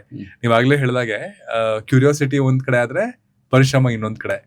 At the same time YouTube officially ಬಿಟ್ಟಿರೋ ಸ್ಟಾಟ್ಸ್ ಅಲ್ಲಿ 110 ಮಿಲಿಯನ್ ಅಲ್ಲಿ 1% ಮಾತ್ರ self sustained can make money, ಅವ್ರು ಅದರಿಂದನೇ ಬದುಕು ನಡೆಸಬಹುದು. 1% ಮಾತ್ರ ಅಂತ. ಈ ಅಂಕಿಅಂಶಗಳು ನೋಡಿದಾಗ ನಿಮ್ಗೆ ಏನ್ ಅನ್ಸುತ್ತೆ? ಅಂದ್ರೆ ನೀವು ಮುಂದೆ ಯೂಟ್ಯೂಬರ್ ಆಗ್ಬೇಕು ಅಂತ ನಿಮ್ಮನ್ನ ಕೇಳ್ಕೊಂಡ್ ಬರ್ತಿರ್ತಾರಲ್ಲ, ಅವ್ರು ಸಜೆಸ್ಟ್ ನೀವು ಮಾಡ್ತೀರಾ? Sir, YouTube Kannada YouTube content creation ಅಲ್ಲಿ ತುಂಬಾ ದೊಡ್ಡ ಕೊರತೆ ಇದೆ. ಯೂಟ್ಯೂಬ್ ಕ್ರಿಯೇಟರ್ಸ್ ಬೇಕಾಗಿದ್ದಾರೆ. ಆದ್ರೆ ಬೇಕಾಗಿರೋದು ಯಾವ ಥರದ್ದು ಅಂತಂದ್ರೆ ನಿಜವಾಗಿಯೂ ಜನಕ್ಕೆ ಒಳ್ಳೆ ಕಂಟೆಂಟು ನಿರಂತರವಾಗಿ ಕೊಡ್ತೀನಿ ಅನ್ನೋರು. ಈ ಒಳ್ಳೆ ಕಂಟೆಂಟ್ ಕೊಡ್ಬೇಕು, ನಿರಂತರವಾಗಿ ಕೊಡ್ಬೇಕು ಅದನ್ನ. ಈಗ ನೋಡಿ, ನಮ್ಮ ಥರ್ಡ್ ಐ ಸುಬ್ರಹ್ಮಣ್ಯ ಇದ್ದಾರೆ, ಮಸ್ಮಗ ಅಮರ್ ಪ್ರಸಾದ್ ಇದ್ದಾರೆ, ಆಮೇಲೆ ಇವರು ಮೀಡಿಯಾ ಮಾಸ್ಟರ್ ರಾಘವೇಂದ್ರ ಇದ್ದಾರೆ, ನಮ್ಮ ಟೆಕ್ ಇನ್ ಕನ್ನಡ ಸಂದೀಪ್ ಇದ್ದಾರೆ, ಕುಕ್ಕಿಂಗ್ ಅಥವಾ ಫುಡ್ ಇದರಲ್ಲಿ ನಮ್ಮ ಭಾಗ್ಯ ಟಿವಿ ಗಿರೀಶ್ ಇದ್ದಾರೆ, ರೇಖಾ ಅಡುಗೆ ಇದ್ದಾರೆ. ಸೊ ಟ್ರಾವೆಲ್ ಅಲ್ಲಿ ಡಾಕ್ಟರ್ ಬ್ರೋ ಇದ್ದಾರೆ, ಗ್ಲೋಬಲ್ ಕನ್ನಡಿಗ ಫ್ಲೈಯಿಂಗ್ ಪಾಸ್ಪೋರ್ಟ್ ಇದ್ದಾರೆ. ಈ ಸಂದರ್ಶನಗಳು ಮಾಡೋದ್ರಲ್ಲಿ ನಾವು ಗೌರಿ ಶಕ್ಕಿ ಸರ್, ರಘುರಾಮ್ ಇದ್ದಾರೆ. ಸೊ ನಾವು ಇಷ್ಟೇ ಜನ, ನೀವೆಲ್ಲ ಏನೇ ಹೇಳಿದ್ರು ಕೂಡ, ಈಗ ನೀವು 110 ಮಿಲಿಯನ್ ಇಡೀ ಗ್ಲೋಬಲ್ ಅಂದ್ರೆ ಕನ್ನಡಕ್ಕೆ ಎಷ್ಟಿದ್ದಾರೆ ನೀವು ಅದು ಎಷ್ಟೋ ನೋಡ್ಕೋ, 1000 ಜನ ಅಂತೂ ಇರ್ತಾರೆ ಯೂಟ್ಯೂಬರ್ಸ್. ಆದ್ರೆ ನೀವು ಕೊನೆಗೂ ಅಥವಾ ಹೇಳೋಂಥದ್ದು ಎಲ್ಲ ಸೇರಿ ಒಂದು 25-30 ಜನನ ಇನ್ನೂ ಅವಶ್ಯಕತೆ ಇದೆ. ಎಷ್ಟು ಜನ ಅವಶ್ಯಕತೆ ಅಂದ್ರೆ ಪ್ರೊಫೆಷನಲ್ ಆಗಿ ಮಾಡುವಂಥವ್ರು. ಸೊ ಆ ಥರದ್ದು ಇದು ಯೋಚನೆ ಮಾಡಿದಾಗ ತುಂಬಾ ಇದೆ ವಿಷಯಗಳು ಮಾಡ್ಬೋದು. ನಾನು ಒಂದು ಗಮನಿಸಿದ್ದೆ ಮೊನ್ನೆ ನೋಡಿ, ಬೇರೆ ದೇಶಗಳಲ್ಲಿ ಈ ಸಿನಿಮಾಗಳ, ಈಗ ನಮ್ಮಲ್ಲಿ ಸಿನಿಮಾ ರಿವ್ಯೂ ತುಂಬಾ ಜನ, ನೀವು ಅಂದ್ರೆ ಗೊತ್ತಾ, ಯಾವುದೋ ಒಂದು ಸಿನಿಮಾ ಪ್ರೆಸ್ ಮೀಟ್ ಆಗುತ್ತೆ, ಅಲ್ಲಿ ಒಂದು ತುಂಬಾ ಜನ ಮೊಬೈಲ್ ಹಿಡ್ಕೊಂಡು ರೆಕಾರ್ಡ್ ಮಾಡ್ತಿರ್ತಾರೆ. ವೆಲ್ ಅಂಡ್ ಗುಡ್, ಸಂತೋಷ ಮಾಡಲಿ, ಅವ್ರ ಜೀವನ ಅದು. ಆದ್ರೆ ಈಗ ನೋಡಿ, ಒಂದು ವಿದೇಶದಲ್ಲಿ ಕೆಲವೊಂದು ಚಾನಲ್ ನೋಡ್ತೀನಿ ನಾನು ರೆಗ್ಯುಲರ್ಲಿ. ಆ ಚಾನೆಲ್ ಎಷ್ಟು ಚೆನ್ನಾಗಿ ಮಾಡುತ್ತೆ ಅಂತಂದ್ರೆ, ಯಾವುದೇ ಭಾಷೆಯ ಅಂತರ ಇಲ್ಲದೆ, ಭಾಷೆಯ ಭೇದ ಇಲ್ಲದೆ, ಜಗತ್ತಿನ ಶ್ರೇಷ್ಠ ಸಿನಿಮಾಗಳನ್ನ ಇಟ್ಕೊಂಡು ಅದನ್ನ ಬ್ರೇಕ್ ಡೌನ್ ಮಾಡ್ತಾರೆ ಅವರು. ಈಗ ಇರಾನಿ ಮಜೀದ್ ಸಿನಿಮಾ ಇಟ್ಕೊಂಡು ಚಿಲ್ಡ್ರನ್ ಆಫ್ ಹೆವನ್, ಇದು ಯಾಕೆ ಹೀಗೆ, ಅಲ್ಲಿನ ಕಲ್ಚರಲ್ ಪೊಲಿಟಿಕ್ಸ್ ಏನು, ಈ ಥರದ್ದು ಮಾಡ್ತಾರೆ. ಅಥವಾ ಗಾಡ್ ಫಾದರ್ನ ಇಟ್ಕೊಂಡು ಸೊ ಇಡೀ ಸುತ್ತ ಅದನ್ನ ಕಟ್ತಾರೆ, ಆ ನಿರ್ದೇಶಕ ಹಾಗೆ ಯೋಚನೆ ಮಾಡ್ತಾನೆ ಅಂತೆಲ್ಲ. ಸೊ ಈ ಥರದ್ದು ಕನ್ನಡದು ಸತ್ಯಜಿತ್ ರೇದು ಪತೇರ್ ಪಾಂಚಾಲಿ ಇಟ್ಕೊಂಡು ಚರ್ಚೆ ಮಾಡ್ತಾನೆ. ಬೇಡ, ಮಡೂರು ಗೋಪಾಲಕೃಷ್ಣ ಅನ್ನೋ ಸಿನಿಮಾ ಇಟ್ಕೊಂಡು ಮಾಡ್ತಾರೆ, ಕಾಸರವಳ್ಳಿ ಸಿನಿಮಾ ಇಟ್ಕೊಂಡು ವರ್ಕ್ ಮಾಡ್ತಾನೆ. ಅಥವಾ ವಾಂಕರ್ ವಾಯ್, ಹಾಂಗ್ಕಾಂಗ್ನ ಫಿಲ್ಮ್ ಮೇಕರ್ ವಾಂಕರ್ ವಾಯ್ ಅವ್ನ ಸಿನಿಮಾ ಇಟ್ಕೊಂಡು ಚರ್ಚೆ ಮಾಡ್ತಾರೆ. ಅಂದ್ರೆ ಇದೇನು ಎತ್ತ ಅಂತ ನಮಗೆ ಬಹುಶಃ ನಾವು ಆ ಸಿನಿಮಾ ನೋಡಿದ್ರು ಅಷ್ಟು ಪೊಲಿಟಿಕ್ಸ್ ನಮ್ಗೆ ಅರ್ಥವೇ ಆಗಿರಲ್ಲ. ಅದ್ರ ಹಿಂದಿನ ಅಷ್ಟು ಸೂಕ್ಷ್ಮ. ಇವನ್ ಯಾಕೆ ಈ ಶಾರ್ಟ್ ತೆಗೆದ, ಅಥವಾ ಇನ್ ಯಾಕೆ ಹೀಗೆ ಪ್ರೆಸೆಂಟ್ ಮಾಡ್ತಾನೆ, ಯಾಕೆ ಈ ಲೈಟ್ ಬಳಸ್ದ, ಯಾಕೆ ಈ ಟೋನ್ ಬಳಸ್ದ, ಯಾಕೆ ಅದೇ ಲೊಕೇಶನ್ಗೆ ಸೆಟ್ ಮಾಡ್ದ, ಈ ಥರದ ವಿಷಯಗಳು ಎಲ್ಲಿದೆ ನಮ್ಮಲ್ಲಿ? ಒಬ್ಬನ್ ತೋರ್ಸೆ. ಅದು ಕಲಿಕೆನೂ ತುಂಬಾ ಮುಖ್ಯ ಅಲ್ಲ? ಗೊತ್ತಾಗ್ತಿದ್ಯಾ? ಅಂದ್ರೆ ಈ ಥರದ ಎಜುಕೇಟೆಡ್ ಕಂಟೆಂಟ್ ಮಾಡುವಂಥವ್ರು ತುಂಬಾ ಅವಶ್ಯಕತೆ ಇದೆ. ಕನ್ನಡಕ್ಕೆ ನಾಲೆಡ್ಜ್ ಸೀರೀಸ್ ಹೇಳ್ತಿರೋದು. ಅಂಡ್ ಪ್ರಾಬಬ್ಲಿ ಅವ್ರು ಯಾರು ಸ್ಟಾರ್ಟ್ ಮಾಡ್ಬೇಕಾದ್ರೆ ಇದರಿಂದ ನನಗೆ ದುಡ್ಡು ಬರುತ್ತೆ ಅಥವಾ ಇದರಿಂದ ಏನೋ ನನ್ನ ಬದುಕೆ ನಡೀಯುತ್ತೆ ಅನ್ನೋ ಉದ್ದೇಶದಲ್ಲಿ ಶುರು ಮಾಡಿರಲ್ಲ. ಪ್ಯಾಷನೇಟ್ ಆಗಿ ಶುರು ಮಾಡಿರ್ತಾರೆ. ಆ ಪ್ಯಾಷನ್ ನೀವಾಗ್ಲೇ ಹೇಳಿದಾಗೆ ಆ ಪ್ಯಾಷನ್ ಇರೋದಕ್ಕೆ ಕೊನೆಗೆ ಅದು ಬದುಕನ್ನು ನೋಡ್ಕೊಳಂಗ್ ಆಗಿರುತ್ತೆ. ಖಂಡಿತ ಇಲ್ಲಿ ಮಾಡ್ಬೇಕಾದ್ರೆ ಏನಾಗುತ್ತೆ ಅಂದ್ರೆ ಪ್ರಾಬಬ್ಲಿ ಓಕೆ, ನನಗೆ ಮಾಡಿದ್ರಿಂದ ನನಗೆ ಏನ್ ಸಿಗುತ್ತೆ ಅನ್ನೋದೇ ನಮ್ಮ ಏನು ಸಿಗಲ್ಲ. ಇದು ಸತ್ಯ, ಇದು ಜಗತ್ತಿನ ಸಾರ್ವಕಾಲಿಕ ಸತ್ಯ. ನಾನು ಈಗಲೂ ಕೂಡ ಕೆಲಸ ಮಾಡುವಂಥದ್ದು ನಂಗೆ ನಾಳೆ ಎಷ್ಟು ದುಡ್ಡು ಬರುತ್ತೆ ಅನ್ನೋ ಕಾರಣಕ್ಕಲ್ಲ. ನಾನು ಈಗಲೂ ಕೆಲಸ ಮಾಡುವಂಥದ್ದು ನನ್ನ ಸಬ್ಸ್ಕ್ರೈಬರ್ಸ್, ನನ್ನ ಜನ, ನನ್ನ ಕನ್ನಡಿಗರು, ನನ್ನ ಕರ್ನಾಟಕಕ್ಕೆ ನಾನು ಏನು ಕೊಡಬೇಕು, ಅವ್ರ ನಿಜಕ್ಕೂ ಒಳ್ಳೇದು ಕೊಡಬೇಕು, ಅವರ ಬದುಕಿಗೆ ಉಪಯೋಗ ಆಗಬೇಕು, ಅವ್ರ ಜ್ಞಾನಕ್ಕೆ ಉಪಯೋಗ ಆಗಬೇಕು, ಅವ್ರ ಹೃದಯಕ್ಕೆ ಉಪಯೋಗ ಆಗಬೇಕು. ಅವರ ಅಂಥದ್ದನ್ನು ಹುಡುಕಿ ಕೊಡುವಂಥದ್ದೇ ನನ್ನ ಸಿಂಗಲ್ ಮೋಟೋ ಇವತ್ತಿಗೂ. ಅದನ್ನೇ ನಾವು ಮಾಡ್ತಿರೋಂಥದ್ದು. ಹಂಗೆ ಮಾಡಿದಾಗ ಏನಾಗುತ್ತೆ, ಜನ ನಿಮ್ಮನ್ನು ಪ್ರೀತಿಸ್ತಾರೆ, ಗೌರವಿಸ್ತಾರೆ, ಕೈ ಹಿಡಿತಾರೆ. That gets turned into money. You live happily, you have power, you go forward. ಇದೆಲ್ಲ ಸಾಧ್ಯ ಆಗುತ್ತೆ. ಎಲ್ಲವೂ ಬಿಟ್ಟು ದುಡ್ಡು ಎಷ್ಟು ಬರುತ್ತೆ ಅನ್ನೋದು ಇದೆಯಲ್ಲ, ದಟ್ ವೋಂಟ್ ವರ್ಕ್. ಅದು ಉಲ್ಟಾ ಪ್ರೊಸೆಸ್. ಅದು ಹಂಗೆ ವರ್ಕ್ ಆಗಲ್ಲ. ಅದು ಆ 110 ಮಿಲಿಯನ್ ಯೂಟ್ಯೂಬರ್ಸ್ ಅಲ್ಲಿ ಇಂಡಿಯಾದಲ್ಲಿ 10 ಲಕ್ಷ ಜನಕ್ಕೆ ಜಾಬ್ ಸಿಕ್ಕಿದೆ ಅಂತ, ಬಿಕಾಸ್ ಆಫ್ ಯೂಟ್ಯೂಬ್. ನಾನು ನಿಮ್ಗೊಂದು ಇದು ಕಳಿಸ್ತೀನಿ. ಅದು ಯೂಟ್ಯೂಬ್ನವರೇ ನನ್ನ ಸಂದರ್ಶನ ಮಾಡಿದ್ರು. ಅದಕ್ಕೆ 2022ರಲ್ಲಿ ಕನ್ನಡ ನಂಬರ್ 1 ಯೂಟ್ಯೂಬರ್ ಅಂತ ಹೇಳಿ ನಮ್ಮ ಸರ್ಟಿಫೈ ಮಾಡಿ, ನಮ್ಮ ಬಗ್ಗೆ ಪ್ರಜಾವಾಣಿ ಫ್ರಂಟ್ ಪೇಜ್ ಅಲ್ಲಿ ಹಾಕಿ, ಫೈನಾನ್ಷಿಯಲ್ ಎಕ್ಸ್ಪ್ರೆಸ್ ಅಲ್ಲಿ ಹಾಕಿ ಎಲ್ಲ ಮಾಡಿದ್ರು. ಅದು ನಿಮ್ಗೆ ಕಳಿಸ್ತೀನಿ ನಾನು ಇಮೇಜ್. ಅವ್ರು ಅದ್ರಲ್ಲಿ ಮೆನ್ಷನ್ ಮಾಡಿದ್ರು, ಕ್ರಿಯೇಟಿಂಗ್ ಫಾರ್ ಇಂಡಿಯಾ ಅಂತ ಒಂದು ಕ್ಯಾಂಪೇನ್ ಮಾಡಿದ್ರು. ಕ್ರಿಯೇಟಿಂಗ್ ಫಾರ್ ಇಂಡಿಯಾ ಅಂತ ಅಂದ್ರೆ we are not creating for our self, we are creating for India. 2022ರಲ್ಲಿ. ಅದರಲ್ಲಿ ಪ್ರತಿ ರಾಜ್ಯದಿಂದ ಒಬ್ಬೊಬ್ಬ ಬೆಸ್ಟ್ ಯೂಟ್ಯೂಬರ್ನ ಗುರುತಿಸಿದ್ರು, ಕಲಾ ಮಾಧ್ಯಮನ ಕನ್ನಡದಿಂದ ಗುರುತಿಸಿದ್ರು 2022ರಲ್ಲಿ. ನೀವು ಇವತ್ತು ಕ್ರಿಯೇಟಿಂಗ್ ಫಾರ್ ಇಂಡಿಯಾ ವೆಬ್ಸೈಟಿಗೆ ಹೋಗಿ, ವೆಬ್ಸೈಟಲ್ಲಿ ಹೋಗ್ಬಿಟ್ಟು ನೀವು ಇಂಡಿಯಾ ಮ್ಯಾಪಲ್ಲಿ ಕರ್ನಾಟಕ ಹೋದ್ರೆ ನನ್ನ ಹೆಸರು ಬರುತ್ತೆ, ನಮ್ಮ ಡೀಟೇಲ್ಸ್ ಬರುತ್ತೆ. ಸೊ ಹಾಗಾಗಿ ಅಲ್ಲಿ ಅವ್ರು ಹೇಳಿದ್ದೇನು ಅಂತಂದ್ರೆ, ಆಗ 2022ರಲ್ಲಿ 6 ಲಕ್ಷ ಜನಕ್ಕೆ ಇದು ಉದ್ಯೋಗ ಕೊಟ್ಟಿದೆ. ನಾನು ಕಳಿಸ್ತೀನಿ, ಅವರೇ ಮೆನ್ಷನ್ ಮಾಡಿರುವಂತ ಸರ್ಟಿಫಿಕೇಟ್. ಪ್ರೆಸೆಂಟ್ ಸ್ಟೇಟಸ್ ಈ ವರ್ಷದಲ್ಲಿ 10 ಲಕ್ಷ ನೋಡಿ, 16,000 ಕೋಟಿ ಇಂಡಿಯನ್ GDPಗೆ ಯೂಟ್ಯೂಬ್ ಇಂದ ಕಾಂಟ್ರಿಬ್ಯೂಟ್ ಆಗ್ತದೆ. ಮತ್ತೆ ನಿಮ್ಗೆ ಗೊತ್ತಿರ್ಬೇಕು, ಇತ್ತೀಚೆಗೆ ಸೋಷಿಯಲ್ ಮೀಡಿಯಾ ಬಿಲ್ ಪಾಸ್ ಆಯ್ತು ಸಂಸತ್ತಲ್ಲಿ. ಸೊ ಅಂದ್ರೆ ಇವ್ರನ್ನ ರೆಕಗ್ನೈಸ್ ಮಾಡುವಂತಹ ಕೆಲಸ ಅಂತ ಇದೊಂದು ವೃತ್ತಿ ಅಂತ, ಪ್ರೊಫೆಷನ್ ಅಂತ ತಗೊಳ್ಳುವಂತಹ, ಇವ್ರು ಕೊಡ್ಬೇಕಾದ್ರೆ ಸ್ಥಾನಮಾನ ಕೊಡುವಂತ, ರಿಜಿಸ್ಟ್ರೇಷನ್ ಪ್ರಾಸೆಸ್ಗಳು ಶುರು ಮಾಡುವಂತ, ಅದೆಲ್ಲ ಆಗ್ಲಿ, ಸಂತೋಷ, ಎಲ್ಲವೂ ಮಾಡ್ಲಿ. ಸೊ ಇದು ಅಂದ್ರೆ ಸೋಷಿಯಲ್ ಮೀಡಿಯಾ ಅಂತ ಅನ್ನೋದು ಅದೊಂದು ಟೂಲ್, ಇಟ್ಸ್ ಅ ಪವರ್. ಅದನ್ನ ಸರಿಯಾಗಿ ಬಳಸ್ಕೋಬೇಕು ಇಡೀ ದೇಶ. ಏನನ್ಸುತ್ತೆ 5 ವರ್ಷದಿಂದ ನೀವು ಸ್ಟಾರ್ಟ್ ಮಾಡಿದಾಗ ಜನಗಳು ಅಥವಾ ನಿಮ್ ಸುತ್ತಮುತ್ತ ಕಲಾ ಮಾಧ್ಯಮ ಯೂಟ್ಯೂಬ್ ಅಂತ ಕೊಡ್ತಿದ್ದಂತಹ ರೆಸ್ಪೆಕ್ಟ್ಗೂ ಇವತ್ತು ಪರಂ ಅಥವಾ ಕಲಾ ಮಾಧ್ಯಮ ಅದ್ರಲ್ಲಿ ಸಿಗುವಂತಹ ರೆಸ್ಪೆಕ್ಟ್ಗೂ ಜನ ಸೋಷಿಯಲ್ ಮೀಡಿಯಾ ನೋಡ್ತಿರುವಂತಹ ರೀತಿ ಹೇಗೆ ಬದಲಾಗಿದೆ? ತುಂಬಾ ಚೆನ್ನಾಗಿ ಬದಲಾಗಿದೆ. ಇವತ್ತು ಜನ ಅದನ್ನ ಬಹಳ ಗಂಭೀರವಾಗಿ ತಗೊಂಡಿದ್ದಾರೆ, ಗೌರವಿಸ್ತಾರೆ. ನನ್ನ ಸೋದರ ಆಟೋ ಚಾಲಕರಿಂದ ಹಿಡಿದು, ನನ್ನ ಅಣ್ಣ ತಮ್ಮಂದ್ರಾದಂತಹ ಹೋಟೆಲ್ ಕಾರ್ಮಿಕರಿಂದ ಹಿಡಿದು, ವಿಶ್ವವಿದ್ಯಾಲಯದ ಪ್ರೊಫೆಸರ್ಸ್ವರೆಗೂ, IAS IPS ವರೆಗೂ, ಮಾಜಿ ಮುಖ್ಯಮಂತ್ರಿಗಳು SM ಕೃಷ್ಣ ಅವರು ನಮ್ಮ ಸಬ್ಸ್ಕ್ರೈಬರ್ ಆಗಿದ್ರು. ಅಲ್ಲಿವರೆಗೂ ಬಹಳ ವೆರೈಟಿ ಆಫ್ ಪೀಪಲ್, ಹೆಣ್ಮಕ್ಳು ಸೇರಿಸಿ, ಬಹಳ ಗೃಹಿಣಿಯರಿಂದ ಹಿಡಿದು ದೊಡ್ಡ ದೊಡ್ಡ ವಿಶ್ವವಿದ್ಯಾಲಯದ ಕುಲಪತಿ ಹೆಣ್ಮಕ್ಳವರೆಗೂ ನಮ್ಮ ಸಬ್ಸ್ಕ್ರೈಬರ್ಸ್ ಇದ್ದಾರೆ. ಹಾಗಾಗಿ ನನಗದು ಬಹಳ ಸಂತೋಷ. ಎಲ್ಲೇ ಹೋದ್ರೂ ಪ್ರತಿಯೊಬ್ಬರು ನಿಲ್ಲಿಸ್ತಾರೆ, ಮಾತಾಡಿಸ್ತಾರೆ. ಎಷ್ಟೋ ಸಲ ನನಗೆ ಹೋಟೆಲ್ ಬಿಲ್ ಕೊಡಕ್ ಬಿಡಲ್ಲ, ಬೇಡ ಅಂದ್ರೆ ಒತ್ತಾಯ ಮಾಡಿ ಟೀ ಕುಡಿಸ್ತಾರೆ. ಎಂತ ಪ್ರೀತಿ ಅಲ್ಲ. ನೋಡಿ, ಮೊನ್ನೆ ಒಂದು ಬಹಳ ಒಳ್ಳೆ ಇನ್ಸಿಡೆಂಟ್, ನಂಗೆ ಆಶ್ಚರ್ಯ ಆಗ್ಬಿಡ್ತು. ಡಿ ವಿ ಗುಂಡಪ್ಪನವರು ಮೊಮ್ಮಗ ಇದ್ದಾರೆ, ನಟರಾಜನ್ ಅಂತ. ಅವ್ರ ಮನೆ ಇಲ್ಲಿ ವಿಜಯನಗರದ ಹತ್ರ ಎಲ್ಲೋ ಇದೆ, ವಿಜಯನಗರದ ಹತ್ರ. ಅವ್ರ ಲೊಕೇಶನ್ ಕಳಿಸಿದ್ರು ನಂಗೆ. ಅವ್ರ ಮನೆಗೆ ಹೋದೆ ನಾನು. ಅಲ್ಲಿ ಒಂದು ಸಣ್ಣ ಕನ್ಫ್ಯೂಷನ್ ಏನಾಗೋಯ್ತು ಅಂತಂದ್ರೆ, ಅವ್ರ ಮನೆಗೆ ಹೋದಾಗ ಅವ್ರ ಮನೆಯಿಂದ 3ನೇ ಮನೆಗೆ ಹೋಗ್ಬಿಟ್ಟಿದ್ದೀನಿ. ಲೊಕೇಶನ್ ಹಂಗೆ ಆಗ್ಬಿಡುತ್ತಲ್ಲ, ಒಂದು 30-40 ಮೀಟರ್ ದೂರ ಆಗ್ಬಿಡುತ್ತಲ್ಲ. ನಾನು ಹೋದೆ ಅಲ್ಲಿಗೆ. ಆ ಮನೆ ನೋಡಿದೆ, ಸ್ವಲ್ಪ ಸಾಹಿತ್ಯಗಳ ಮನೆ ಇದ್ದಂಗಿತ್ತು, ಇತ್ತಲ್ಲ. ನಾನೇನ್ ಮಾಡಿದೆ, ನನ್ನೊಂದು ಭ್ರಮೆನಲ್ಲಿ ಇದೇ ಮನೆ ಇರ್ಬೇಕು ಅಂತ ಹೋಗ್ಬಿಟ್ಟು ಏನ್ ಮಾಡಿದೆ, ಹೋಗ್ಬಿಟ್ಟು ಇದೇ ಮನೆನ ಅಂತ ಕೇಳೋ ಒಂದು ಸೌಜನ್ಯಕ್ಕೂ ಹೋಗ್ಲಿಲ್ಲ ನಾನು ಗೇಟ್ ತೆಗೆದು ಒಳಗಡೆ ಹೋಗೋದೆ. ಒಬ್ರು ಲೇಡಿ, ಒಂದು 40 ವರ್ಷದ ಲೇಡಿ ಬಂದ್ರು ಆಚೆಗೆ. ಬನ್ನಿ ಪರಂ ಬಂದ್ಬಿಟ್ರು. ನಾನು ಬಂದೆ, ಬನ್ನಿ ರವಿ, ನಮ್ ಕ್ಯಾಮ್ರಾಮನ್ ರವಿ, ಇದೇ ಮನೆ ಅಂತ ಹೋಗ್ಬಿಟ್ಟು ಸೀದಾ ಒಳಗೆ ಕೂತ್ಕೊಂಡ್ಬಿಟ್ವಿ ನಾವು. ಟೀನಾ ಕಾಫಿನ ಅಂದ್ರು. ಇಲ್ಲ, ಶುರು ಮಾಡೋಣ, ಮೊದಲು ಕಾಫಿ ಕೊಡಿ ಅಂದ್ರೆ. ಕಾಫಿ ಮಾಡೇ ಅಂತಂದ್ರೆ ಯಾರೋ ಕೆಲಸದವ್ರು. ನಾನು ಕೂತಿದ್ದೀನಿ. ಅದಕ್ಕೆ ಎಲ್ಲಿ ನಟರಾಜನ್ ಅಂದ್ರು. ನಟರಾಜನ್ ನಾ ಮನೆ ಅಲ್ವಾ ಅಂದ್ರು. ನಟರಾಜನ್ ಅವ್ರ ಮನೆ ಇದಲ್ವಾ ಅಂದೆ. ಅಲ್ಲ, DVG ಅವ್ರ ಮೊಮ್ಮಗ, ಅದಾவது 3ನೇ ಮನೆ ಅಂದ್ರು. ಮತ್ ಮೇಡಮ್ ನೀವು ಬಂದು ಆರಾಮಾಗಿ ಕೂರಿಸ್ತಾ ಇದೀರಲ್ಲ ಅಂತಂದೆ. ನೀವು ಕಲಾ ಮಾಧ್ಯಮ ಪರಮಲ್ಲ, ನಂಗೆ ಗೊತ್ತಲ್ಲ, ದಿನ ನೋಡ್ತೀನಿ, ಬನ್ನಿ ಕೂತ್ಕೊಳ್ಳಿ, ಕಾಫಿ ಕುಡಿರಿ. ನಾನು ಬರ್ತೀನಿ ಅಂತ ಇವ್ರಿಗೆ ಗೊತ್ತಿದೆ, ನಟರಾಜನ್ ಅವರು ಅಂತ ಅನ್ಕೊಂಡ್ರೆ ಅವ್ರೆ ಅಷ್ಟು ಗೊತ್ತಾಗಿದೆ. ಅಂದ್ರೆ ನಾನ್ ದೊಡ್ಡವನು ಅಂತ ಹೇಳ್ತಾ ಇಲ್ಲ. ಇದು ಕನ್ನಡಿಗ, ಕರ್ನಾಟಕ ನಂಗೆ ಕೊಟ್ಟಿರೋ ಶಕ್ತಿ ಇದು. ನಾನ್ ಮಾಡಿದೆ ಅಂತ ತಲೆಗೆ ಅಹಂಕಾರ ಹೇಳ್ಸ್ಕೊಳ್ಳೋದಿದೆಯಲ್ಲ, ಅದು ನನ್ನ ವಿನಾಶದ ಮೊದಲ ಹೆಜ್ಜೆ. ಬೇರೆ ಯಾವ ಕೆಲಸದಲ್ಲಿ ಪ್ರೀತಿ ಸಿಕ್ತಿತ್ತು? ನಂಗೆ ಇದು ಬಿಟ್ರೆ ನಂಗೆ ಏನು ಯೋಚನೆ ಮಾಡಿಲ್ಲ ಜೀವನದಲ್ಲಿ. ನಾನು ಕಾಮರ್ಸ್ ಓದಿದ್ದು, ಮೇಸ್ಟ್ರ್ ಆಗ್ಬೇಕು ಅಂತ ಅನ್ಕೊಂಡೆ. ಆದ್ರೆ ಅವಾಗ ನಂಗೆ ಸ್ಟೇಜ್ ಫಿಯರ್ ಇತ್ತು. ನಾನು MCom ಮುಗಿಸಿದಾಗ ಆಗ್ಲಿಲ್ಲ. ಸೊ ಆಮೇಲೆ ನಾನು ಈ ಕಡೆಗೆ ಬಂದೆ. ನಡೀತಾ ಇದೆ. ನಾನು ಇದ್ಬಿಟ್ಟು ಯೋಚನೆ ಮಾಡಿಲ್ಲ ಇನ್ನು ಒಳ್ಳೆ ವೆಬ್ ಸೀರೀಸ್ಗಳು ಮಾಡಬೇಕು ಅಂತಿದೆ. ನಮ್ದು ಕಲಾ ಮಾಧ್ಯಮ ಸಿನಿಮಾಸ್ ಅಂತ ಇನ್ನೊಂದು ಯೂಟ್ಯೂಬ್ ಪೇಜ್ ಇದೆ. ಅದೊಂದು ಶಾರ್ಟ್ ಫಿಲ್ಮ್ ಸ್ಟೇಟ್ ಅವಾರ್ಡ್ ಬಂದು, ಶಾರ್ಟ್ ಫಿಲ್ಮ್ಗೆ ಡೈರೆಕ್ಟ್ ಮಾಡಿದ್ದು, ಸ್ಟೇಟ್ ಅವಾರ್ಡ್ ಬಂತು ಅವಳು ಅಂತ. ಸೊ ಅದೀಗ ಬೇರೆ ಹಂತದಲ್ಲಿ ಇದೆ, ಅದು ಒಂದೇನೋ ಬೇರೆ ಕೆಲಸ ಆಗ್ತಾ ಇದೆ. ಸೊ ಆ ಥರದ್ದು. ಸೊ ಅಂದ್ರೆ ಈ ಒಟ್ಟಾರೆ ಕಲೆ, ರಂಗಭೂಮಿ, ನಾಟಕ, ಸಿನಿಮಾ, ಯೂಟ್ಯೂಬ್, ಈ ಒದ್ದಾಟದಲ್ಲೇ ಇದ್ದೀವಿ, ನಿರಂತರ ಕೆಲಸ ಮಾಡ್ತಿದ್ದೀವಿ. ಯಾರ ಸಂದರ್ಶನ ಮಾಡ್ಬೇಕಾದ್ರೆ ನಿಮ್ಗೆ ಕ್ಯಾಮ್ರಾ ಕೇಳುವಂತಹ ಪ್ರಶ್ನೆಗಳು ಎಲ್ಲ ಮರೆತು ಅದೇ ಗುಂಗಲ್ ಮುಳುಗೋಗಿದ್ದು ಇದುವರೆಗೂ 7,000 ಇಂಟರ್ವ್ಯೂ? ಸರ್, ಈ ಪ್ರತಿಯೊಬ್ಬರು ನಾನು ಮುಳುಗೋಗ್ತಾನೆ. ನಿನ್ನೆ ಒಬ್ರು ನೋಡಿ, ನಿನ್ನೆ ಸಂಜೆ 6 ಗಂಟೆಲಿ ನಾನು ಅಂಥವ್ರು ನಾನು ನೋಡೇ ಇರಲಿಲ್ಲ. ಅಂತ 103 ವರ್ಷ 103 ವರ್ಷದ ಹಿರಿಯರು, ಚನ್ನಬಸಯ್ಯ ಗುಬ್ಬಿ ಅಂತ ಅವ್ರ ಹೆಸರು. ರಂಗಭೂಮಿ ಕಲಾವಿದರು. ಅವರು ರಂಗಭೂಮಿಗೆ ಬಂದೆ 90 ವರ್ಷ ಆಗಿದೆ. 90 ವರ್ಷ ರಂಗಭೂಮಿ ಅನುಭವ. ಏಜ್ 103 ವರ್ಷ. 10ನೇ ವಯಸ್ಸಿಗೆ ಬಂದ್ಬಿಟ್ರದವ್ರು, ಗೇಟ್ ಕೀಪರ್ ಹತ್ರದ್ದಾಗಿ. ಅವರು ಈಗ ವಯಸ್ಸು 103, ಈಗಲೂ ಮಾಡಿ ರೋಡಲ್ಲಿದ್ದಾರೆ. ಅವರಿಗೆ ಕಣ್ಣು ನೀಟಾಗಿ ಕಾಣುತ್ತೆ. ಒಂದು ಪುಟ್ಟು ಕೊರಡ್ಕೋತಾರೆ ಅನ್ನೋದು ಬಿಟ್ರೆ ಯಾರು ಕರ್ಕೊಂಡ್ ಕೂರ್ಸಲ್ಲ ಅವ್ರನ್ನ. ಶುಗರ್ ಇಲ್ಲ, BP ಇಲ್ಲ, ಅದೇನೇನೋ ಕಾಯಿಲೆ ಎಂತದೂ ಇಲ್ಲ ಅವ್ರಿಗೆ. ಅವ್ರು ಈಗ್ಲೂ ನಾನು ಹೋಗ್ತೀನಿ, ನಾಟಕ ಮಾಡ್ತೇನೆ, ಇವ್ರು ಯಾರು ಬಿಡೋದೇ ಇಲ್ಲಪ್ಪ ನನ್ನ ಅಂತ ಮನೆಯವ್ರಿಗೆಲ್ಲ ಬೈತಾರೆ. ಅವರು ಗಟ್ಟಿದ್ದಾರೆ. ಅವ್ರ ಧ್ವನಿ ಸಂದರ್ಶನ. ನಾನು 4 ತಾಸು 103 ವರ್ಷದ ಕೂತ್ಕೋತಾರ. 4 ತಾಸು ಕೂತು ಅವ್ರ ನಾಟಕದ ಕಂಪ್ನಿ ದಿನಗಳು ಹೇಗಿತ್ತು ಏನು ಎಲ್ಲ ಹೇಳಿ 4 ಅವರ್ ಆದ್ಮೇಲೆ ನಿನ್ನ ಹೆಸರೇನು ಅಂದ್ರು ನನ್ನ. ಎಲ್ಲ ಮಾಡಿದ್ರು ಅವ್ರು ಕೊನೆಗೆ. ಎಲ್ಲ ಮಾಡಿ ಇಷ್ಟು ಚೆನ್ನಾಗಿ ಕೇಳಿಸ್ಕೊತಿಲ್ಲ, ನಿನ್ನ ಹೆಸರೇನು ಅಂದರು. 4 ಅವರ್ ನಂತರ ಮಾತಾಡಿದ್ಮೇಲೆ, ಸರ್ ನನ್ನ ಹೆಸರು ಪರಮೇಶ್ವರ ಅಂತ ಸರ್, ಕಲಾ ಮಾಧ್ಯಮ. ನೀನು ಚೆನ್ನಾಗಿ ಕೇಳಿಸ್ಕೊತೀನಿ, ಉದ್ಧಾರ ಆಗ್ತೀವಿ ಹೋಗೋರು.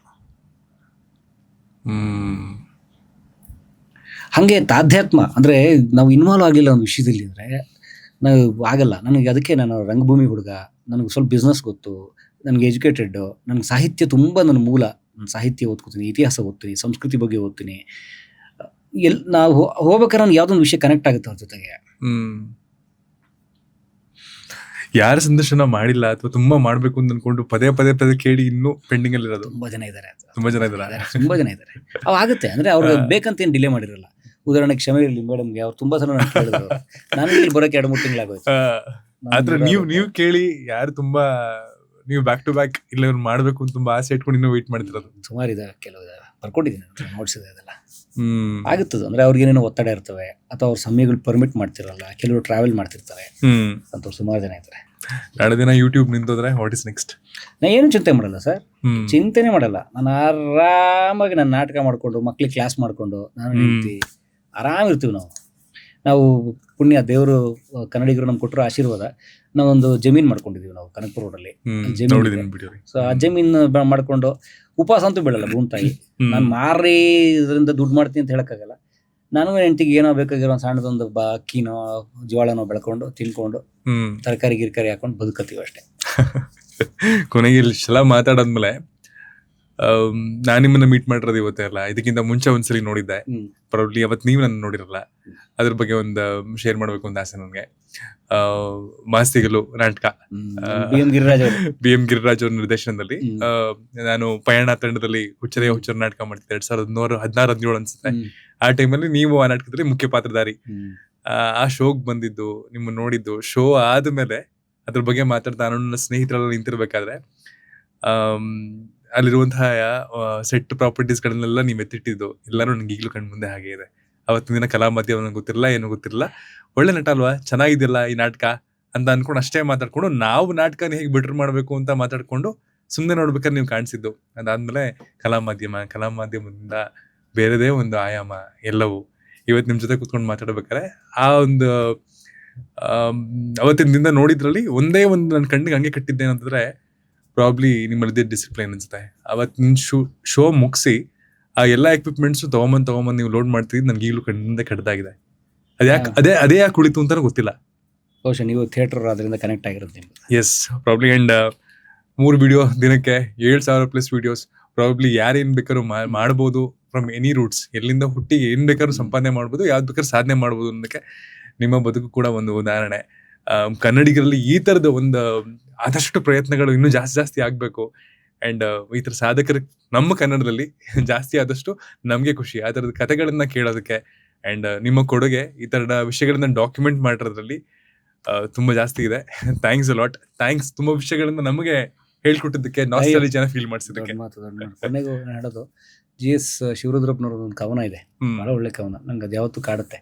ಏನಿತು ಜನ್ಮದಲ್ಲಿ ಏನಿತು ಜೀವರಿಗೆ, ಏನಿತು ನಾವು ಋಣಿಯೋ, ತಿರುಗಿ ನೋಡಲು ಬಾಳೆಂಬುದಿದು ಋಣದ ರತ್ನ ಗಣಿಯೋ. ಅಂದ್ರೆ ಏನಿತು ಜನ್ಮದಲ್ಲಿ ಏನಿತು ಜೀವರಿಗೆ, ಏನಿತು ನಾವು ಋಣಿಯೋ, ತಿರುಗಿ ನೋಡಿದರೆ ಬಾಳು ಎಂಬುದಿದು ಋಣದ ರತ್ನ ಗಣಿಯೋ. ನಾನ್ ಮಾಡ್ದೆ ಗೊತ್ತಾ ಅಂತ ಹೇಳಕ್ ಮುಂಚೆ ಒಂದ್ಸಲ ತಿರುಗಿ ನೋಡು, ನಿನ್ ಸಪೋರ್ಟ್ ಮಾಡಿದ್ರೆ ಎಷ್ಟು ಜನ ನಿಂತಿದ್ದಾರೆ ಅಲ್ಲಿ ಅಂತ. ಅದಕ್ಕೆ ಬಾಳೆಂಬುದಿದು ಋಣದ ರತ್ನ ಗಣಿ. ಋಣದಲ್ಲಿದ್ದೀವಿ ನಾವೆಲ್ಲರದು. ನಾನು ನನ್ನ ಸಂದರ್ಶನ ಕೊಟ್ಟವ್ರು ಋಣದಲ್ಲಿದ್ದೀನಿ, ನನ್ನ ತಂಡಕ್ಕೆ ಋಣಿ ಇದ್ದೀನಿ, ನನ್ನ ಕುಟುಂಬ, ನನ್ನ ಪತ್ನಿಗೆ ಋಣಿಯಾಗಿದ್ದೀನಿ. ನಾನು ಯೂಟ್ಯೂಬ್ ಕ್ರಿಯೇಟ್ ಮಾಡಿದ್ದು ನಾನು BM ಗಿರಿರಾಜ್ ಅವ್ರ ಕಾರಣಕ್ಕೆ. ನಮ್ಮ ನಾಟಕದ ನಿರ್ದೇಶಕರು BM ಗಿರಿರಾಜ್ ಬಹಳ ನನ್ನ ಅಣ್ಣನಂತ ಒಳ್ಳೆ ವ್ಯಕ್ತಿತ್ವ ಅವರು. ಅವ್ರಿಗೋಸ್ಕರ ನಾನು ಯೂಟ್ಯೂಬ್ ಕ್ರಿಯೇಟ್ ಮಾಡಿದ್ದು 2014ರಲ್ಲಿ. ಅವರು ಮೊದಲ ವಿಡಿಯೋ ಅವ್ರು ಮಾಡಿಕೊಟ್ಟಿದ್ರು ನನಗೆ, ಅದು ಅಂಬೇಡ್ಕರ್ ಬಗ್ಗೆ. ಸೊ ಅದು ಅವ್ರಿಗಾಗಲಿ, ನಾನು ನನ್ನ ಪ್ರೀತಿಸೋ ಎಲ್ಲ ಜನಕ್ಕೆ, ಎಲ್ರಿಗೂ ನಾನು ಋಣಿ. ಈಗ ನಾನು ಯಾರಾದ್ರೂ ಅಪ್ಪಿತಪ್ಪಿ ಸಂದರ್ಶನ ನಾಳೆಯಿಂದ ಬರಬೇಡ ಅಂತ ಹೇಳ್ಬಿಟ್ಟಿದ್ರೆ ನನ್ನ ಇವತ್ತು ಜರ್ನಿನೇ ಇಲ್ಲ. ನಿಮ್ಮ ಮುಂದೆ ನಿಮ್ಮಂಥ ಗಣ್ಯರನ್ನು ಭೇಟಿಯಾಗ ಅವಕಾಶವೇ ಇಲ್ಲ ನನಗೆ. ಸೊ ಹಾಗಾಗಿ ಈ ಜೀವ ಅನ್ನೋದು ಋಣದ ರತ್ನ ಗಣಿ. ಥ್ಯಾಂಕ್ಫುಲ್ ಟು ಕನ್ನಡದ ಕೆಲಸಗಳಿಗೆ, ಕನ್ನಡದ ಮನಸ್ಸುಗಳಿಗೆ ನಿಮ್ಮ ಕೊಡುಗೆ ಇದೇ ತರ ನಡೀತಾ ಇರಲಿ. Thank you sir. Thank you. Khadak talks ಒಳ್ಳೆದಾಗಲಿ. ಎಲ್ಲರೂ ದಯವಿಟ್ಟು Khadak talks YouTube page subscribe ಮಾಡಿ, ಫಾಲೋ ಮಾಡಿ. ಒಳ್ಳೊಳ್ಳೆ ವಿಷಯ ಬರ್ತಾ ಇರುತ್ತೆ. ಧನ್ಯವಾದಗಳು ಸರ್.